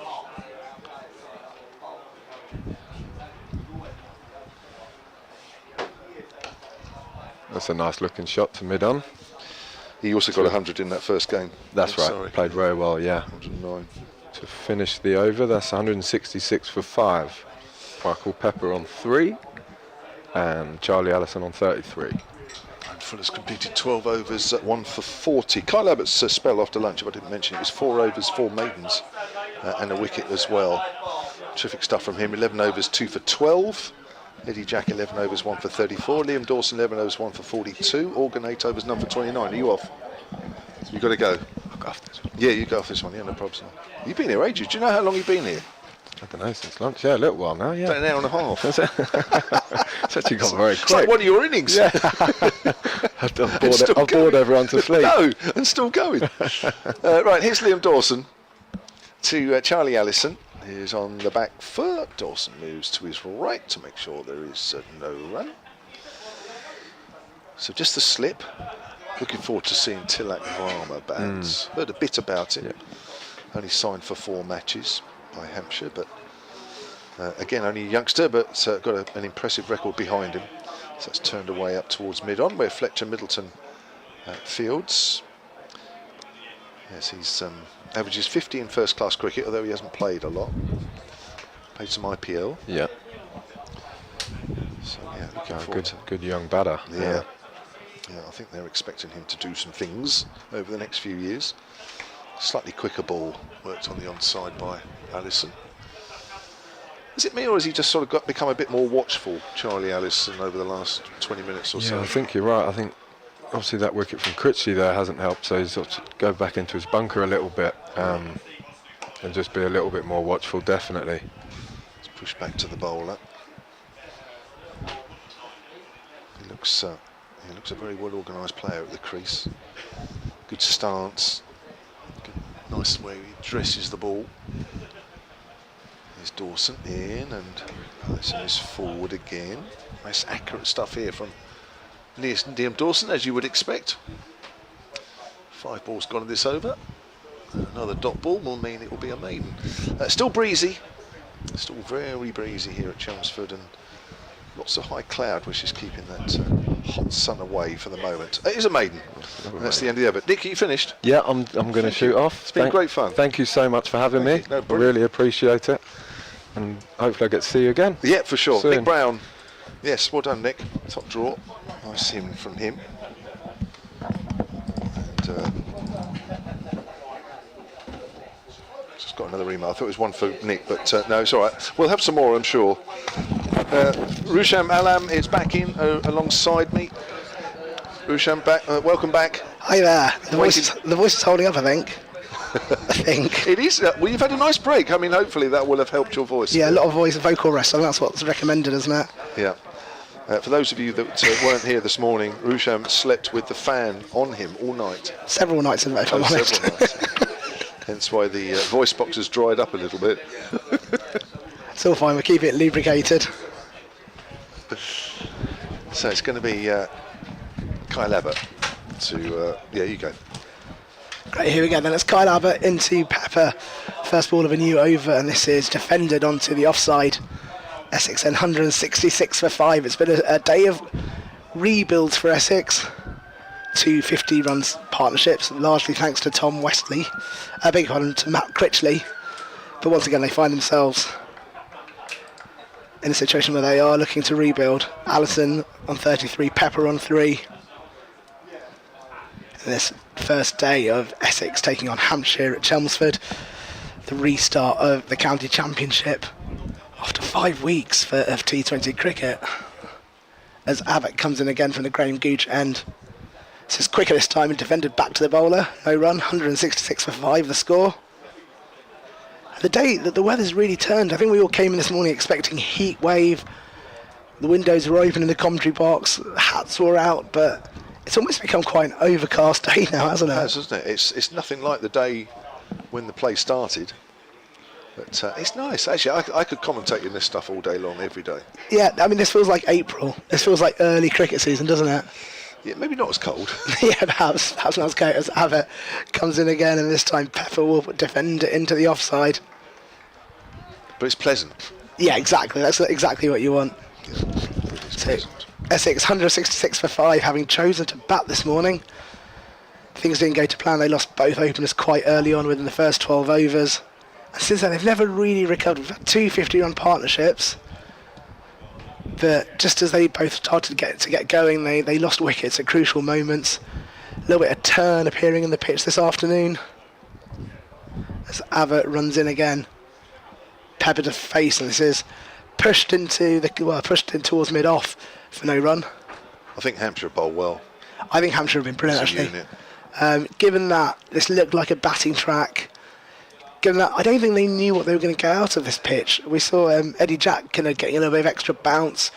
Liam Dawson largely redundant, I think, through a lot of the morning. The first session's play only started to get a little bit of turn this afternoon. And so Hampshire, actually, given the odds probably against them, they lost the toss. It looked like a batting track. I think they'll be very pleased with their position. As Abbott comes in once again to Pepper, and this time Pepper pushes it into the offside defensively. It's a round of applause from his colleagues as Abbott walks back to the start of his run-up. And yeah, as things stand, you have to feel that Hampshire will be the happier of the two teams, because with the weather forecast this morning, this looked like this could be a long batting match. It could have, last time these two teams played, they only bat once each. We could have had a repeat of the 2024 match, but as things stand, Hampshire forcing a game here. As Abbott runs in, and this one is defended once again by Pepper. 166 for 5, Essex. That is the over. Yeah, Hampshire going into this game with 3 seamers and 2 spinners. All have had a pretty good go now. No Brad Wheel in the side today, no John Turner. And Eddie Jack and Felix Organ have both done a pretty good job backing up the other main bowlers that you expect to see in the Hampshire side. So yeah, collectively they've done a good job here, making Essex work hard. They have, yeah, they've come in just as a partnership looked like it was sort of taking off. Just as Matt Critchley looked like he was starting to free his wrist, they struck back and pegged back Essex progress this afternoon. So here's Liam Dawson then into Charlie Allison, who comes down the wicket and hits it high over Dawson's head. That's going for 6, top tier. I'm guessing, as to the trajectory of the ball, I couldn't quite see it, but it looked like it was going to be top tier. Well, it was a top tier shot, and I think it did end up in the top tier of the stands here as well, so Good shot. good wordplay. We were just saying when Nick Brown was on that Charlie Allison had just sort of maybe just taken a step back a little bit and just reined himself in a bit, but almost as soon as Nick Brown has gone and you've come in, Roshan, he's started to open himself up again, open his shoulders. 39 he's on, 172 for 5 are Essex. Dawson's in, Allison's on the back foot. I must read this email out from Tom Moore. Hampshire Cricket at bbc.co.uk. That's the new name for Hampshire Cricket fans, the new email, and also we're using this email for the whole game as well. Hampshire Cricket at bbc.co.uk. Tom writes, and I'll come to that after this delivery, as Allison pushes that past Dawson, but in quickly is Middleton at mid-on. What has happened to Sonny Baker? We had an email about that earlier, I'll come back to that. Has he picked up an injury? Also, we're only 3 weeks away from hopefully seeing the return of Keith Barker, who has been sorely missed. Yes, he's been travelling with the team over the last few weeks. I don't think he was travelling with the team T20, as that's pushed out to extra cover, but certainly in the last 2 or 3 championship games, and of course that goes back to 3 weeks ago, he's been with them. He's here today as well, and you're right, he's back from a suspension next month. Sonny Baker, I don't know. No, I did mention that before. I don't know why he's not around, so I will ask that question if he's injured or not after the game today. That's pushed out towards extra cover, no run. Score remains on 172 for 5. I don't know if you've seen Sonny Baker bowl. No, before. I don't think I have. I don't think I've had the pleasure. Yeah, formerly at Somerset, came to Hampshire on loan last year. I think it was on loan. Anyway, he was with Hampshire last year, but basically started properly this year. Forward is Allison, a bit of extra bounce, but he does place that well out towards backward a point. End of the over, 172 for 5. Yeah, pacey, and hasn't played the last couple of games or so. I think he was selected in the England Lions series, but I don't think he played. But he hasn't played for Hampshire for the last couple of games, so this is his 3rd championship game that he hasn't played before. He was pulled out of it. I think he was pulled out because of an upcoming series, which must have been that Lions series, but I don't think he played. I'll double check, but I don't think he did. So Essex 172 for 5. It will be Abbott continuing to bowl from the Graham Gooch end. Pepper to face, and this is defended again. And once again, Abbott gets a round of applause from his colleagues on the slips. Now we need to talk about in a moment Tilak Varma, obviously the debutant, comes highly recommended from the IPL. I don't know where he normally fields, but do you think he, on his first county match, has been told to field right next to the captain so he can have some words of advice for his first county match? We'll come on to that in just a moment, because it's just something I've just noticed that's happening as Kyle Abbott comes in, second ball of the over, into Pepper, who'll nudge that into the offside. Picked up straight away by the fielder at cover, no run. Well, it's an interesting observation of yours, Roshan, that's for sure. He has been in the slips virtually the whole game, hasn't he? Right next to the captain, right? Yeah, well, there's probably that. Whether or not he is a slipper anyway, that I don't know. So it might be that he's a natural slip fielder. Hampshire have lost one slip fielder in Toby Albert, who's not playing in this game. So there is an option there to have somebody fill that gap. And I think Hampshire won't mind having a couple of good, decent slip fielders. Here comes Kyle Abbott once again. Michael Pepper leans forward in defence, struggling to get anything off Abbott's bowling from the Graham Gooch end. Yeah, their slip catching has been a bit patchy this year. So if he is a natural slip fielder, then that's a plus. Well, I wonder whether he's coming. It's his first game. Skipper said to him, "Do you fancy fielding anywhere in particular?" He's gone, "I'll put him wherever." And the rest of the guys have their positions that they like, and he's ended up in the slips. Well, Tom Prest is normally in there, so Prest is there at first. Prest is there, and Tilak Varma at second. Yeah. Here comes Kyle Abbott once again. Michael Pepper to face, and this is pushed this time slightly more comfortably towards point, but no run. I have to say, Hampshire have generally had fielding positions today, which I wouldn't say necessarily attacking or aggressive, but they've definitely kept the pressure on. More fielders in the circle. They've always had a minimum of 2 slips. Not many players outside of the inner circle particularly, which I think just shows that their kind of confidence and mentality in this game. They've taken the wickets and they've looked to keep the pressure on. They've not gone, well, this is a 4-day match, let them build a partnership. They've kept them turning the screw, and that's been very impressive as Kyle Abbott runs in once again. Michael Pepper's face, and that's edged, and it's gone. Finger goes straight up. Kyle Abbott had been teasing and inquiring, and he's finally got his man. Pepper is out for 3. That must have been the thinnest of edges. Didn't seem to be a lot of deviation through to Ben Brown, but Abbott once more rewarded with that perseverance. Just keep the ball there or thereabouts, keep the batters pushing forward. I'll watch that again in a minute. Yeah, I have to say, Michael Pepper never looked comfortable against the bowling of Kyle Abbott. Nipped in, and the tiniest edge. I certainly didn't hear anything from the commentary box. Sat 15-20 metres away. It's interesting because Pepper is batting as a very thin edge. When Wesley was batting, and I noticed that he's on off stump to Kyle Abbott's, because Kyle Abbott's stock ball is the one that sort of comes back into the right-handers, and a lot of right-handers have started to adopt this, batting on off stump technique, so that they know what to leave, what not to leave. Of course, you've got to be careful when the ball's coming back to you. But there, Michael Pepper's batting on about middle and leg, so that ball hasn't deviated a lot, but he's playing a line that it's a dangerous line for a batter. That's a really good delivery. It's a very good delivery. He's known for playing well against spin, and he's undone by a quick in the end. It's been a very good outing for Kyle Abbott today. In his 13th over, 12 runs, 3 wickets, 8 of those maidens. He's had a very tidy day in Essex so far today. Benefiting from 3 weeks off as well, of course. Yeah, I'm sure that will help. Simon Harmer is the new man in. And there is one more ball to go, and what is so far been a wicket maiden from Kyle Abbott. ... wicket. He's just put the ball on the spot, hasn't he? Really has. There's been 2 or 3 overs where not a lot has happened, then the odd one just bounces a bit, the odd one just nips back a bit. It's a pretty standard fare from Kyle Abbott. I was going to say, he's added to his, it came in today on 32, make that 35 so far. He's just extending his wicket haul this season. Simon Harmer, new man in, just finding the middle, took his time finding it, was kicking around in the dust a little bit. He is ready now, and Kyle Abbott will come in, and the first ball is pushed to mid-off. Thinks about a single, decides against it, and that will be the over. So, wicket maiden for Kyle Abbott, Essex, 172 for 6, and I would say things are going from bad to worse. 3 for 12 from 13 overs, absolutely magnificent.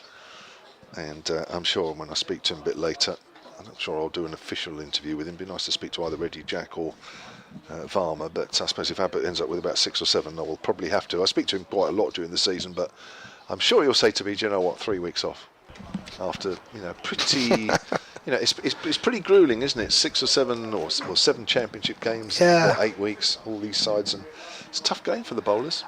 Do we know what he was doing while he was off? I wonder if he's probably looking after his baby. Yeah. Well, I say baby, I think the baby might be, I'm not sure it's 1 yet. I think it was during the winter it was born. Dawson bowls as a quicker delivery to Allison, who's on the back foot and watches the ball closely onto the bat. And Dawson, who's taken the 1 wicket, that was Matt Critchley.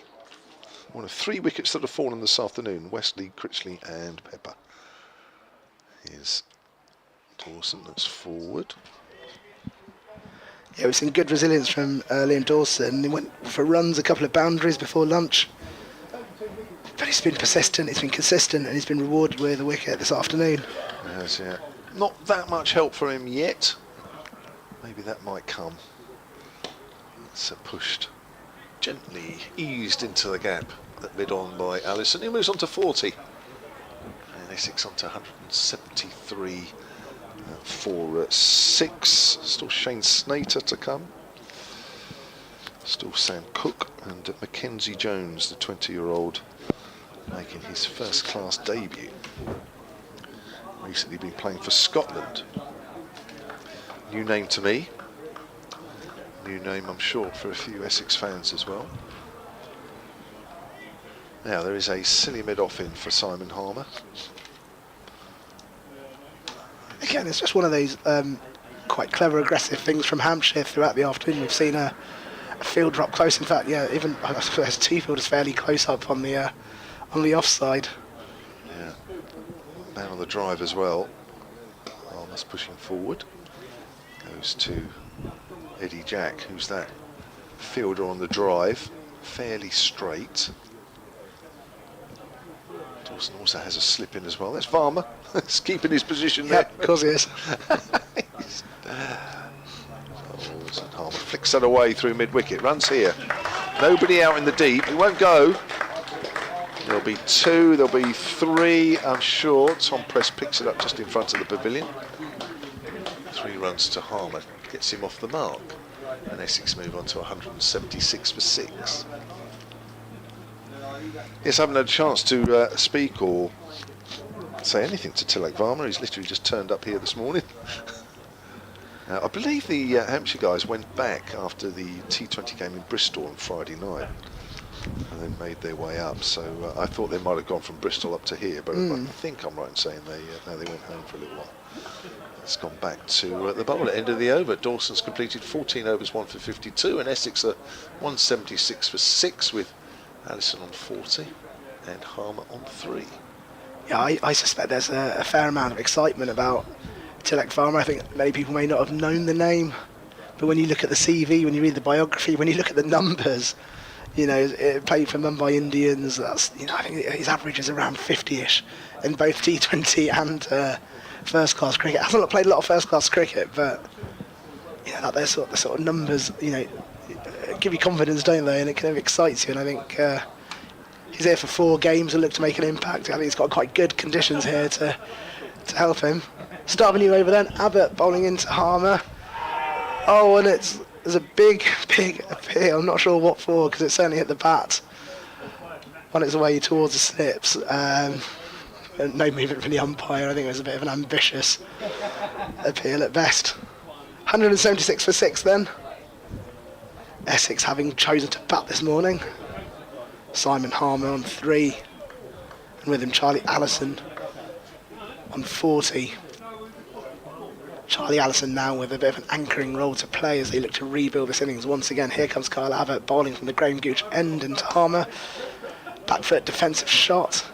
Not taking any risks. Kyle Abbott really looking particularly dangerous. 3 wickets for his 12 runs today. He's been very missing. He's given away very little on a pitch that we thought was going to offer not too much, but it is offering a little bit more bounce this afternoon, and maybe some cheeky signs of movement, but we were expecting this to be dry and dusty and a very batting heavy game, didn't we? Yet it has been the bowlers who've been on top this afternoon as Kyle Abbott moves in once again.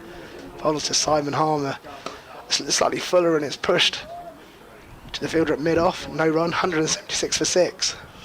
He's had a fairly quiet time with the bat, Simon Harmer, this year in the Championship. 126 runs before this innings, averaging just 14 with a top score of 33. His career average with the bat is 23, so he's a little bit down. He'll need runs today just to help his team out of current position as Abbott comes in, and Harmer flicks this one leg side as the fielder out in the deep just wide of fine leg. He'll collect and return to the wicket keeper, and they'll draw across for a single. Scoring 177 for 6. Essex in their 59th over on day 1 of this county championship match. Well, Charlie Allison I'm being impressed with. I think he looks a really good little player. Yeah, he's first season, that century would have, I think, just marked him down as one to watch, because it was a kind of modest start, a couple of ducks, a couple of scores in their 20s, but a century in your first few games, impressive. Here comes Abbott once again. There's Allison defending into the offside. Do you know what I can't keep up with? His haircut. Depending on which website you look on, his profile, sometimes it's long. I think currently buzz cut. I mean, he's wearing a helmet at the moment, so. Oh, really? I don't know what his hair situation is at the moment, but depending on where you look, whether it's an Essex press shot or one of these photos on one of these cricket stat websites.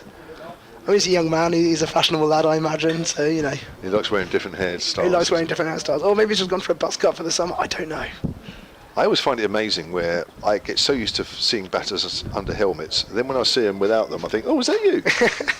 Here comes Abbott into Abbott, who just chips this. It's just slightly wide of the bowler, lands safely. There's no run taken, and that is the end of the over. Be 177 for 6, Essex. Harmer on 4 and Allison on 40. Yeah, especially the opposition. Obviously, I know what the Hampshire boys look like, away from cricket and without helmets on. But, a lot of players that I go to, like grounds like here, and I only really see them under the lid, basically. And then I'll see them maybe at the end of play, walking out the dressing room. I go, what's that? And they say, oh, is that it? Yes, Charlie Allison's 140, his 100 this season, was in the last game against Surrey at the Oval in the drawn game. That's a fantastic effort, 140 out of Essex's second innings total of 479 all out. Liam Dawson to continue from the Sir Alistair Cook end, our commentary end. Email here from Chris Tregonning. I'll come to that in a moment. As on the back foot is Harmer, plays it out towards extra cover.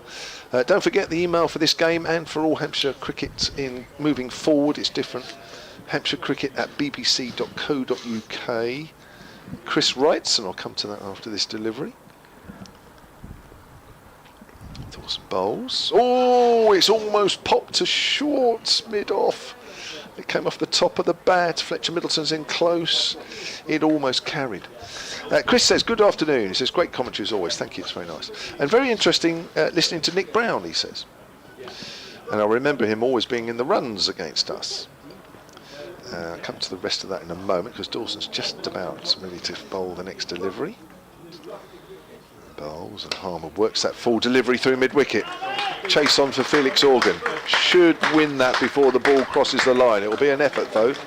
Oh no, it's gone. He's just made it to the rope. Just before Organ could get there, even with the slide. And Harmer moves on to 8, 181 for 6. Chris says, great to see a change with the line-up, and it's a shame that Toby Albert isn't in, as he's looked in good form in the past few weeks. Has Mark Stoneman been dropped? My understanding is yes. It hasn't quite worked out for Mark Stoneman in the matches that he's played in the Championship so far, as that's played out on the onside. And have you heard anything about an overseas signing for the Blast? Diovolt Brevis was amazing to watch. Yes, he was. Really exciting. Yes, Diovolt Brevis and Luandre Pretorius played their last T20 matches last Friday. All I know is that Hampshire are working on 2 signings. I'm not sure they're over the line. If they are, that's fairly recently. It's played out to mid-wicket and there is no run. Obviously, there's no rush to announce T20 signings because it's taken a bit of a it's a bit of a break for him, isn't it? Yeah, but I'm told that hopefully, all being well, there will be 2 more to replace the 2 South Africans that have gone back. Flew out yesterday, apparently. As forward is Harmer. Back to Dawson, who completes his 15th over, 1 for 56, and Essex at 181 for 6.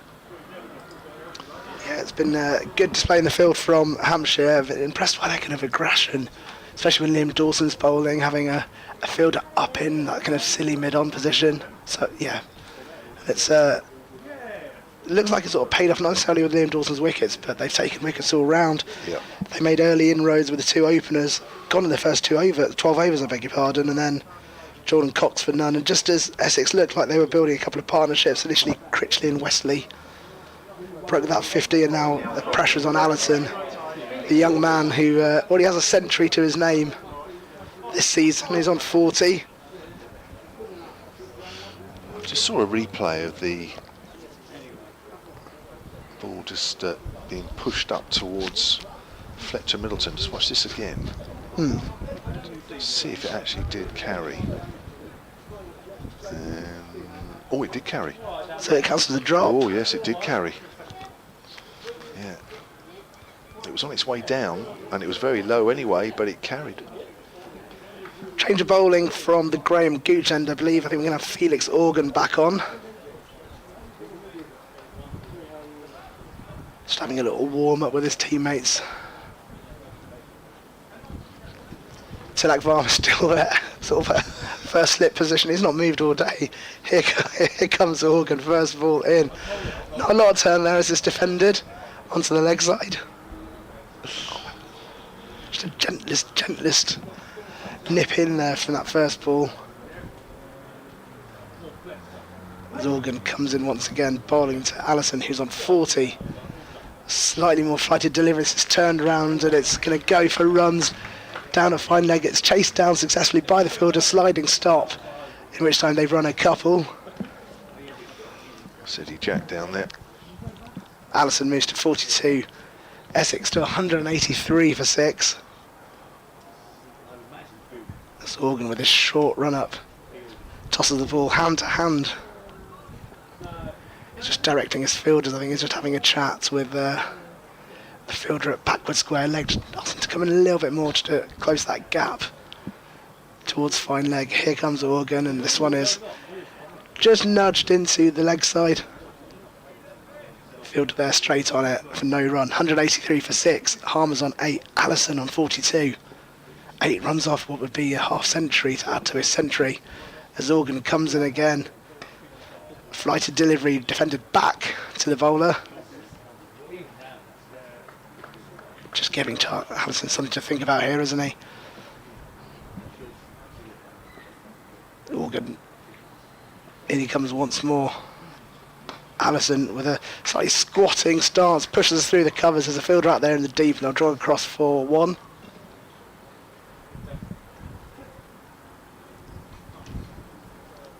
And Essex 184 for 6.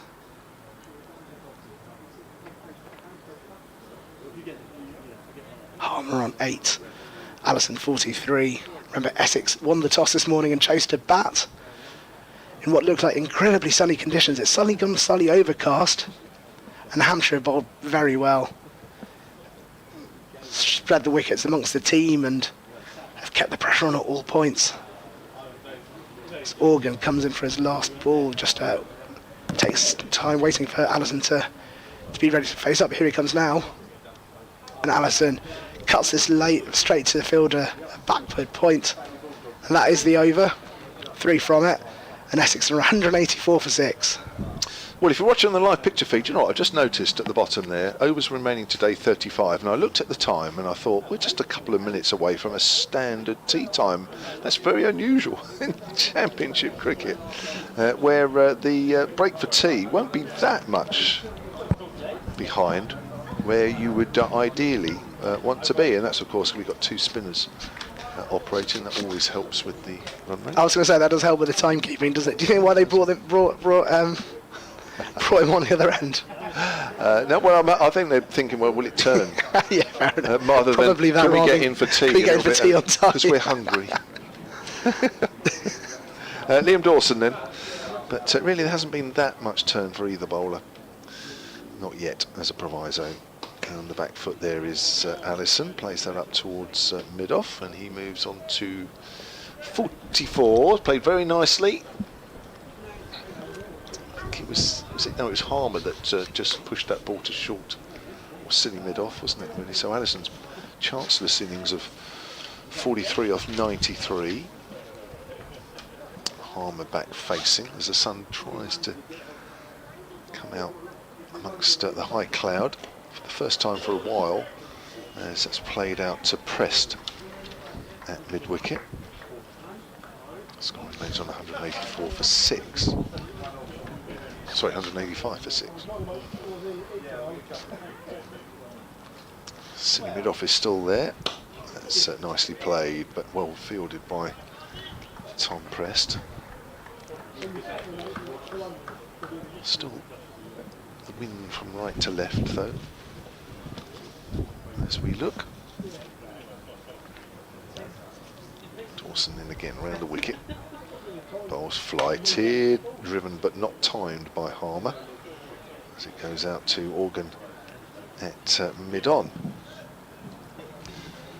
So backward a point, extra cover, mid-off, and the man on the drive is Nick Gubbins. That's short extra cover. Some bowls. Harmer gets wrapped on the pad, onto the pad. May just have been a slight inside edge, or maybe going down, I don't know, because we're not completely in line. Looks like it might have, just looking at the picture feed, I think it might just have been going down. I'll try and get another view of that at some point.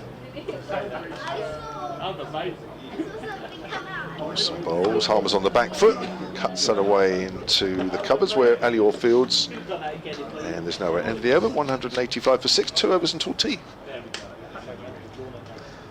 Yeah, this is good stuff from Hampshire. They saw runs sort of coming, and they saw Allison looking quite comfortable against the Pacers, and they've decided to bring in spinners from both ends. Let's just have a look at a replay of the LBW shot. It looked like it was maybe heading wider leg. Yeah, I think you're right. So correct call by the umpire, by our judgment. So Essex 185 for 6. They've batted for 62 overs. Charlie Allison is on 44. Simon Harmer on 8. And it'll be Organ continuing from the Graham Gooch end. This one is flicked leg side. There's a fielder in the deep. They'll run across for a single, and the score will move to 186 for 6. Essex taking on Hampshire here. It's day 1 of this county championship match after a 5-week break. Coverage on the BBC. A lot of cricket happening today, up and down the country. Division 1 and 2, the county championship, and of course the test match at Leeds. As Organ comes in, this one is nudged to mid-wicket. No run. See, what is happening in the test match? I haven't looked for ages. Could have been so engrossed here. I know.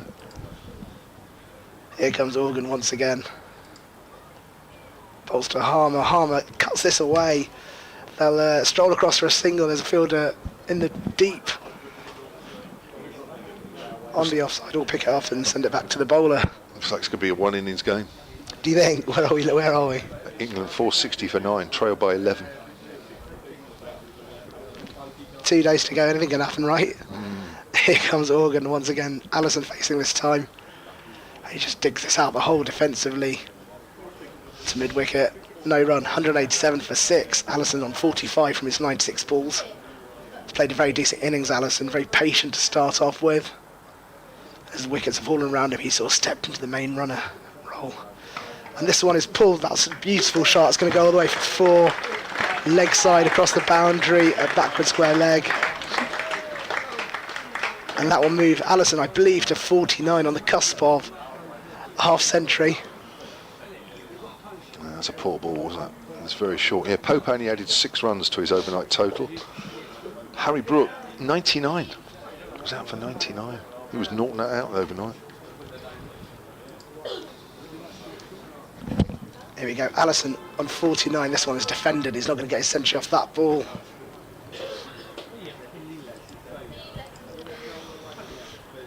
$191 for 6 now, and that is the end of the over. Harmer on 9. Charlie Allison on 49. A run away from half century. Yes. Will he get it before tea? This will be the last over. Email here from Aid Smith, Hampshire Cricket at bbc.co.uk is the email we're using for this game, and also for all Hampshire fans moving forward. Aid says, hopefully A.D. Birrell can use his Sunrisers Eastern Cape connections to sign Marco Jansen. Well, that would be a good signing. As Harmer's on the back foot, cuts that away. Ball bounces away, fielded by Orr, but they'll pick up a single, 192 for 6. But the names I've heard, and nothing's official, obviously, but that's not the name I've heard. So I'm not sure it'll be him. That's the way in modern cricket is. Nothing's official till it's official. No. I'm sure he'd be a great signing, though. Here's Dawson. Sun gets a little stronger, and this time Allison's on the back foot, and there's his half century. He's always going to get a warm round of applause from the Essex supporters in front of him, but he's played very, very nicely indeed. 99 deliveries with 5 4s and 2 6s. He's played a fantastic innings, showing maturity way beyond his years, a kind of gentle, patient start, and as the wickets fell around him, he stepped into that main run-getting role. A well-deserved half-century for Charlie Allison. Backing up his 100 in the last championship game as forward is Harmer. Goes out towards extra cover as we're getting towards tea. Just read out this email as well from David Boyle, Hampshire Cricket at bbc.co.uk. As Dawson comes in and flighted, low full toss, half stopped by Dawson. David writes, excellent commentary as always, thank you, that's very kind. And if I may say so, very fair and unbiased. I found the commentary of your colleague at Taunton a bit biased. That was in the T20 last Thursday, not mentioning any names. Enthusiastic about every piece of good play for a home player and almost downbeat when a Hampshire player did anything positive. In short, your commentary and that of most of your fellow commentators is always complimentary towards both teams. Well, that's nice to know. Has Adam Rossington been dropped by Essex in both the T20 and the County Championship, or is he injured? That'd be one for Dickie Davis. I'm not sure Rossington plays Championship, is my initial thought, but I'm not qualified. That's left alone outside the off stump, which means we are going to tea with Hampshire on 193 for 6, with Charlie Allison on 50 not out, Simon Harmer on 10, and Dawson's just completed 17 overs, 1 for 59. The 3 wickets that fell this afternoon: Tom Wesley LBW to Abbott for 28, Matt Critchley was LBW to Dawson for 71, and Michael Pepper caught behind off Abbott for 3. So thank you for that, David. I'll ask Dickie Davis when he's back on commentary after tea about Adam Rossington, if you can wait until then, as the Hampshire players make their way towards us, because they're getting changed just below us in their commentary position. Thank you, Rusham. Your quick thought? Do you want to have a quick thought about that session? It's hard. I think Hampshire will still feel on top of that. I think they took wickets at regular intervals. I think Charlie Allison is the last fight that Essex really have in this batting lineup. So a lot of work to do in the final session today, and I think Hampshire will look to wrap this up in the next session. We'll be back in just under 20 minutes to bring you the whole of the evening session here in Chelmsford.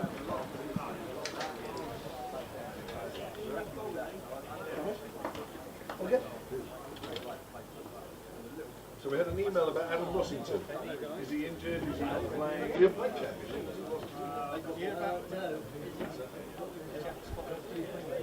But has he been dropped now as well? I didn't know, so I wasn't prepared to.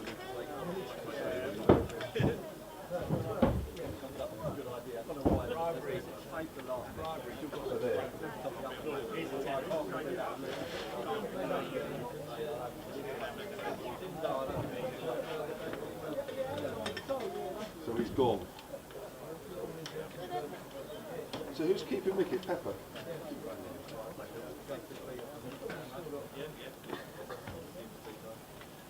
Puts you under a bit of pressure when you've only got a T20 contract, isn't it? You've been dropping.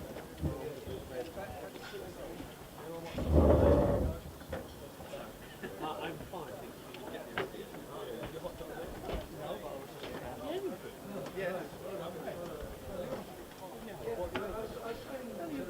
No, he didn't. He did. I had price. The book being. I was happy. I gave him the option. I said, do you want to Brown already? No, right, Ben, you what happened? I'm good. Fuck you. That's right. There was all the Potter and Well, you need to get it card free. oh, God. I promise you, full back forward card. Full back?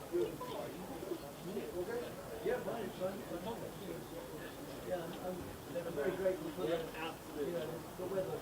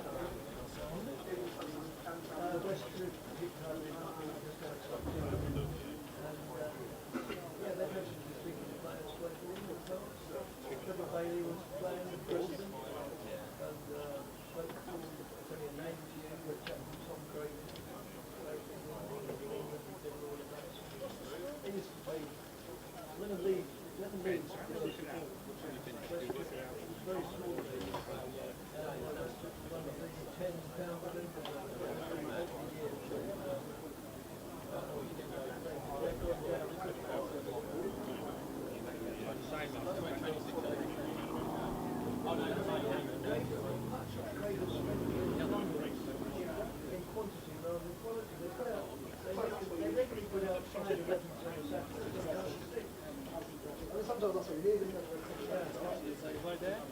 And they're a wonderful bunch of blokes. It's a bit.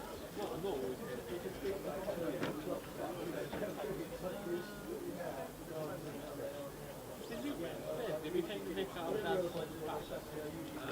Yes. I was very hurt. Well, clearly, you still remember it. We all do. I think it's because you said you wanted to okay, I didn't mind him coming back. I think you made a bigger deal.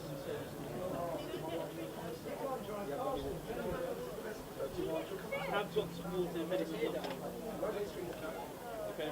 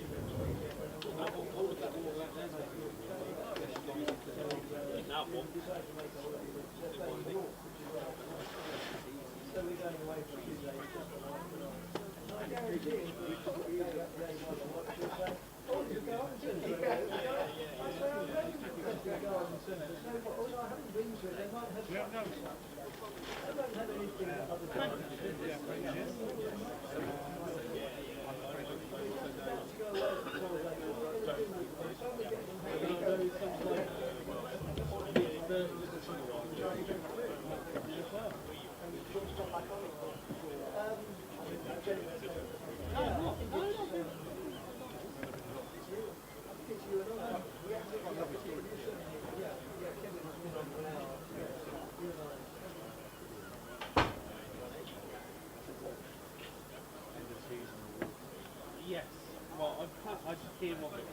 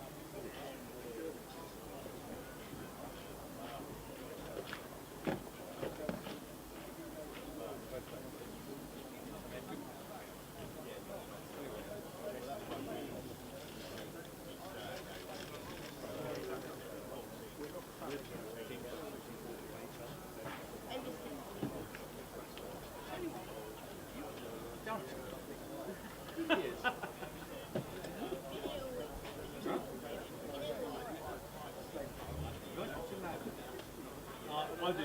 Yes, I am. Anyway, I'm sorry about that.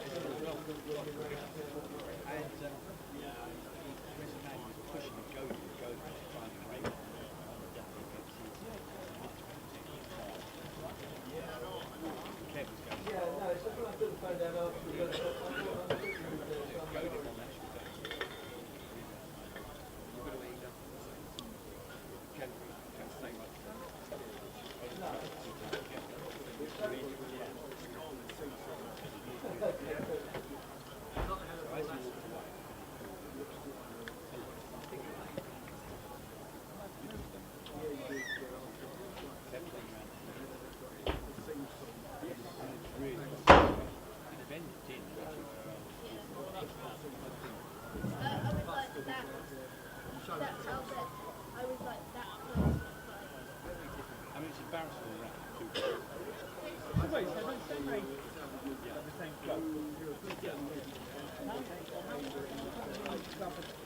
Well, not always the case, but in this case there is.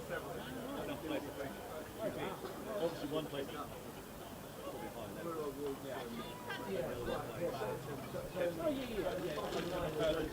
Normally when younger age, you don't normally have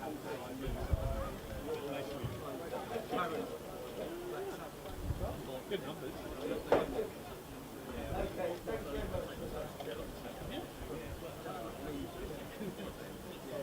much.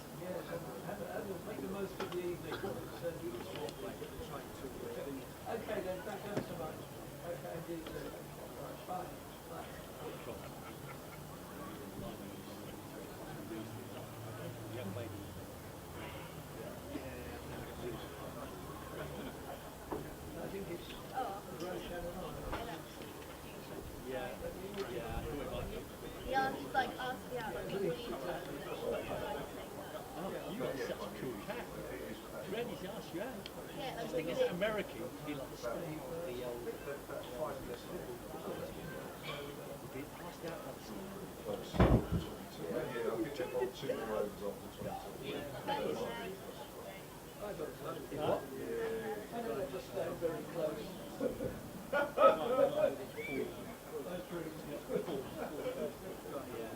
He's really nice.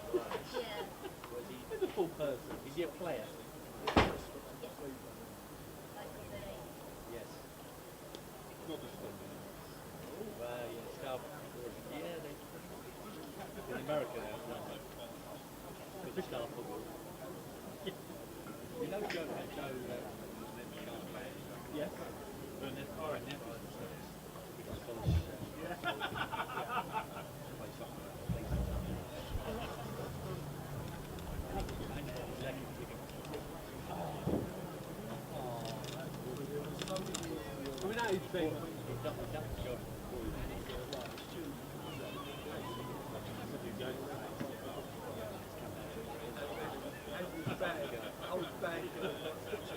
Yeah, from his course.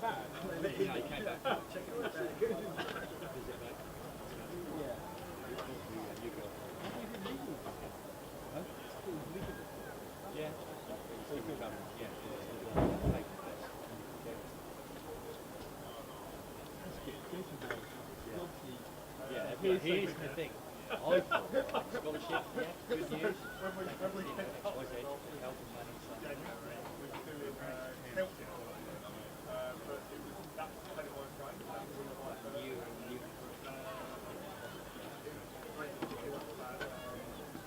So we did do that and then exactly. And while you were there. And this is what previously I'll be making to have a visit Carl. Everywhere. You just sat there.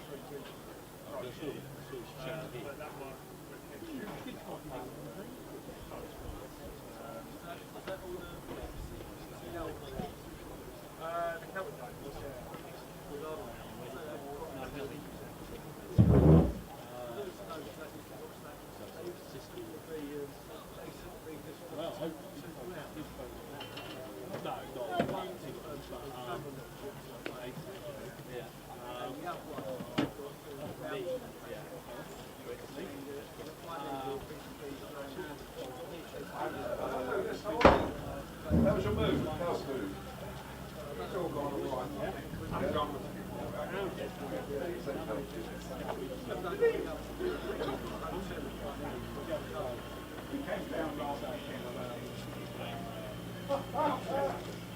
did a lot of heavy. Not necessarily. Oh no, he did, to be fair. So I this one.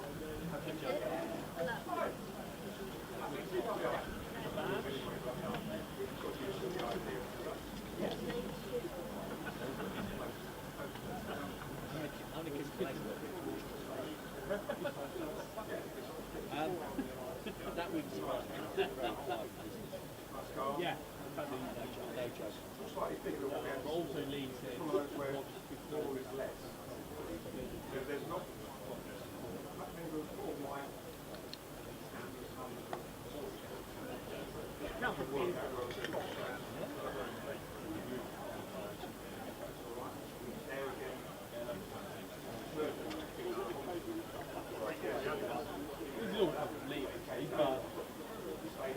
A quick message for any supporters who are parked at the Meteor Way car park. Please remember that car park will close 30 minutes after the end of today's play.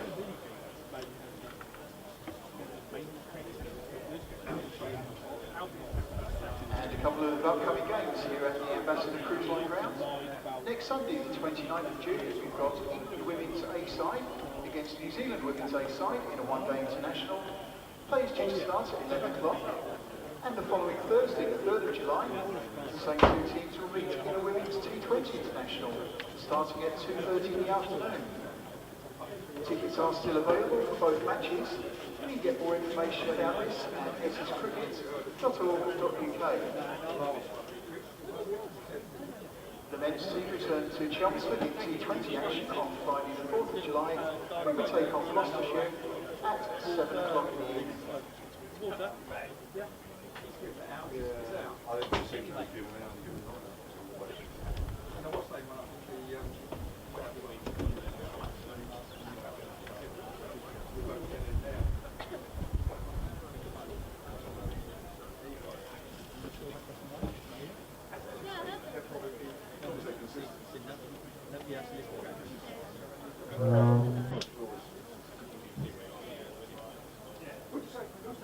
If you're attending other days of this current match, supporters can upgrade your match day ticket for access to the Doug Insult Pavilion or to the Scrutter Brand Premier Suite.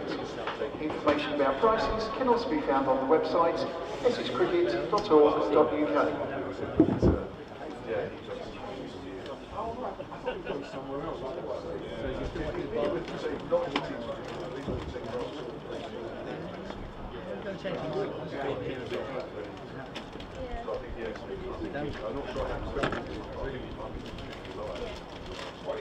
Championship club. He doesn't take much. He might play something there. At the moment, by the T3 gate, there is a new booklet on sale about the centenary of the first game played here at Chelmsford. Feel free to pop by and see them, have a look at the book, and purchase if you want. Frank. Josh. Nice outfit. You're right, that is Frank. And that is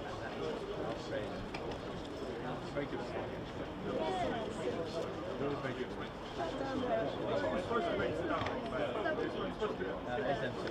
Yeah. Yesterday, the last person who got in.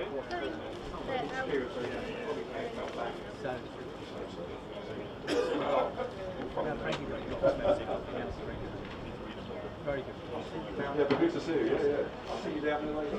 Welcome back. The on-field umpires, Rob Bailey and James Middlebrook.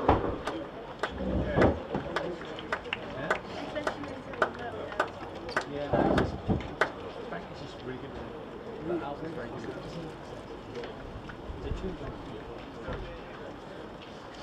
Returning to the field are visitors from Hampshire, led by captain Ben Brown.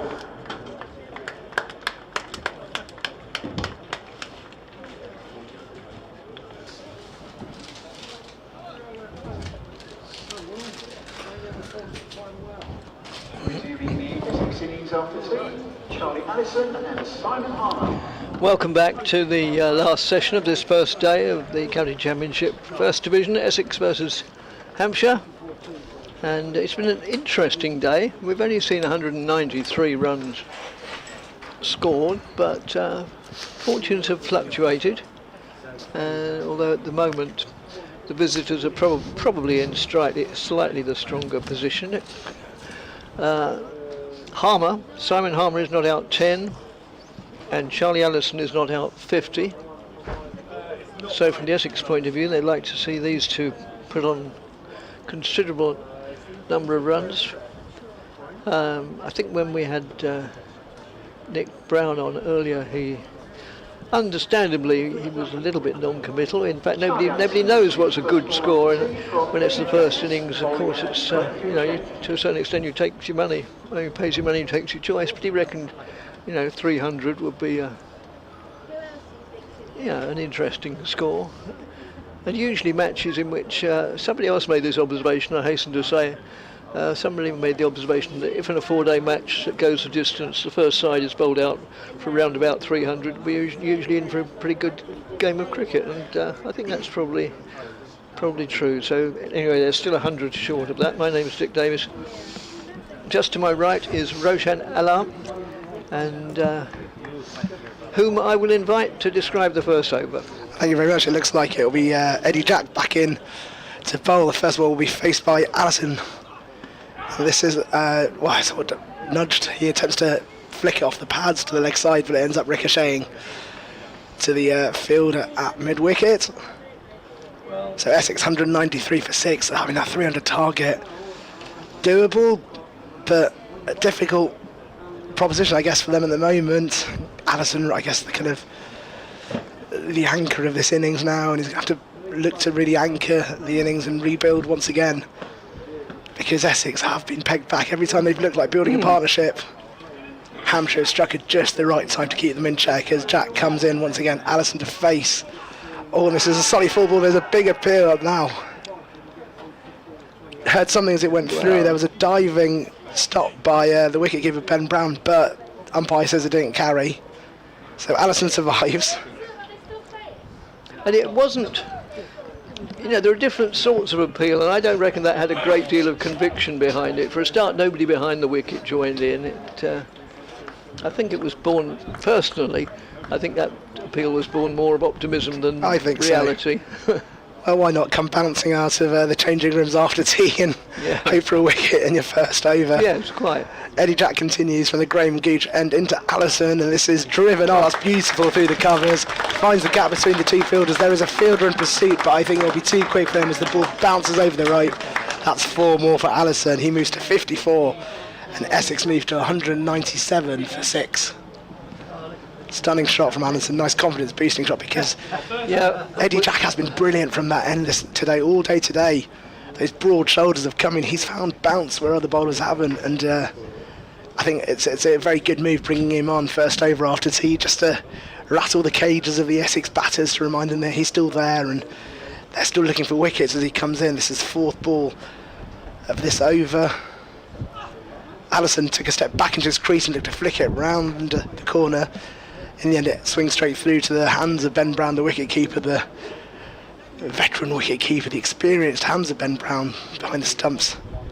And next to him, as I mentioned earlier, Tilak Varma in first slip, playing his first county match. So experience and youth next to each other in the slips behind the stumps today as Jack starts his run-up, his long run-up. Allison to face, and this time he does connect and turns it around the corner. There's a fielder at wide, fine leg who'll collect it, and they'll make a single. Essex move to 198 for 6. Harmer on 10. Allison on 55. 104 balls he's faced today. Straight of well-paced innings, I think. Dickey he came in. Matt Critchley was at the crease, kind of leading things. He sort of took his time. He supported. And as wickets fell around him, he sort of stepped into that role, and now, I think Essex's sort of like big hope here of a big score. I think so, yes. Final ball of the over then from Jack. It's into Harmer. There's a half appeal as he turns it around the corner, and it's only dribbled a short distance, short enough for the wicket-keeper Ben Brown to jog over to collect it, and that is the over. So Essex 198 for 6, Harmer on 10, Allison on 55, and Essex, if the target is 300, 101 to go. And Harmer, although obviously he's known as one of the world's leading off-spinners and a very, very accomplished slip fielder, he's no mug with the bat. He has had, first-class centuries, and he's. I know it's in a way it's a naive thing to say because it applies to all batsmen, at every level of the game. But if he can get to double figures, he quite often goes on to a big score. Understandably, it's always the first overs that are the most testing, and it is Simon Harmer, receives the first delivery of this over, being bowled by Liam Dawson. Yeah, you have to think Harm's experience. Yes, goes in the back foot again, plays it out in the offside. Yes, I mean he's vastly experienced. He'll know. Probably his role now is just to stay there and while his younger partner plays his shots. None better probably than that extra cover drive in the last over, which was immaculate. That's just pushed out back to the bowler. No addition to the score. And I imagine that'd be quite reassuring for Charlie Allison just to have Harmer there to stroll over and have a chat between the overs.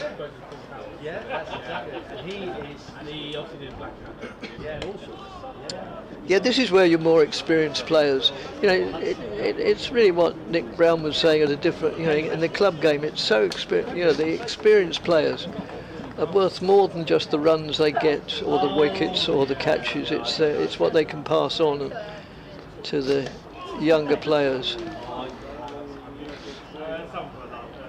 Not always with words, but just standing 20 yards away, for an hour or so. I'm not saying that Harmer is one of the greatest batsmen in the world. He wouldn't, by his own admission, he wouldn't be, but a useful practitioner. That's just plays out the over, and the score 199 for 6. Totally overcast conditions now at Chelmsford. It started the days felt like we were in a heat wave, whereas now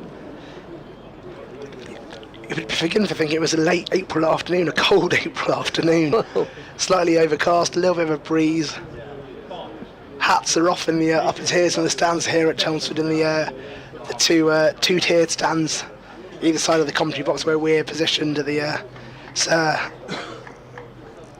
Aztec stand. So Eddie Jacker will continue. It'll be Allison to face the first ball of this over. A very hunched posture from Allison as he pushes that back towards the bowler, almost getting lower in his crease to sort of match the potential deliveries from Eddie Jacker, who is getting a decent amount of pace from the pitch. Not as much bounce. We've not seen as much bounce from him this afternoon compared to some of his deliveries this morning, but he has got results from that end of the ground this afternoon and this morning, including his first county championship wicket early on today. Here he comes again, and Eddie Jacker to Allison, and it's defended back to the bowler. A sort of battle of two relatively young and new players. This perhaps a glimpse of years to come of county championship cricket between these two sides. Oh yes, they know each other pretty well. Yeah, I can imagine through the age groups. I imagine this will be a very familiar battle.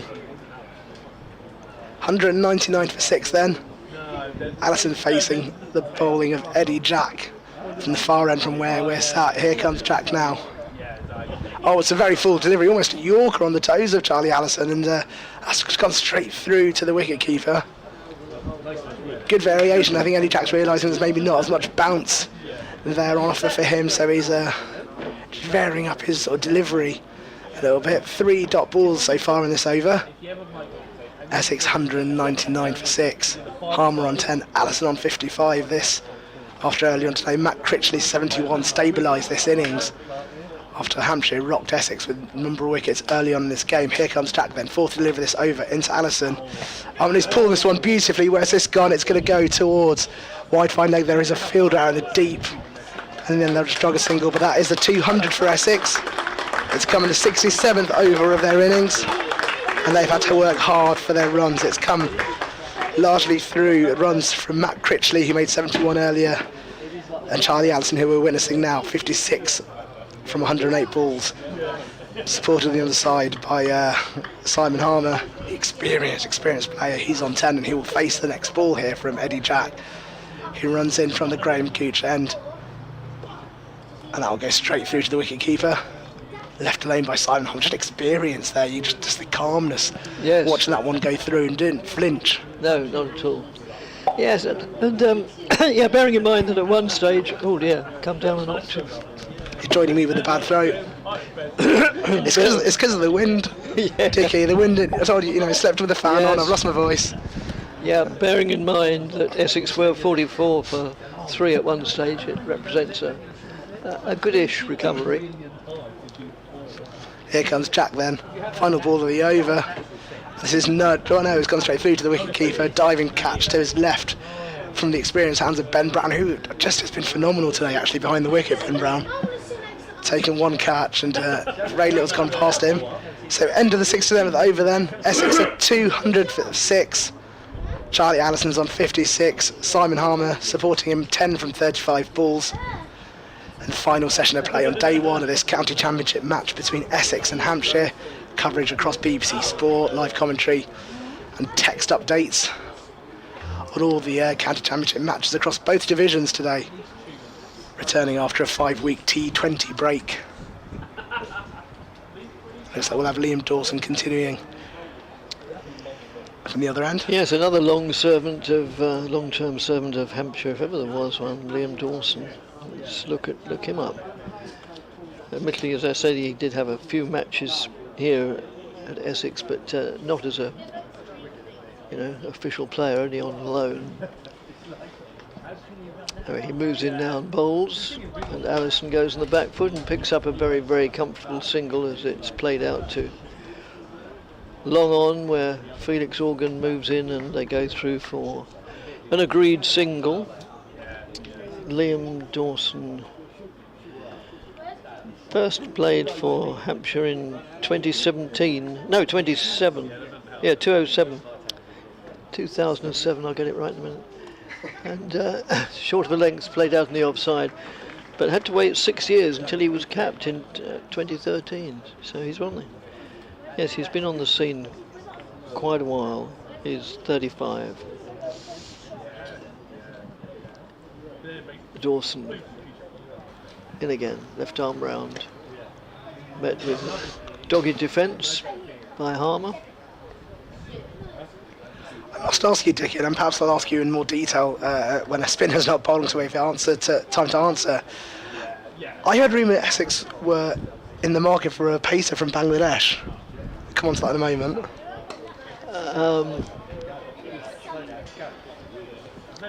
They were in the market for one. Yeah, early in the season it was widely reported in Bangladeshi media that Essex were potentially in talks for, I want to say maybe Sharif al-Islam, like one of our pacers. It amounted to nothing, it may have been rumour, but it was well reported in Bangladesh.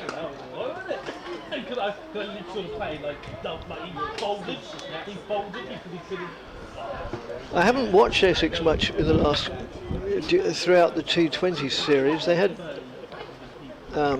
this fellow Rater playing, but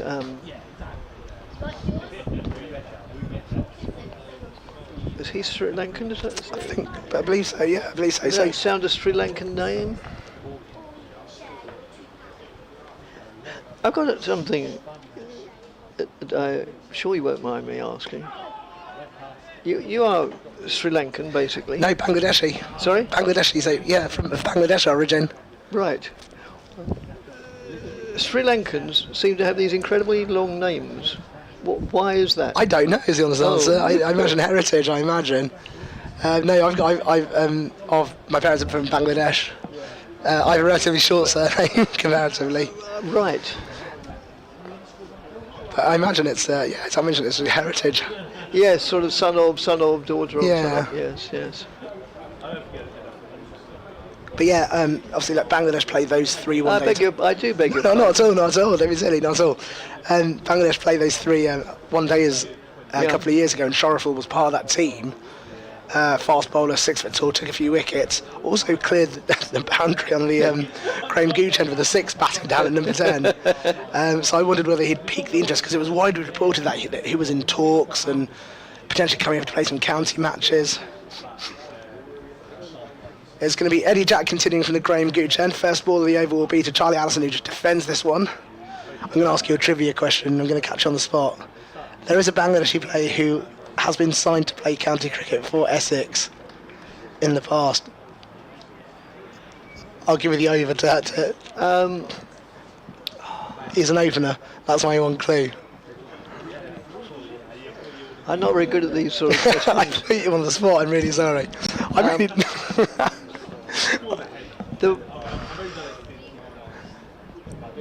give you the over to have a little think about it as Eddie Jack comes in, second ball of the over into Charlie Allison, who pushes this one towards point. They'll run one, they'll think about a second, and they'll take the second. The fielder's in the deep as the ball comes back in.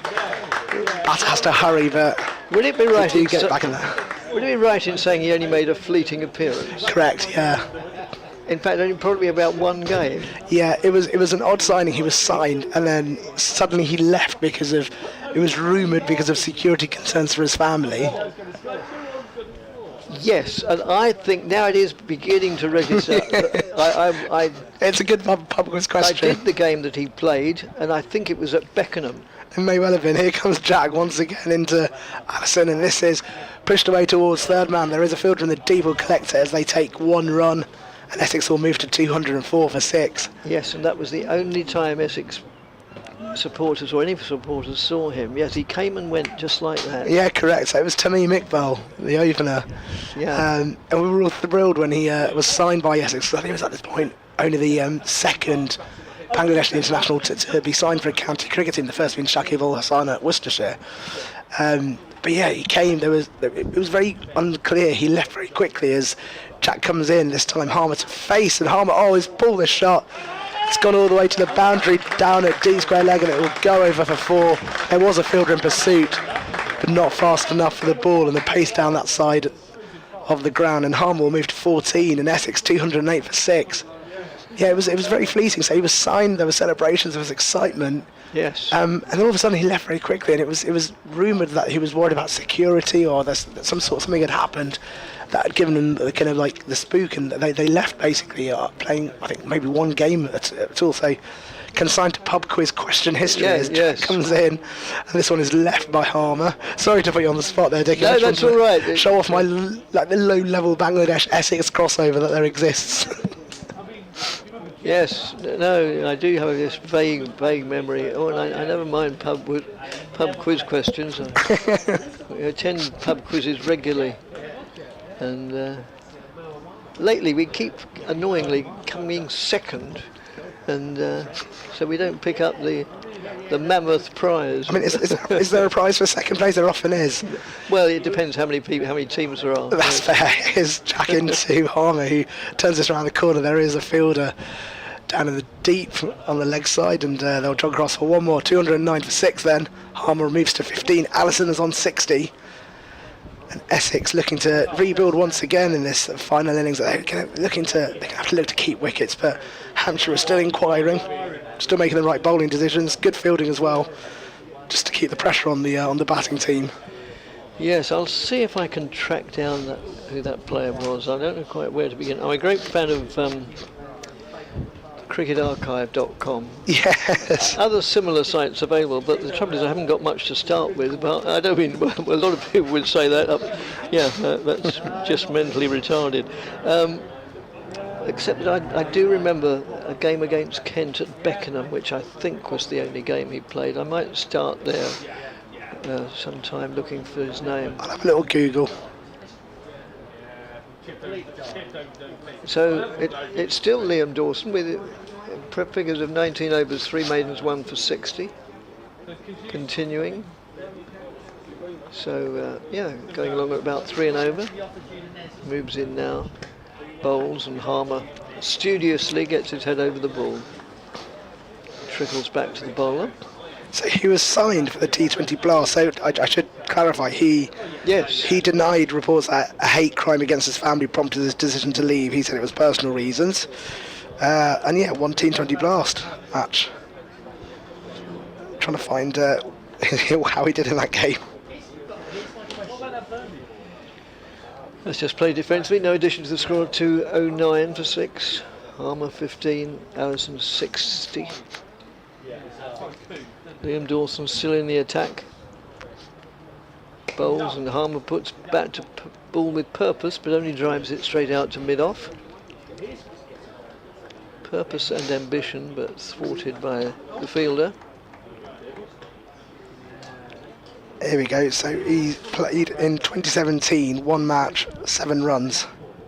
Strike rate of 100%. That's something. Oh, that's played out into the covers. And what was his name? Tommy McBell. Yes, that's it. That's it. And was it at Beckenham? I'm trying to find out actually. I've got the stats here. But Oh, I don't you've know. just got the stats, Yeah, not I'm the not- game itself. Oh, don't worry. No, I'm pretty sure. Pretty sure it was. In fact, I'd almost, but only almost, because I'm not a betting man, but I'd almost bet it was on Beckenham. A particularly cold and miserable day, for what I remember. Because we discussed it can't be much fun, really, coming here, you know, from Bangladesh, where probably the temperature is Ever so slightly warm. to the Kent on the periphery of London on a, well, not bitterly cold but cheerless day. Quite an eye-opener. And that's just played solidly defensively. Trickles out on the onside.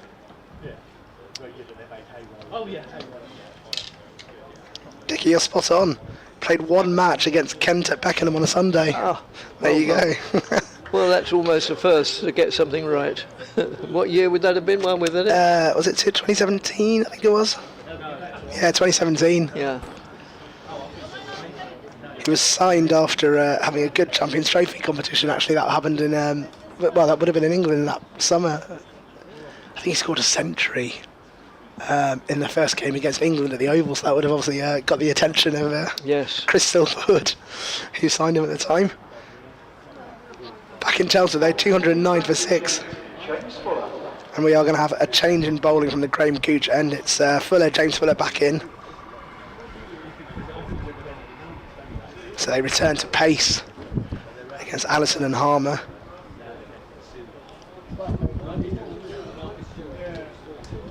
Fuller, who ended with a wicket from his first spell earlier this afternoon. Here he comes. Slightly jogging-esque run-up. See, bowls all very, very full delivery into Allison. He just dabs that to the fielder at mid-wicket. That felt almost quite. Maybe I've just gotten used to watching Eddie Jack run in, but that felt almost quite a jog-like run-in. Yes. And very full delivery into Charlie Ashton. Just sort of like smacked the bat. He heard it sort of ricochet off. Here comes Fuller once again. Into Allison, and again a very full ball just defended back. You could even say a Fuller delivery. Fuller delivery from Fuller, very good. He's still got it. But you wouldn't. No, you wouldn't. Essex 209 for 5 as a fielder now. Quite fairly close in at mid-wicket. Another one just inside the circle there on the leg side, kind of forward, square leg position. As Fuller comes in, bowls to Allison. Oh, that's it. Again, another full delivery, almost a Yorker-esque, and he just digs out the hole to the fielder there at mid-wicket. You can sort of see what Fuller's trying to do there, just forcing Allison into a shot where he's sort of digging something out the hole and looking for a chip into the hands of a fielder, maybe. This is interesting stuff from Fuller, getting Allison to think about the shots he's playing. So far, 1 wicket for 40 runs from his 12 overs. It's Fuller looking to add to that this afternoon. Here he comes again. 4th ball of the over. Bowls to Allison, and this time this is chipped to the fielder at mid-on. No run taken. Essex remain on 209 for 6 in this county championship match. In their 71st over, as they've rebuilt the innings time and time again. Every time they put on a half-century of partnership, Hampshire struck and have not really let Essex ever get away, but At 209 for 6, they are aiming for something respectable on day one of this game. Here comes Fulham from the top of his run-up, bowling from the Graham Gooch end. And this time Harmer nudges this to backward point and they'll run across for a single.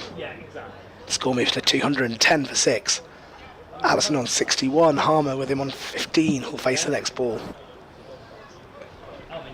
I was just thinking this is the first game for both sides after a glut of T20. I wonder, admittedly, all clubs, they have some players who are only playing one version or some only in the other, but a lot of players who play in both. Yeah. For that last category, I wonder how difficult it is, sort of mentally as much as anything else, to adjust to the longer format. Absolutely. Particularly, Here comes Fuller, this one goes straight through to the wicketkeeper. particularly from the batsman's point of view, where you now have the luxury of building an innings, whereas in T20 you don't really have that luxury, do you? Just in many matches you've just got to go for the runs right from the off. Absolutely. Well, I mean, it's a concern in international cricket during multi-format tours. So, well, yes, you wouldn't be surprised if there is a kind of adjustment period, especially when games have been played as recently as Friday. T20 cricket on Friday night, and then a couple of days later you're switching to the 4-day format again. It can require a bit of a switch. So Essex enter the 71st over, 210 for 6. Allison is on 61, Harmer on 15. So Liam Dawson to continue from this. The Sir Alistair Cook end moves in and bowls, and that's just played defensively out onto the onside. We've seen a few boundaries from the Essex batters, but I wouldn't say they've necessarily, looked particularly aggressive today. No. That's just played back to the bowler with the full face of the bat finished up facing the bowler.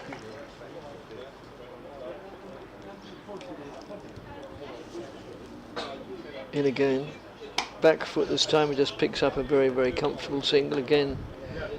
As in Dawson's previous over, I think just trickles out Felix Organ, who was at long on and then makes his way into mid on to pick up the ball. Allison moves on to 62. Harmer 15. It's outside the off stump. Yes, we're very fortunate having a new scoreboard to look at from this position, and it tells you everything you want to know. In two colours, yellow and yellow, the current participants, and as in that's just played backward of square. So the name of the names of Harmer and Dawson and their figures are in sort of motorway yellow.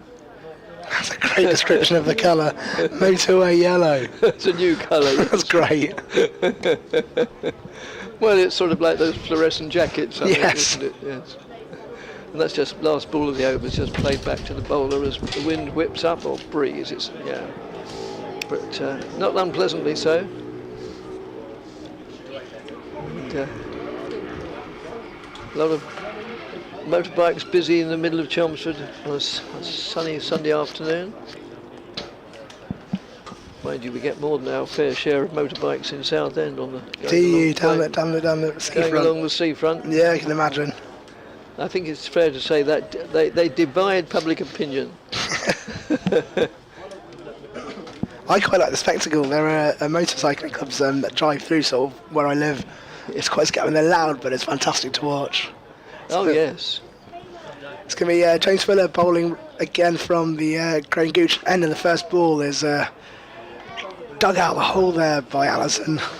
Pushes it as far as mid on for no run. Essex 211 for 6 with Allison on 62. He's really now looking to sort of dig in, anchor the innings. I think the runs are going to come from him on the other end of the wicket. Harmer there, the experience, the calm mind, the assurance. At least I think those conversations they're having in between each over are going to be very, very important as to how Essex go on from here as Fuller comes in, and this is turn around to the leg side as a fielder diving in at square leg and no run taken in the end. there was thought about a run, but Charlie Addison's hand went up to Harmer, and if I'm honest, Harmer barely moved. I think Harmer knew there was no run there all along. So Essex remained 211 for 6. It's James Fuller bowling. He's taken 1 wicket today for his 41 runs. Currently in his 14th over this game as he takes a slow walk up to the top of his run-up and runs in. Arms almost by his side of the run-up as he slows down to the delivery. And this next one is pushed into the covers as the fielder there running around from mid-off to collect. No run. Yeah, I've never seen James Fuller's sort of running and bowling action before. It's almost, his arms sort of stay quite close to his body by his side. And it's almost like he slows down as he comes to delivery, but then his arms just like rotate in the quickest motion. It's almost like energy has been transferred from different parts of his body to where it's needed in the moment. And it's it's a fascinating running in action. Here he comes again then, 4th ball of this over. And this time Charlie Anderson will lean into it, push it into the covers for no run. It's the fielder there just to collect it straight away. It gives the ball a good old rub on his jersey before it returns its way to James Fuller. So Essex remained 211 for 6. Good over this from James Fuller. Saw some excuse upon very full deliveries in his first over of this spell. He's making it very hard for Essex to score anything. Looking for that mistake, looking for them to sort of chip it into the hands of a bowler as he comes in. 5th delivery of this over into Allison, who flicks this one leg side, and this time they will get runs. There's a fielder there running from backward square leg, and they'll take a single. They'll move to 212 for 6 just to ease the pressure a little bit, because James Fuller has been keeping control of things through this over. So Allison will move to 62, and Harmer will face the next ball. He's on 15 at the moment. Yeah, that was a leg bye, wasn't it? I was given leg bye, yes. Yeah, he gave a leg bye quite athletically by James Middlebrook. Last ball of the over then from Fuller into Harmer. And that will go straight through to the wicketkeeper Ben Brown. So that's the over, 212 for 6. Harmer on 15, Allison on 62. And Essex facing a bit of an inquisition from Hampshire. They're looking. They are seeking that next wicket, aren't they? Yes. I mean, Hampshire in a good position. I've always been a great... I talk a lot on air and off air about body language in sport, and particularly in cricket, and even more particularly when they're in the field. And, you know, because it's except for the T20 version, because the game is drawn out over a long time, and sometimes the fielders are sort of almost on their own, you know, nobody else in the same acreage. You can almost read what they're thinking, and I just get the impression for some reason, some unaccountable reason, that you know, Hampshire don't look as sort of, I don't know quite how to put this, not quite as fired up as they might, considering they're in the better position. Maybe I'm just misreading it, but yeah, I mean, it hasn't got to sort of, you know, moping around in the outfield deep with hands deep in pockets. That's when you know that things are not going well. But you know, Hampshire in the better position, although Essex are making a good fight of it. Very encouraging, particularly in view of, you know, the last few weeks. They're really they'll take a lot of heart, I would think, from this performance today. I'm sure that will be the gist of the conversation of whomsoever I speak to later on. Yeah, very much still in it, aren't they, Essex? They are still digging in deep, and of course 3 more days to go, and I think they'll have seen what the bowlers have done on this pitch, and maybe that'll give them confidence for when Hampshire bats. Yes. And yes, young Allison getting right forward to that head over the ball. There's a man very straight, about 2/3 of the way down the pitch. Number 24 isn't on our scorecard, so don't know if there's a 12th man on or it's just misnumbered.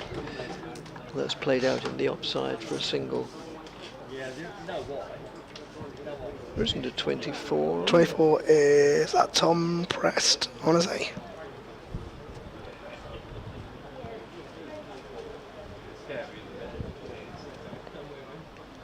Oh, is it?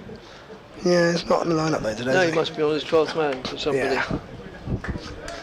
He's been pressed into service. Very good. You're on fire today. You're on fire with the buns. Oh, dearie me. That's just played out defensively to complete the over, with Essex having won the toss. 213 for 6, with Harmer on 15, Allison on 63. It's time for Kevin to come on, but I can't think who's placed. Do you? I don't know how what with one thing or another, we've been coming. Oh, you're getting the finger. Right. You're getting the Kevin finger pointed at you, which I wouldn't wish on anybody.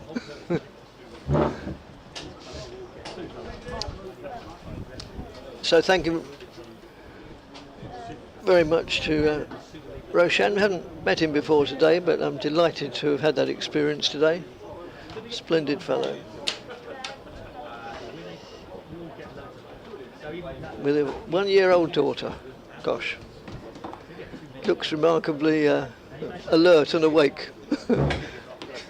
I remember when ours was a year old, it took its toll on everybody in the household. As that's worked away on the onside. Just forward of square for a single by Allison.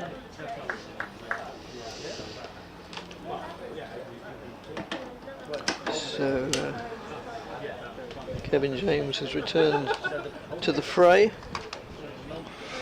Well, new ball isn't far away. It'll be 5 overs after this. Yeah. Seems to have got a bit soft, and the pitch seems to have got a little slow. Yes. For a little while now. Not taking anything away from the batting. It's been very good. It's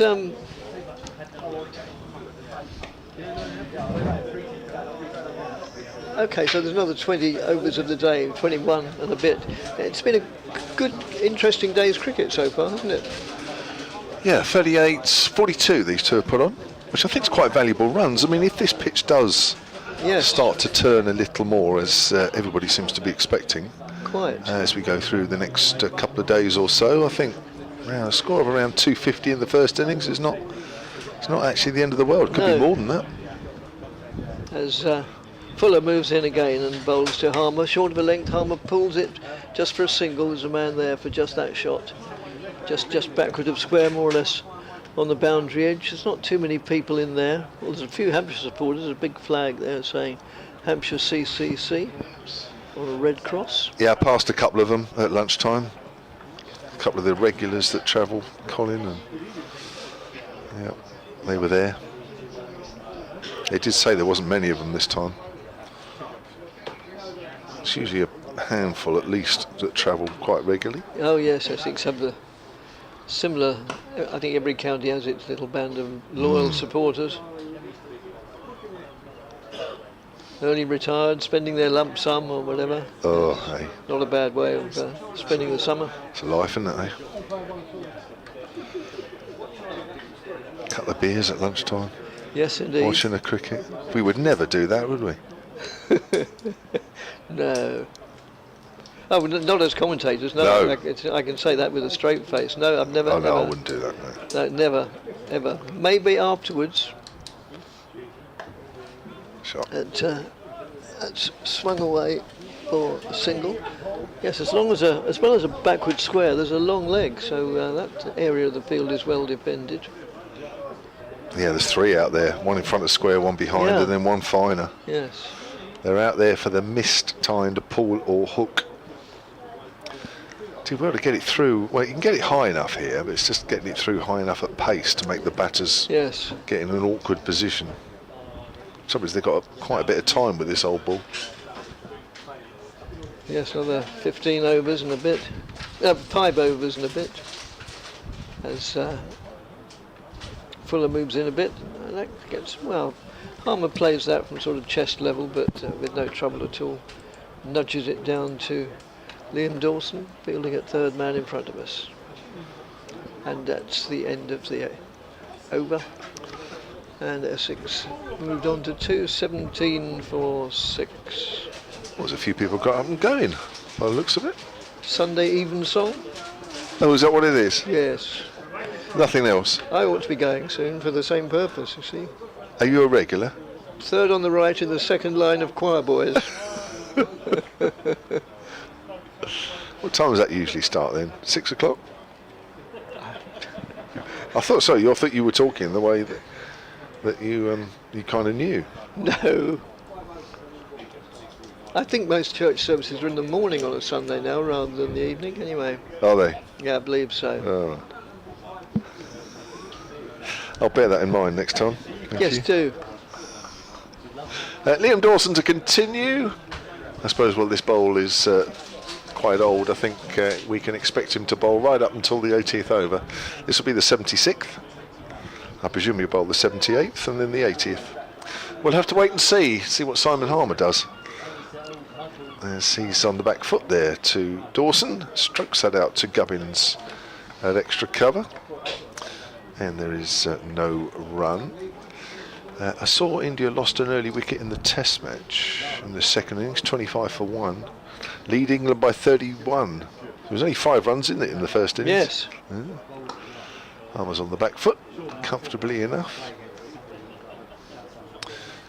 And Jofra Archer is playing red ball cricket, isn't he, for Sussex today, but Sussex are batting. So we don't need to worry too much about that until tomorrow. 245 for 6 against Durham, as that's turned away on the onside. Nottinghamshire 225 for 4. Slater made 96, that's against Yorkshire. Somerset 206 for 2. Cola Cadmore 104. Josh Davey opened the batting again. They made 64 as it's played out into the covers. Josh Davey, eh? Worcestershire 184 for 8 against Surrey. 3 wickets for Matt Fisher. Those are the Division 1 updates as that's pushed out to mid-off. I don't know about you, I don't bother with Division 2, Dickie. Do you? Well, I not on air. No, I have a look at them. I pay more than a passing interest in Division 2. Normally to see how former Essex players have got on. Any former Essex players playing in Division 2 at the moment? There's a sweet shot Harmer. Well, that's pinged off the middle of the bat there. As soon as he hit that, he knew. Yes. Absolutely raced away. That's right out of the screws. He's on 21, 221 for 6. So okay. I always follow Rishi Patel, who went to Leicester, I think, but they're not batting today. No. So. Morgan 240 for 4. Yeah. Anybody else? No, it's usually Rishi Patel. Just Rishi Patel then. Well, he's the main one. Yes, I just thought it was. I raised a metaphorical eyebrow when he left. I said I'd. Oh, did you? I said I'd get that phrase in again. You've done well. So 221 for 6 with 4 overs until the new ball. Good effort from Charlie Allison here. 65 following up that 100 in the last game against Surrey. 140 even. So Felix Organ from the far end. He's already bowled 10 overs and hasn't taken a wicket, conceded 38 runs. And they were all from this end. He's now going to ply his trade from the Graham Gooch end to Allison, who's 65 not out, I mean. At 66 now, as he pushes that out to long on. And they go through for an agreed single. I don't think for any minute anybody thought a 65-year-old was playing out there in the middle, Dickie, to be fair. No, probably not. Although, when I was doing some research for my midweek feature, I did discover that, admittedly, it was during the war, but it counted as first class, I believe. Essex did field a player in his 60s. Really? Yep. I can't dig it out now, but I'm pretty sure that I'll do that tonight for my homework and let you know tomorrow. Yeah, please do. Wow. But I mean, there were. Yes, because I did. Well, the themes for one of my weeks, let's just play backward and square, was, what cricket was played during the war, and it would appear that for the first. I say it would appear in case anybody thinks I was present at the time, which I assure you I wasn't. That's just played out on the onside. It would appear that for the first 2 or 3 years, sort of 39, 40, 41, all the counties did make an attempt to carry on playing county cricket, but understandably young men of the age to play cricket were fighting for a far more worthy cause. And so players were not easy to come by, which are probably those circumstances that us played defensively under which this 60-year-old played. And eventually, they decided, well, we can't do it. It's just not on. So cricket was abandoned altogether for a few years until they came back in '46. That's just pushed out to long on.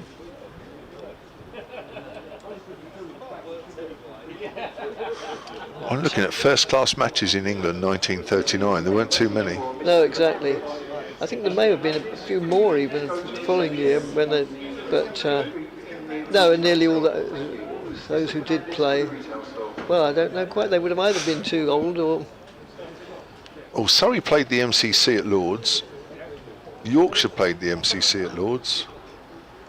Yeah, and they all, yes, there is an F there. They all do count as first class. Yeah, a couple of games at Scarborough. Yorkshire played the MCC at Scarborough. I suppose the MCC got fed up with playing at Lords, so they decided that match was cancelled anyway. Oh, it was cancelled. Yeah. What's this one against? Oh, here we are. Sorry, just pick somebody out at random. Stan Squires. Well, he was born in 1909, so he would have been an all right age, wouldn't he? Yes, certainly. Oh, it's going to take me quite a while, I think, to Oh, go he through may that. have Oh, hello, we got some Tilak Varma here. The Indian player Yes. who's making his debut. Bowls some off breaks. Well, he's not a slip, which he's been basically all day. Yes. So here we go. Well, I wasn't expecting this. But then again, I don't know too much about him. No, well, he's a totally unknown quantity to me, but he's obviously come as a batsman. The very fact that he appears number 4 on the card. Oh, and averaging 50 first class. I mean, you would think so, wouldn't you? Yes. You so we're going to get a look at his off breaks. Here we go. That's a nice enough action. Driven by Harmer out on the offside. There's quite a big gap out that way. Harmer moves on to 23 to 24 for 6 in the 78th over. I thought Liam Dawson was going to bowl a couple more before the new ball, but it looks like Harmer's going to do that job.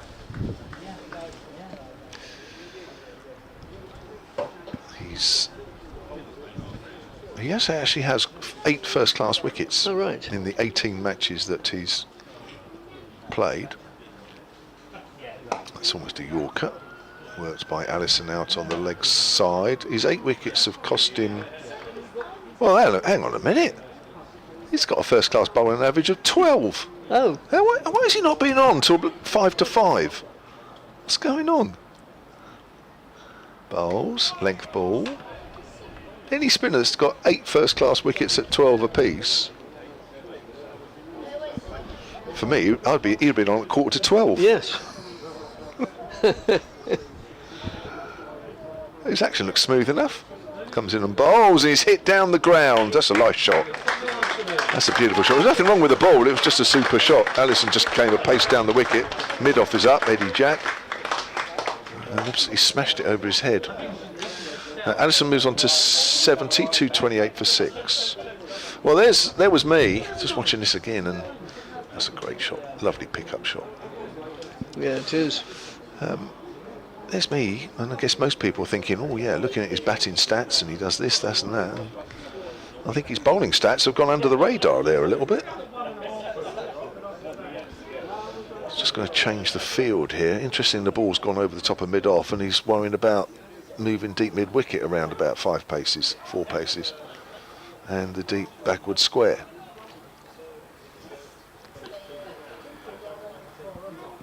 Still moving it.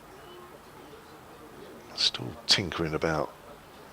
He is, isn't he? Being very meticulous. He's been very meticulous. Yeah. Coming round the wicket to Allison once more. Bowls, and Allison pushes forward. Good stop.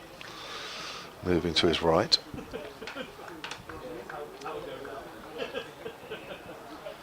One ball left. 78 overs will be completed. Can't believe how little sun we've had today. Incredible.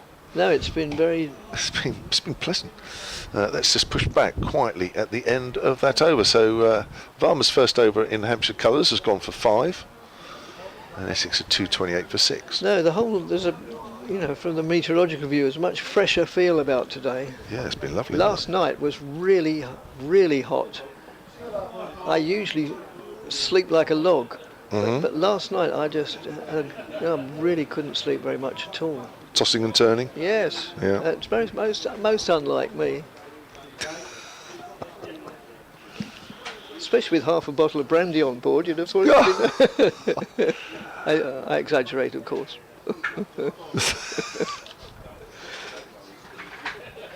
As Felix Organ bowls from the far end, and that's played out into the offside. Deep extra, fielded by. Yeah, now Prest has been. That is. I can't remember his first name. Prest. Tom Prest. He's been on most of the day. Who's off? He's not in the original. He's not on our card. Tom Prest is. He's playing. He's not on my card anyway. He's down on the score sheet. Oh right. So the scorecard hasn't been amended, which is understandable. They print them well in advance. Scott Curry was on for a little while as a sub fielder early. Oh well. Do you want me to go through the Hampshire side for you? No, it's okay. I've got similar access. Thank you all the same for the kind offer. That's all right. It's just helping a mate out. If you no. Ready? After the how many more balls? Well, 2 to go. After these 2, maybe Harmer just plays that defensively out to the man at short leg. Well, short leg in front of the wicket. 2/3 of the way down the wicket. Maybe 15 yards from the bat, something like that. And that's nudged down to short fine leg. No score off that delivery, and the score remains at 230 for 6. 58 these two have put on. Yes. Very good partnership. Right, ready? Fletcher Middleton. You got him down? I've got Fletcher. I've got on the card. I've got Middleton, Orr, Gubbins, Varmer, Brown, Dawson, Organ, Fuller. Oh, this might be different. Curry. No. No. So that's Tom Prest. That would account for it. Thank you. Abbott and Jack, obviously the other two. Yes. Here we are, 5 o'clock in the afternoon, and I've found out what He's got side the is. team. Latest news from Dickie Davies. He's got the Hampshire. Yes. Oh. Let's cross live to the county ground at Chelmsford, where Dickie Davies has got the Hampshire team, where we're in the 79th over. Yes. Here's Farmer. Who bowls on the back foot. I thought when I saw the name Ingleby Mackenzie, this can't be right. 231 for 6. And Allison moves on to 72. He's played really well, hasn't he? Young Charlie Allison, the 20-year-old, he's looked very competent out there. He has. He's hasn't put a foot wrong. He's going to be a good player for Essex over the years. As Harmer is forward. I think he's going to give you guys some very, very good service. Well, yes, it certainly looks that way. Yep. Don't want to count chickens, but yes. Well, just the way he plays, you can prospect. tell. Yes, can't oh you? yes. He's going to be around for a while. Farmer bowls. Harmer is forward. Well, I'm looking forward to seeing the new ball because it will rattle through a little quicker. I think the Hampshire bowlers need that late on day one. And interesting to see how the batters readjust. Because this ball has got a little soft and it's kind of standing up a lot of the time now. Quicker ball outside the off stump. Harmer leaves that one alone. Well, certainly the first new ball at 11 o'clock this morning provided some interesting opening overs. It bounced a bit, didn't it? First over or two. Eddie Jack mainly. Forward is Harmer. Looking forward to see Kyle Abbott again. He's got absolutely standout figures of 3 for 13 from 14 overs. Definitely being held back for the second new ball. A wicket for Jack, wicket for Fuller, wicket for Dawson. There's Varmer. Bowls, it's driven back to him. He throws the ball back to the keeper. And that's the end of the 80th over. So here Probably we go. the end of Tilak Varma's spell of 2 overs, none for 6. Here we go. Harmer calls for a drink. The umpires seem to be about to confer about something, but I don't know what. It's none of my business, really. Oh, and everybody's having a drink. They're probably saying, have you got the ball? And they say, no, have you? Yes, no, I you thought said you had You it. said you'd bring it. Oh, when did I say that? 11 o'clock last night in the Pig and Whistle. That's going to be a little bit of a break here, isn't it? Almost like a natural break. It's a bit like 25 overs gone in the 50 over game where they just say, well, OK, we're having a break here now. A couple of players sitting down. Yeah, well, there's 16 overs to go, so that's an hour. Well, theoretically, we know in practice it'll be near an hour and a quarter. But, yeah, so it is about halfway through the session. 80 overs. Yes, it all fits in. We're all very coordinated here at Chelmsford. Yes. Yeah, terrific figures, Kyle Abbott. Less than 1 and over as well. 3 for 13. Yep, the batsmen are having a little natter. The umpires are having a natter. The fielders are in small groups of anything between 1 and 4. There's been some good partnerships today, just not a big one. No, quite. Biggest between Critchley and Allison. 66. This might pass this one. That might pass. That depends on what happens with the second new ball. This has yielded, what, 59? Yeah. 53 between Wesley and Critchley. Yeah, I was saying to Roshan that somebody observed. Obviously, it was a great generalisation, but it often proves to be the case that if in a 4-day game that's uninterrupted, the first side is bowled out for, and I think the emphasis was on bowled out, not declared or anything. If their first side is bowled out for about 300, we're usually in for a good game of cricket. Yeah. Yes, well, that's about par, isn't it? Yes. Depending on what the conditions are and what have you. Admittedly, Essex aren't too close to that 300 yet. 231 for 6. Still to come for them is or are Snater, Cook, and Mackenzie Jones, who is probably a new name to most listeners. And me. Scotsman. Well, you're listening. Well, that's true. Abbott bowls. It's me, isn't it? That's pushed out towards extra cover. Right on the spot again there, Kyle Abbott. Yes, my Scottish cricket isn't the best. No. So I haven't really followed his career up there, but... But as I was saying off air this morning when we were discussing it, well, not in depth, neither of us knew enough about the lad to discuss it in depth, but I pointed out that Essex have had some useful Scotsmen over the years, Brian Hardy and the late great Mike Denness. Yeah. Abbott in. Bowls forward is Allison. Any more that you can think of? Probably, but they seem to be the most obvious. And Brian Hardy, he's still to be seen at the ground occasionally on high days and holidays. He's probably there today. It's President's Day, and he was almost an unsung hero because he was an exact contemporary of Graham Gooch. He opened the batting with him over the years, and while Gooch was, making the headlines, Brian Hardy was always contributing valuable runs at the other end. Yes. That's forward is Allison. And a very useful close fielder, sort of gritty. He was, wasn't he? Doer, sort of, tempted to say, Scottish sort of endeavour. Yeah, great lad, great sense of humour, very good company. There's one player in the women's side, Abtahar Maksood, the leg spinner, plays Scottish international. But I can't find any more males. Oh, that's played late. That's played well, actually. It was, yes. Wide of Verma at second slip. That was quite deliberate. It was a good delivery. It did bounce a bit, but Allison has played that equally as well. He has. Moves him on to 76.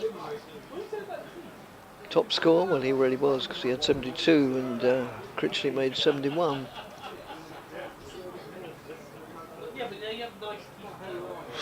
Wisden Cricketer of the Year in 1975, Mike Dennis.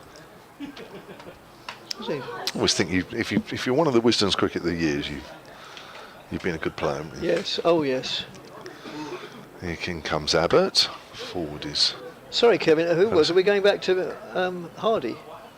No, that was Mike Dennis. Oh, yes, Mike Dennis. Yes. I don't think he was Wisden Cricketer of the Year, Brian Hardy, as well as he played. Yeah. I don't think he was. No, I wouldn't have thought so. Could be wrong. Another Essex player who certainly was, to my mind, the great Andy Flower. Wonderful cricketer, wonderful man.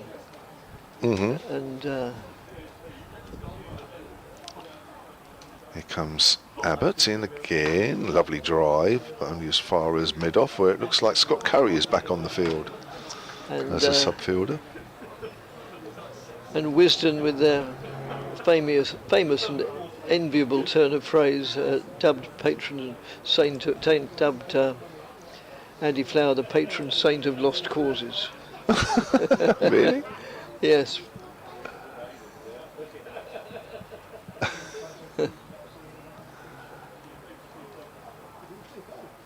No, I could go on for a long time about my admiration for Andy Flower. Not just because he made the back pages of the papers, but he made the front pages as well. Very interesting fellow to talk to. Well, because of what happened in Zimbabwe. Yes. Oh, yeah. Some of the tales he's told me. Give you nightmares almost.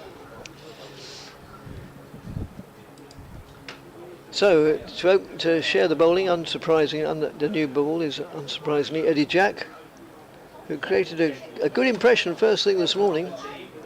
Very good impression. And yes, even his first delivery, okay, it went for 4 byes, but he got incredible lift bowling from this end, and it really took Paul Walter by surprise. So he moves in now and bowls. That's a ball of very full length indeed, just played out on the onside. He's getting through his fair share of overs, isn't he, Eddie Jack? This is his 15th. Yes. Mind you, Fuller's bowled 15, Abbott's now completed 15, so they are sharing it around.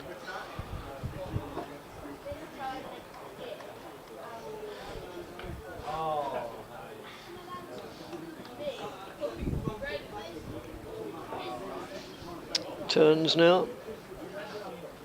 Straight run with no great characteristics, and that's nudged down to long legs, fielding down by the sycamore tree,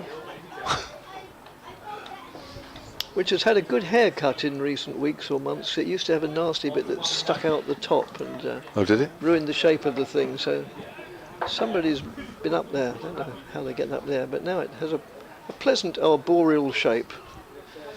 It's not too obtrusive either, is it? No. Some trees can take over a ground. Yes. That looks like quite neat, doesn't it?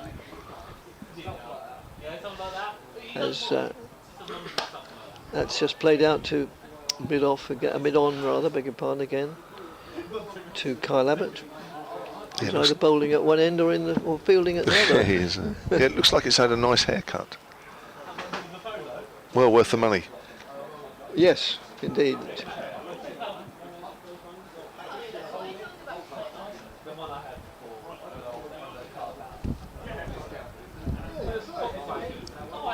Whatever that money would be. I don't know.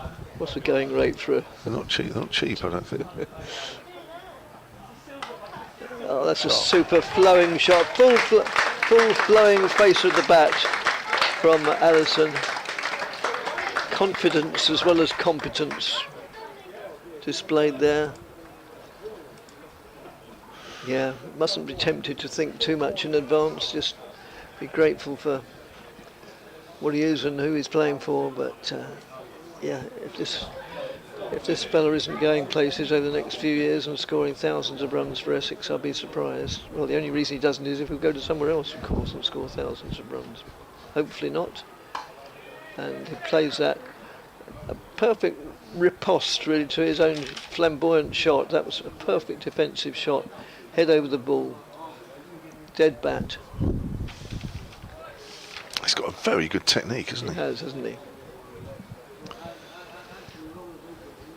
He's not done anything wrong. I can't think of too many edges, if at all. And he plays and misses, if at all. No. It's been, was it 152 balls of very good concentration and very good technique.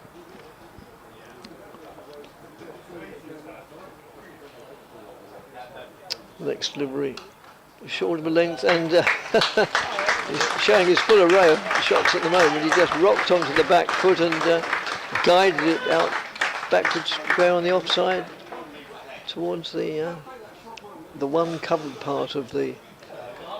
I'm not sure if that is still the public enclosure and members' enclosure. I don't know if there are such things now at Essex. Anyway, it's 4 runs that's more important. You could tell he enjoyed that shot as well. Just stood there and admired it. Yeah. Watched the ball fly away over the boundary. As well he may. 244, of which Allison has 84, 6 wickets down. Well, he's certainly held the Essex innings together, hasn't he? Certainly has. Tom Wesley threatened a little bit with his 28. He was the first wicket after lunch. Matt Critchley certainly threatened with his 71. Allison has getting Hampshire, getting Essex to a decent total here. In fact, coincidentally, he came in at the fall of the 3rd wicket at 44, so 200 runs have been scored while he's there. Abbott to Harmer, who's doing his bit here. He is. And he turns that down to fine legs. So 245 for 6 is the Essex total. So by my reckoning, jump in if your maths is better than mine, Dickie, but 28, 68, 73. These two are put on. Yep. Highest partnership of the innings.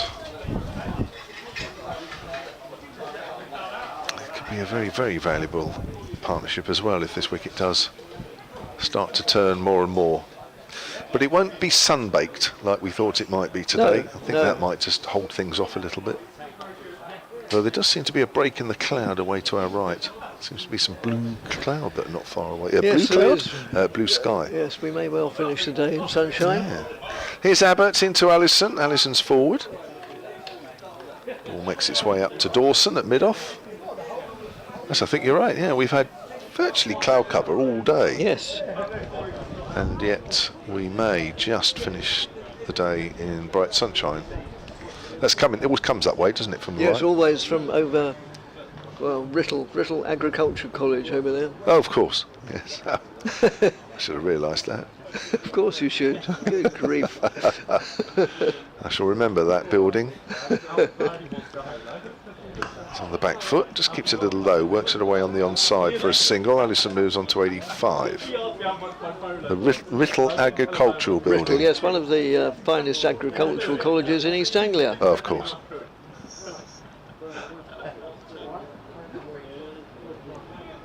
Take it it's not too far away because we're off New Writtle Street, so I guess we're we're in the vicinity. Well, yes, aren't we? Writtle is the suburb of Chelmsford. Well, no, the good folk of Writtle probably like to think of themselves as a small conurbation of themselves, which is fair enough. What, in Chelmsford?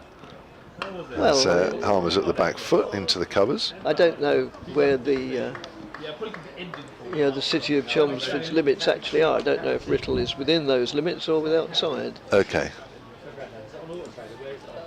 Of the South End topography and political makeup, there's little I don't know. Chelmsford, there's little I do know. Okay. But So Writtle is a parish and is a village and a civil parish 1 mile west of Chelmsford. Thank you. Thank you. Yes, Now you're then, right. Walks into that, does Harmer? which presumably means 1 mile west of the edge of the city of Chelmsford. It has a traditional village green, complete with a duck pond. Yes, it does. The village is now home to Writtle University College, Or is that what it calls itself? Oh. one of the UK's oldest and largest land-based colleges.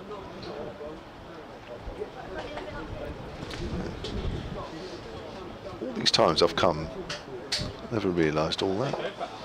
Here comes Abbott, length ball, Harmer's in behind that one, comfortably enough, end of the over. Abbott has 3 for 19 from 16, and Essex are 246 for 6 with 3 overs gone with the second new ball. Yes, one of the fringe joys, I think is not too great a word to use, of having been doing this job for 25 or 30 years, is not really, well, it's not at all to do with the cricket itself. It's away games which are far enough away that you need to stay overnight or two and explore the area. And as a result of this, I know an awful lot more about England now than I did then. Okay. And yeah, I find it fascinating wandering around these places of an evening. Next delivery is played hard back to the bowler, who throws out a left hand, which has indeed stopped the ball. I think probably the man at mid-off would have stopped it anyway, but Eddie Jack thrust out a left hand and indeed stopped the ball in its progress.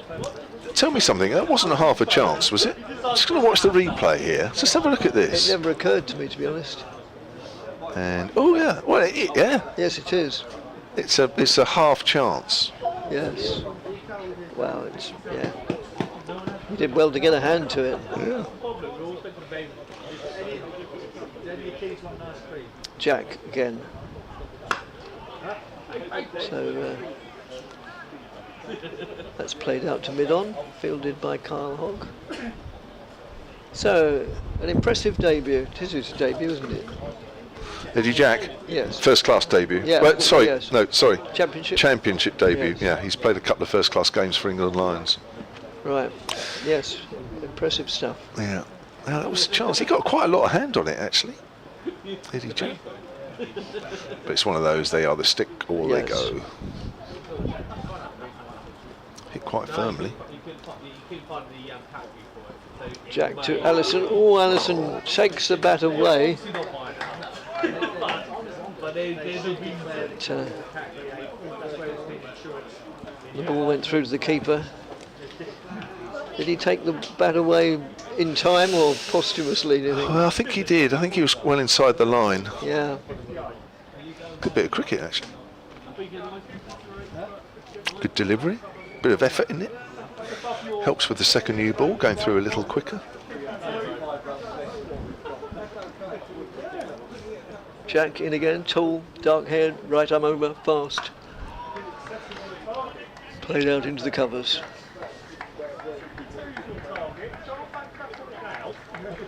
He's got a very strong forward defensive, Charlie Ellison, hasn't he? He has, hasn't he? Yes. It's a very good forward defensive shot. Face of the bat, pointing down. Never pushes at it.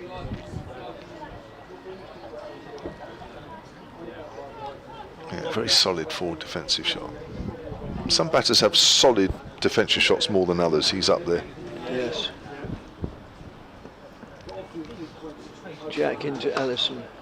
And that's just played out. Trying to divide up this session evenly. I think we're at 12.1 to go.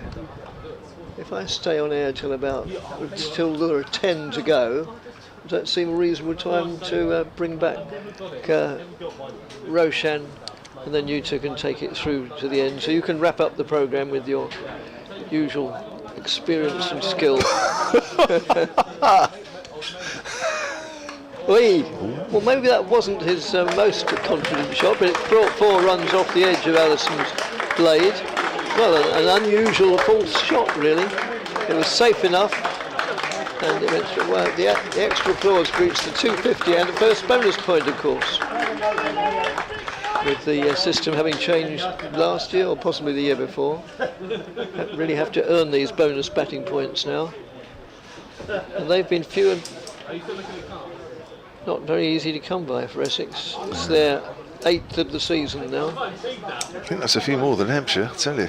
Well, only, at this moment, only 2 more.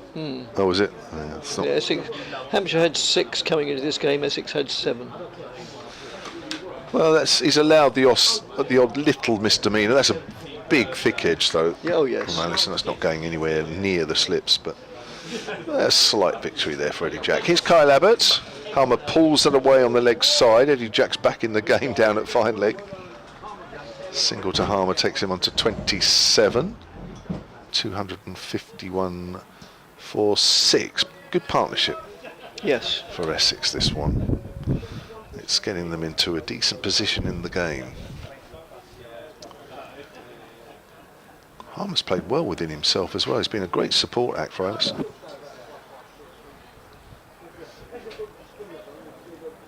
Hampshire just struggling here a little bit to create anything meaningful. There's not a lot of spin out there. It's been a long day.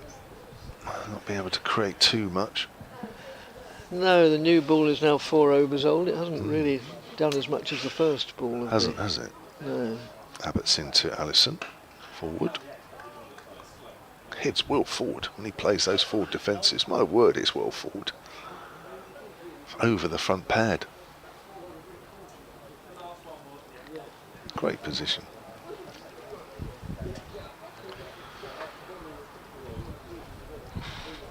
So blue sky is slowly but surely coming our way. Yes, it is.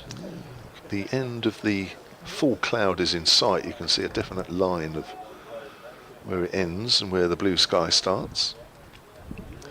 Abbott's in, bowls, Allison's cutting that away. Is that a chance, or did that bounce first? It bounced first, yes. did it? Yeah. It's a good half stop there by Organ, diving to his left. Stopped a few runs anyway, if not a boundary. Just a single. Yep. And Allison moves on to 90. 252 for 6. Very strong on that cut shot is Allison. A bit of width there from Abbott. Something we haven't seen too much of him or from him today. Got a nice tight line today and has been rewarded. Now you've just got to keep going at the end of the day. That's played away on the leg side. This is where it gets a little tough. At around 5:30 at night, when you've bowled a few overs and you've got to come in and keep doing the same. Not easy.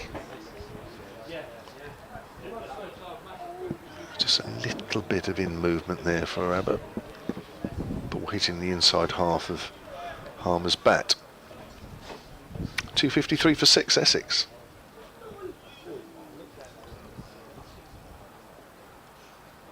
In comes Abbott again.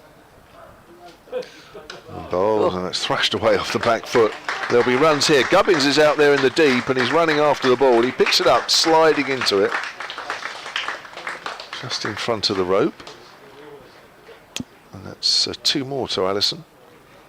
Moves on to 92, 255 for 6. Lovely shot on the up.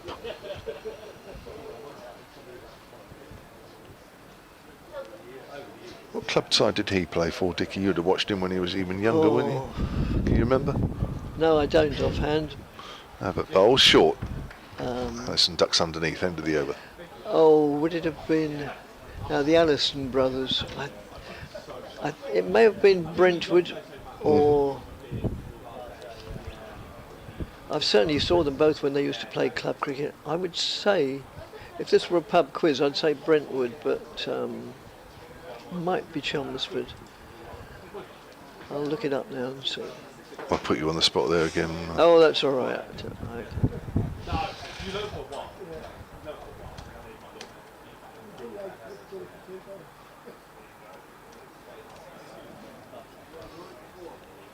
I might beat you to it, will I? I don't know. Oh, yes, okay.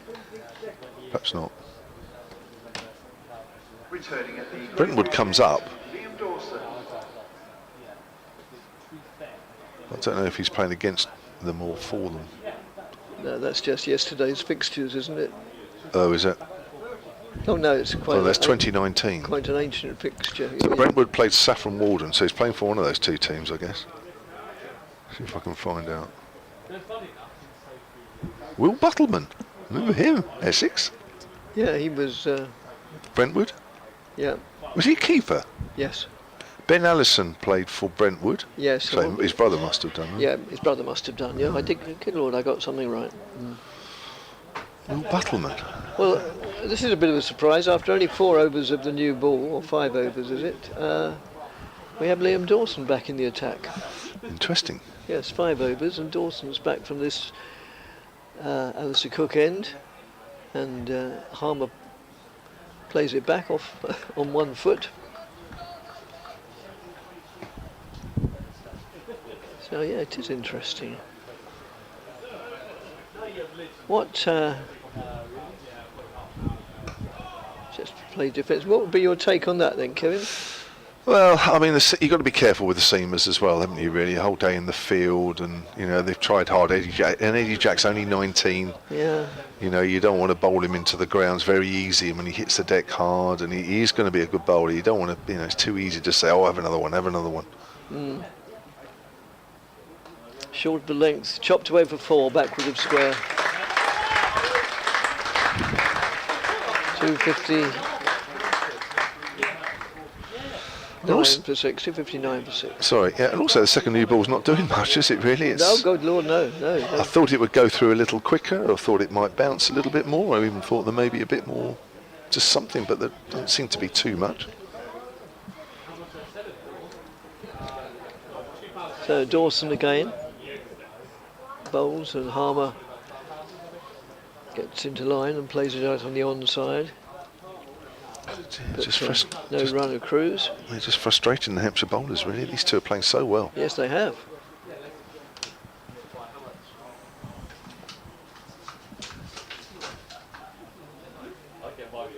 Slight change of the field.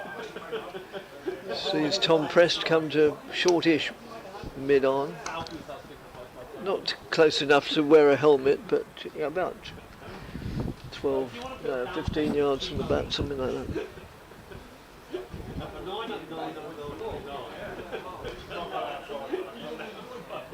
Dawson in again. Pick up a single, played out 2. Long on. And that is the end of the over. And to see listeners and viewers through the last 10 overs, I'll leave you in the very competent hands of Kevin James and Rushan Alam. Thank you, Dickie. Yeah, this wicket just seems to have gone a bit dead, even with the second new ball. But not taking anything away from the two batters out there. They've put on 88 so far for the 7th wicket. Kyle Abbott is going to have another go from the Graham Gooch end. Trying to find a nip backer. Trying to find something. He's the Division 1's top wicket taker. He's done it before and will do it again. It's whether he does it right now. Welcome back. Hi there. It's been Essex's session, hasn't it? Yeah, definitely. And my voice is still there, last 10 overs. It is, isn't it? I wouldn't say it's got better, but it certainly hasn't got any worse. That's very true. I will not be sleeping with a fan directly on me this evening. That's one thing we've learnt today. 3 for 24 into his 18th over here, Kyle Abbott.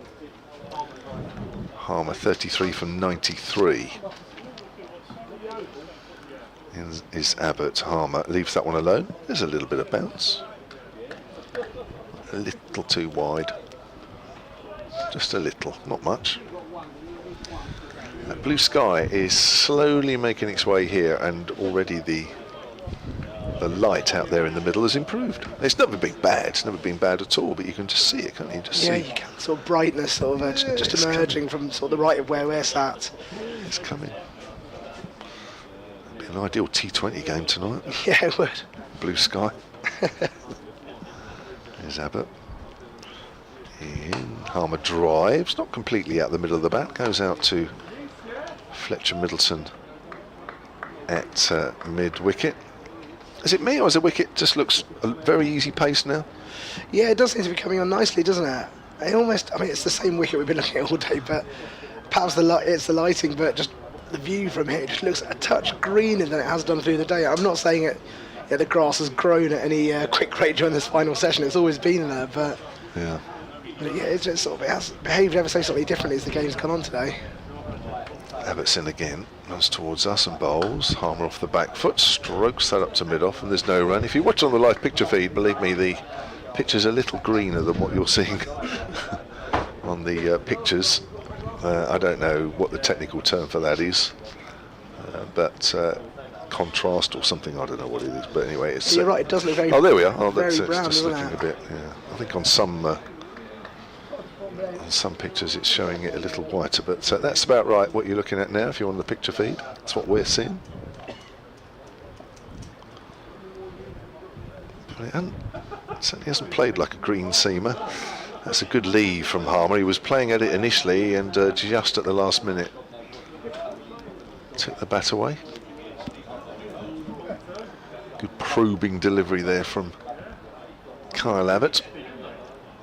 So you're only with us today, aren't you? Yes, just Are today. you back to your Radio 1 job tomorrow? I am. I'm actually. Do you know what? I'm back on Wednesday. I've got a couple of days of annual leave, but yes, back to the day job tomorrow. Oh, Back doing county cricket. I think in September. Weirdly.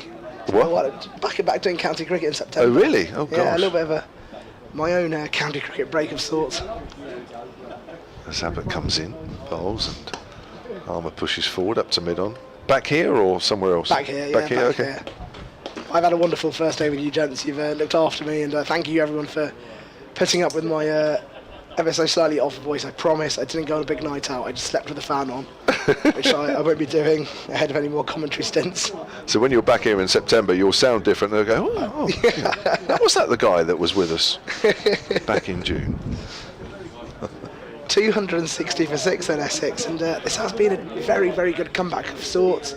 Charlie Allison and Simon Harmer just bonding together their youth and experience just to build a really, really good partnership. I said earlier, 300 looked a long, long way away when they returned for this session, but they've played so well, they've batted very well, and now Allison 8 runs off, I don't want to jinx it, but 8 runs off a potential second century in his first county championship season. Harmer has been a brilliant supporting at 33 runs from 98 balls. Like, this has been very, very good stuff from Essex. It's been a very good comeback. I'd say it's been their session just to take the upper hand going into day 2. Maybe that's the boost they need. It will be Dawson who continues. He bowls it into Allison, and that's pushed towards mid-on. There's a fielder in the deep ball collector, and they'll jog across for a single. Essex moved to 261 for 6. Allison's on 93, Harmer on 33. On day 1 of this county championship match, it looked like it was Hampshire's morning. They took wickets at regular intervals, but Essex have battled back in this innings as Liam Dawson comes in once again. That's Harmer and all. There's a big appeal. It's gone through to the keeper, but no reaction from the umpire. Go down as a dot ball, and Essex remain 261 for 6 in this final session. We're into the last 9 overs of the day. Both teams looking to end on a high. Here comes Dawson, short run up in, and it's pushed into the leg side. Picked up by the fielder at mid-wicket, no run. Hampshire will be looking for a wicket, end of the day on a high, and Essex, well, they'll not want to lose anything and potentially even look at maybe a century for Charlie Allison. Let's see how that goes as Dawson comes in once again, bowling to Allison, and he pushes that to the fielder at cover, no run. The sun just coming out again, once again, the ground just brightening, almost like the curtains have been drawn over Chelmsford. As Dawson comes in again at his short run up, lofty delivery, and that is turned around the corner to the fielder at square leg. They decide against taking a quick single. They'll remain where they are, and the score remains on 261 for 6. I'll say thank you to Andrew, who's in Newmarket. I'll come back to that. Good tease. Here we go. Is next ball. It's pushed again to square leg by Harmer. There's no run taken. Who's just sent me a list of games that Charlie Allison has played outside of Essex games, and it looks like he played for Colchester and East Essex. Properly local boy, isn't he? Really local boy. Colchester, I think they both the Allisons play for Colchester and East Essex. Thank you very much, Andrew. Great stats. Hampshire Cricket at bbc.co.uk to get in touch with us before the end of the play. Got 8 overs before we called it a day. And there's the sunshine. Blue sky, not quite over us, but close enough. Eddie Jack is going to switch ends. And he's going to bowl from the Graham Gooch end. He's going to be bowling to Charlie Allison, who's just practicing his pull shots. What are we expecting? I was expecting some short balls here from Eddie Jack. 16 overs, 1 for 61, Eddie Jack. Seems a while ago when he hurried Jordan Cox just before lunch into it was about an hour before lunch actually, into a pull shot which went straight up in the air. Here's Jack then. Pass to Allison. Short. Pulls that away. Goes through to Ben Brown. Well, it looks as though the shot that Allison was practicing is very much a shot that might be called upon a few times here. Although before there was 3 men out on the boundary, there's actually only 2 out on the leg side. Deep forward square leg and a fairly square fine leg. But it is a short boundary, so even a miss hit might wander off. Might still be okay. And Dawson's just having a word with Eddie Jack there about something. So it might be that we might get 1 or 2 short pitch balls here, testing Allison out. There's another short one. It's outside off stump, called 1 for the over. That was very short, that one. Allison didn't even attempt to have a go at that one. Didn't have to duck. It was that short. And a little bit wide as well outside off stump. Allison's 93.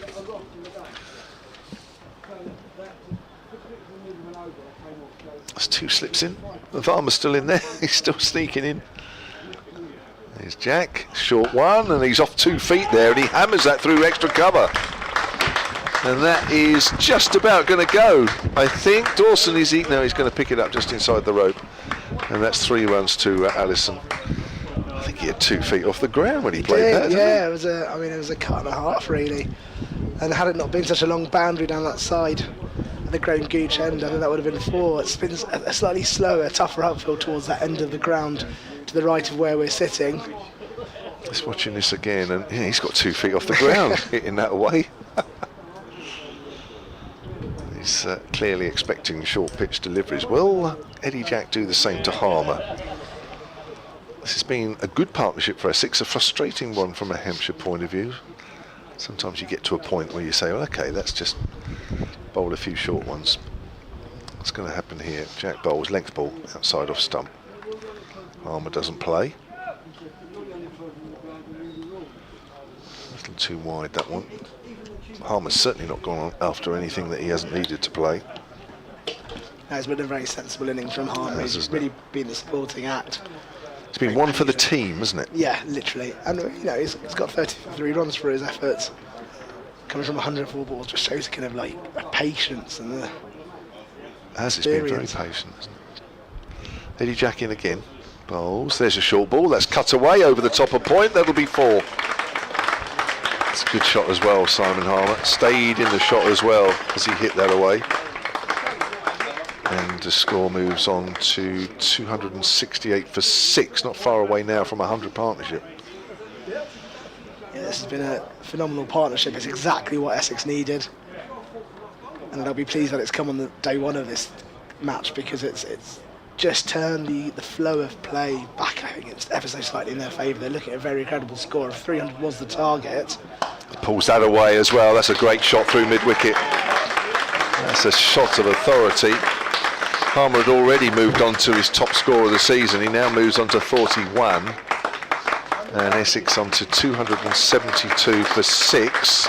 And that is the 100 partnership. Yeah, it's been a phenomenal partnership to witness. Allison really has changed gears exactly when he needed to. He was patient to start with, and as the wickets fell around him, he took on that responsibility of rebuilding this innings. Harmer's come in, he's the perfect supporting act. They've had conversations in the middle between each over, and they have taken Essex from what was on their way to probably quite a poor score. And I think they've really just grabbed this back from Hampshire, and I think it now looks quite an evenly poised day 1 in hindsight. Previous best of 66 between Critchley and Allison for the 5th wicket.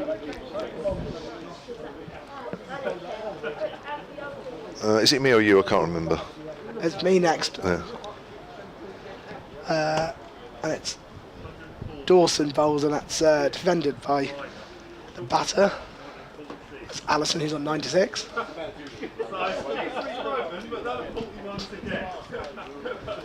Here comes Dawson once again.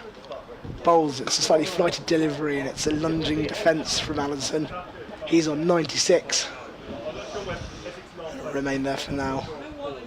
3 more.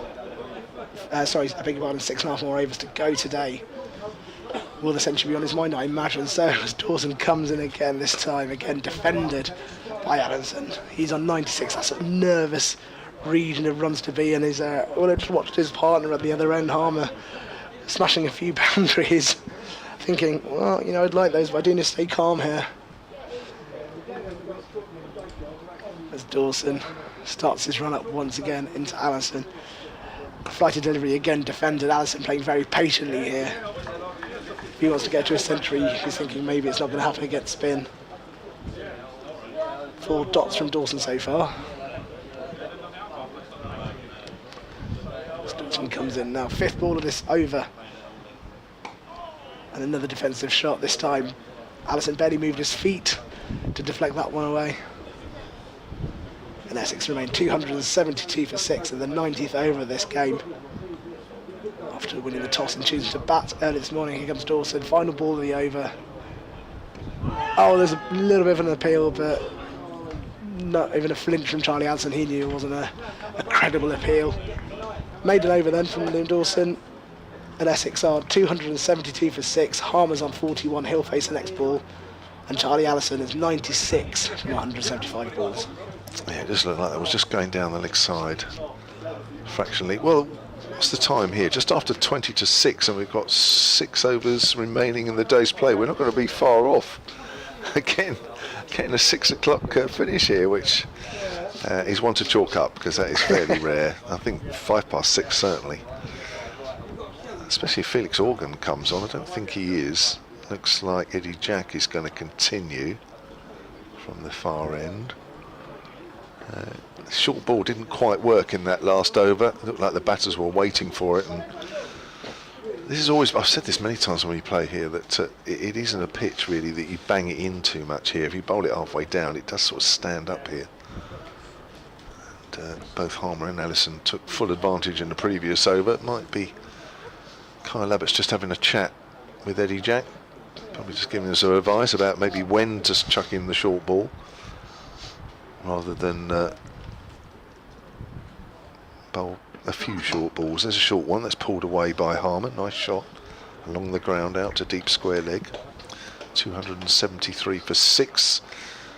If Essex can, well, this pair can bat out the remaining overs, they'll go the whole of this session without losing a wicket, which will be a mightily handy session for the home side if that's the case.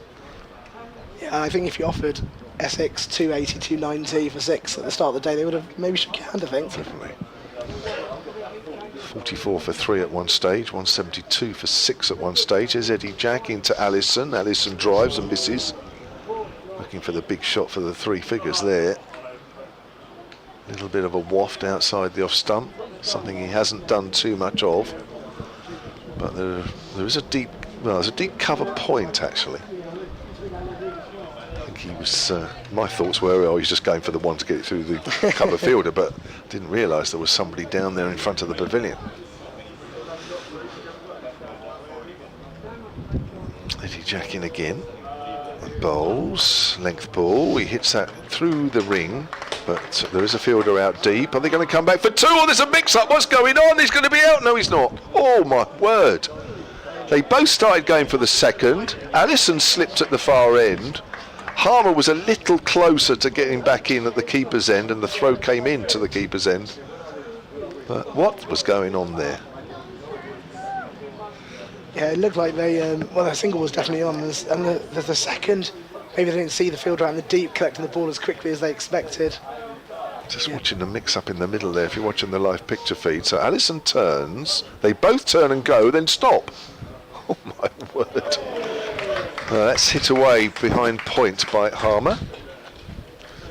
That'll be 2 runs. That could have been catastrophic there. That would have been a horrible way for this partnership to have ended. Wouldn't it just? Luckily for Essex, both batters remain in. Watch this again on the live picture feed. Oh no, that's the 2 actually that's just been hit. That's a rather more sedate 2. That's not frantic. That's not a frantic 2. Well, it was a single in the end. As Jack bowls, Harmer just eases that away behind square on the leg side, 277 for 6. But yeah, it's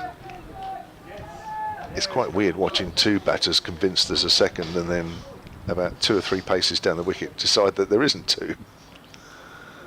I think we might be getting another view of that again on the picture feed. So watch this, they both go, they're both going, and then they decide to stop.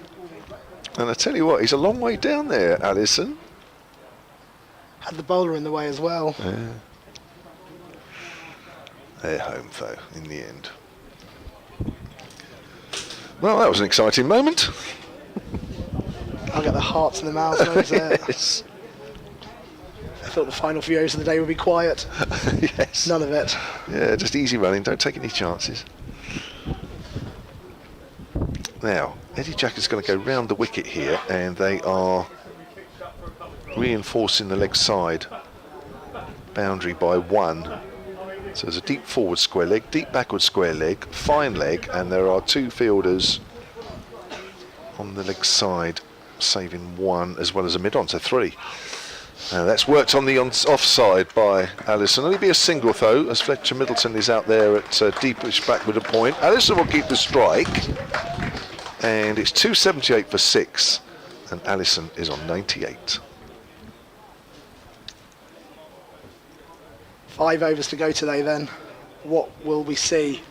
Will we see an Allison century, his second in county cricket in only his first season? Will we see a Harmer half century? We've sort of, focusing on Allison quite a lot. Harmer has been freeing his arms in the last few overs. Boundaries galore in the his last few deliveries. But what have Hampshire got to say? They've had a very good day in the field. 2 very good sessions. They really pinned Essex back. Will they end the day on a wicket? Yeah, 3 in the first session, 3 in the second, and 0 so far.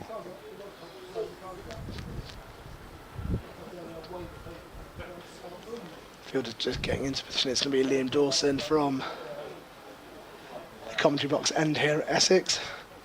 Allison to face, he's on 98.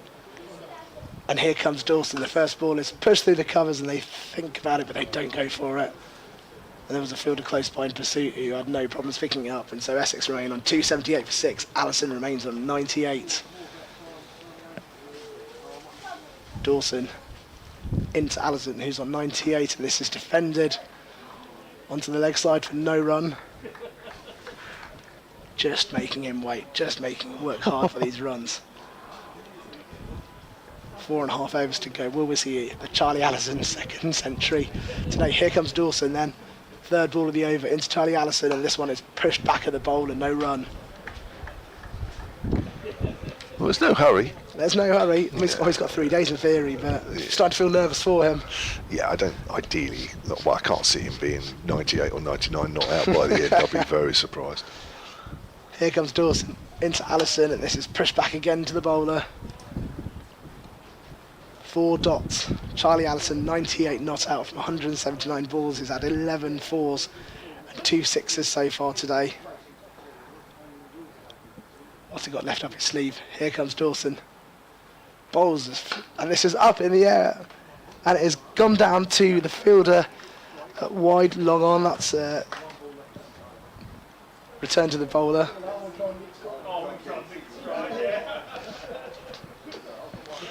'99. And Charlie Allison missed 99, 1 off a century.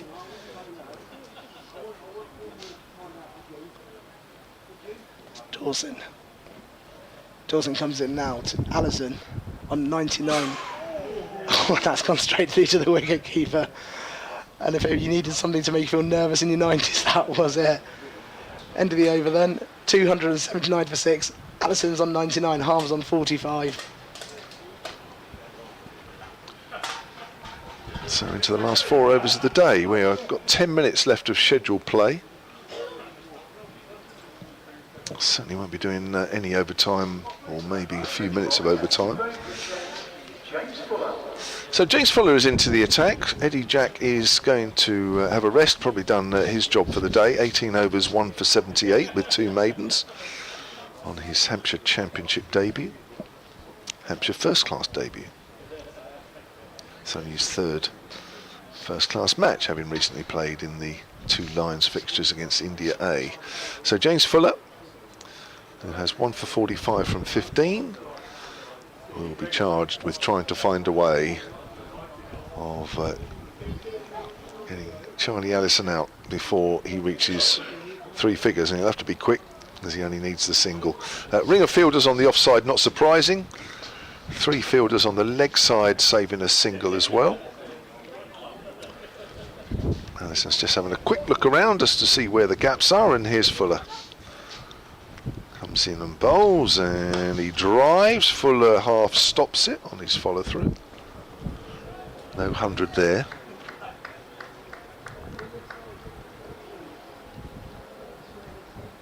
Into the 93rd over of the Essex innings.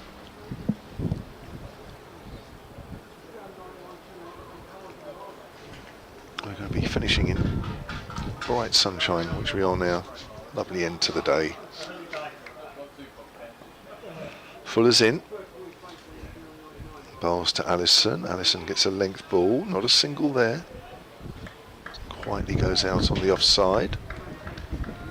Still plenty of time.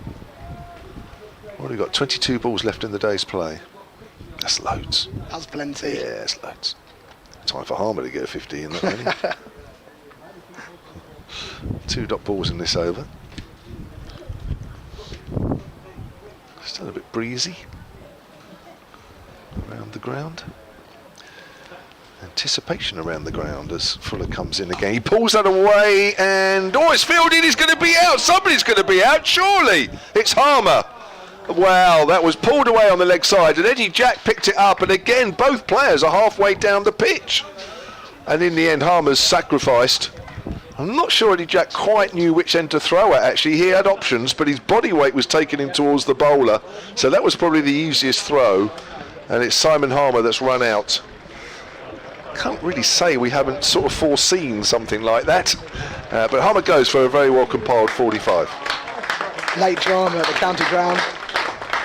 It's been a brilliant innings from Harmer. He's really helped stabilise the innings. He's supported Charlie Allison. He's put runs on the board. What an important partnership that's going to be for Essex. And yeah, there's been a couple of miscommunications with the running. They've looked to get a quick second at a part of the day where there's not necessarily a need to look for that quick second. Just watching it on the picture feed again. I mean, Harmer's halfway down. Slip from Allison. Somebody had to go in that anyway. There was always going to be one wicket. Just watching Harmer though. He's watching the ball, isn't he? He's a long way down. I think Harmer sacrificed his wicket there. With a colleague on 99 is what you do, isn't it? Allison slipped. Exactly. Yeah. I mean, I think really the fielder could have had pick of either. Like I said, the momentum and the body weight was sort of leaning in towards the bowler's end. So, but really they could have had their pick. So a partnership worth 105. No, sorry, 107 has finally been broken, but what it does mean is that Charlie Allison is still there and still on course for 3 figures. Shane Snater is the new batter for Essex. Probably hope to get the running sorted out a little bit better than that. The running wasn't a problem in that partnership. It was only in the last sort of 5 or 10 minutes that running between the wickets became an issue between Harmer and Allison. Right, here's Fuller into Allison. Allison gets a length ball. Plays that back to the bowler. Score remains on 279 for 7. But you're right, yes, a little bit of late drama in the day. It wasn't too much drama in that partnership, was it? No, it was very steady. It rebuilt the innings. It was the first 100+ stand we've had today. It was looking good at seeing out the day for Essex, but Hampshire were, in the hunt for a wicket. They've fielded, aggressively. They rotated the bowlers, and they've got their reward, albeit through a run out. Here's Fuller then to Allison, and Allison works that away on the onside, and there's his 100. And the crowd around the ground rise and applaud this 20-year-old. Back-to-back hundreds for Charlie Allison, 188 balls. 11 fours and 2 sixes. And that's 100 on the back, off the back of his 140 against Surrey at the Oval 3 weeks ago in Essex's last championship match. Very, very mature knock. Really mature knock. He paced himself steadily. He went through the gears when he needed to. I think we're witnessing someone special here and start something special. Here's Fuller into Snater. Snater gets one and almost bounces onto his stumps. He's a little bit late on that one. Ball rolls back towards Ben Brown. And we have 3 overs left in the day, and Essex are 280 for 7.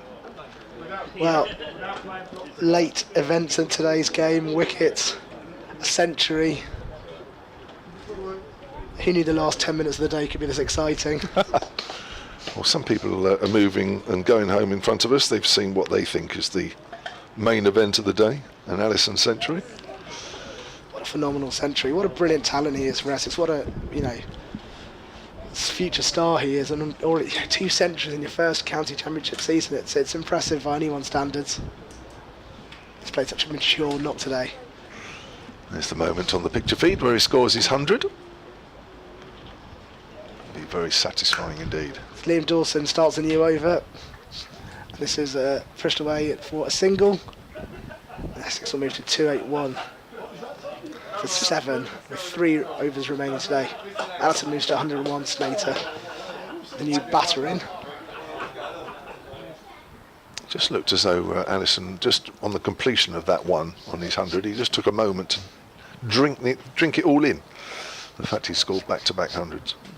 Absolutely. Am I right? I think this is his first one at home. Yeah, the other one was the Oval. Yeah. This will mean a lot. First home century. Just wait for Liam Dawson to come in for this next bowl into Shane Snater. This is pushed back to the bowler, no run. Hampshire again, slightly aggressive with the field settings. We've got a fielder up close to the batter.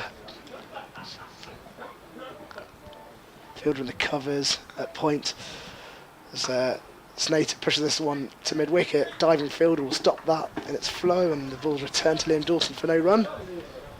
281 for 7. Snater yet to score, faced 3 balls. Allison 101 at the other end. Here comes Dawson, and Snater pushes this one. This is going to run away for 4. It's put right straight down the ground. The fielder started the pursuit, but the ball was too quick, and that's Shane Snater off the mark with a boundary on his 4th ball with a 4. And Essex now move to 285 for 7. That's a good shot, isn't it? It's a beautiful shot. How are the emails going? Probably finished for the day, I would have thought. Fair enough. Here comes Liam Dawson to Shane Snater again. He goes again, looking to push down the ground. It's collected by the fielder at mid-on. I wonder if that couple around the M25 made it. I'd hope so by now. They've been on my mind all day, actually. In comes Liam Dawson to Shane Snater, and he'll push that one again. It's picked up by the fielder at long on, and they'll jog across for a single. Snater moves to 5. Allison's there, 101. And Essex 286 for 7 as we near the end of day 1 of this county championship match. 2 overs left to play. Hampshire do get a wicket in this season. It was a run out, but they'll take it, and it maybe just gives them something to cheer about in this afternoon session, in this evening session even. As we close the play with Essex, it's talked about this 300 mark. And the scoreboard does look decent given where they were, 44 for 3 earlier on today, 6 down at one point. But Charlie Allison out there, very important innings. His 2nd century. Here's Fuller. Comes in and bowls. Snater works him up to mid-on. So we're into the last 11 balls of day 1. Yes, it was Wendy and Mark Hayes who are going to be here tomorrow. Just imagine, that email was back at midday just after. I don't think the M25's ever quite been that bad. I'd hope they made it. You never know. You never know. Fuller's into his 17th over, 1 for 46 as he comes in. In glorious evening sunshine here. Snater's on the back foot, hits that into the ground.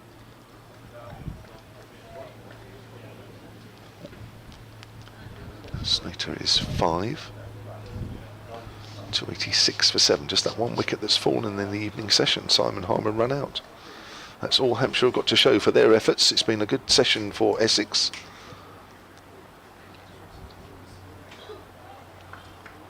Two slips for Fuller. Preston Varma. And Fuller comes. Snater smacks that off the back foot through extra cover. Well, that's a handy shot. That's a very handy shot. I've seen this guy bat a little bit, and he's not the worst. I know he only has a first-class average of 24. He's mainly in for his seam bowling, but he can play. That's for sure, and that's a really good shot. That. Yeah, we've seen a couple of nice drives from him so far as well, hitting it straight down the ground with confidence. You know, if you're playing shots like that with 2 overs left of the day, that's a sign of confidence. Especially when you've been watching your own batters all day, Yeah. resting, sitting up in the dressing room. That's a really good shot. In comes Fuller, 290 for 7, or Essex. Slater gets one that wraps him on the pad as it nips back, and it's going down towards third man, just in front of us. He signalled leg byes. Shane Slater has a high score this season of 48, although he's only averaging 16. Brings Allison back on strike. 291 for 7. Maybe time for Essex to get up to 300. I don't think it really matters. 8 balls left in the day. Prest is sent back towards the third man boundary. In comes Fuller, bowls, and Allison pushes him up to mid-on. It's an amazing defensive shot he has. He does, doesn't he? His head is so far forward, isn't it? He does. I've seen a few lunges from him today in those defensive shots. He's really reaching out to meet the ball. I think I've seen a player with their head so far in front of their pad defensively.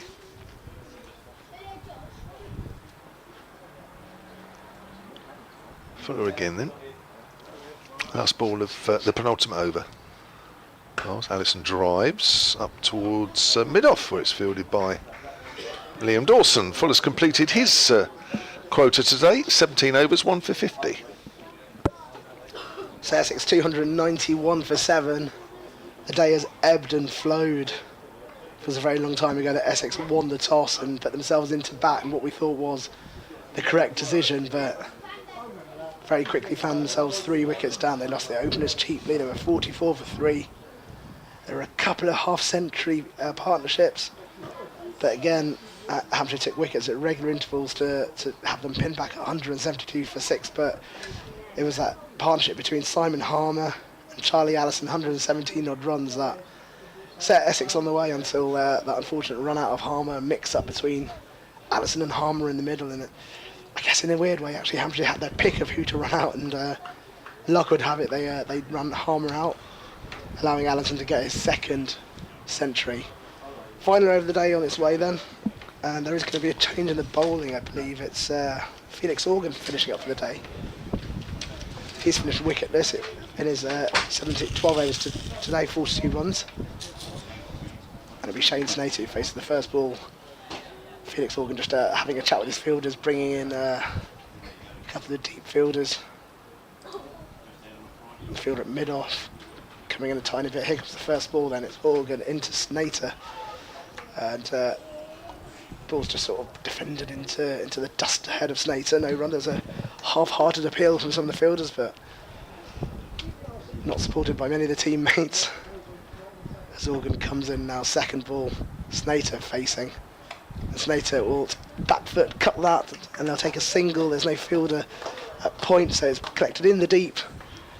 And Essex moved to 290 for 7. Snater reached the double figures on 10. And Allison, who's on 101, will face the next ball. 4 more balls to go today. Day 1 of this county championship match between Essex and Hampshire at Chelmsford, where the sun has just come out again. It's come and gone. The breeze has been consistent. It's felt almost early summer's day as Organ comes into Allison. Allison will get down on 1 knee and is bowled. And that ends a remarkable innings from Charlie Allison. He has rebuilt this innings for Essex. But in the final over of the day, Hampshire have their man. they will go out with their heads held high, knowing that the danger man is out. It's been a brilliant, brilliant innings for Alison. He's been worth every run. 101 coming with 11 fours, 2 sixes. That round of applause you hear around the ground is an appreciation of the young man who has rescued these innings today. Alison's a man out, Organ with his first wicket. Well, is that off an inside edge? Just watching that again, it must be inside edge. I mean, that's way outside off stump. It did look, I don't know, let's have a look at the replay. Yeah, That's big inside edge. Play on, yeah, played onto Big those inside points. edge. I was going to say, we haven't seen a ball turn quite that No, I much was going today. to say, not sorry, we're not. Applause for Charlie Allison, though. He'll be disappointed that he's gone right at the very end, but nevertheless, back-to-back hundreds for the 20-year-old. He's played wonderfully well. And Essex seemingly going into this evening, not losing a wicket in the evening session, have lost both batters that were playing well. Yeah, 2 down. I think that's it for the day, by the looks of it, yeah. We're going to end there. Yeah, that's right, yeah, wicket in the last over. That always means the close of play. So Essex close on 292 for 8. Allison, the star of the show there, 101 from 192. Simon Harmer with 45 from 110 helped Allison reach 107 for the 7th wicket, the highest partnership of the innings. Matt Critchley there with 71 and 28 there from Tom Wesley, who fell, was the first wicket to fall after lunch. But that Harmer and Allison partnership broken by that really good piece of fielding from Eddie Jack, who actually moved smartly to his left, picked it up in his left and then had to put the ball into his right. Had options, in the end decided to throw it at the safer end for him, which was Simon Harmer's end. So we finish with 3 balls technically left of day 1. 95.3, and there with Kyle Abbott, the head of the wicket-taking charts there, 18 overs, 3 for 24, had 3 for 13 at one stage before he took the second new ball, wasn't able to pick up one with it, but 10 maidens off those 18 overs, and a wicket each there for Eddie Jack, James Fuller, Liam Dawson, and right at the very end, a wicket for off-spinner Felix Organ. 292 for 8. Hope you've enjoyed the commentary, and we've certainly enjoyed it. Thank you, Dickie Davis. Thank you. Thank you very much. Thank you very much, Roshan Alam, who's here today for the only day, but he's back again in September. Yes, looking forward to it already. Very much. Thank you very much. And we'll do it all again just before 11 o'clock tomorrow morning.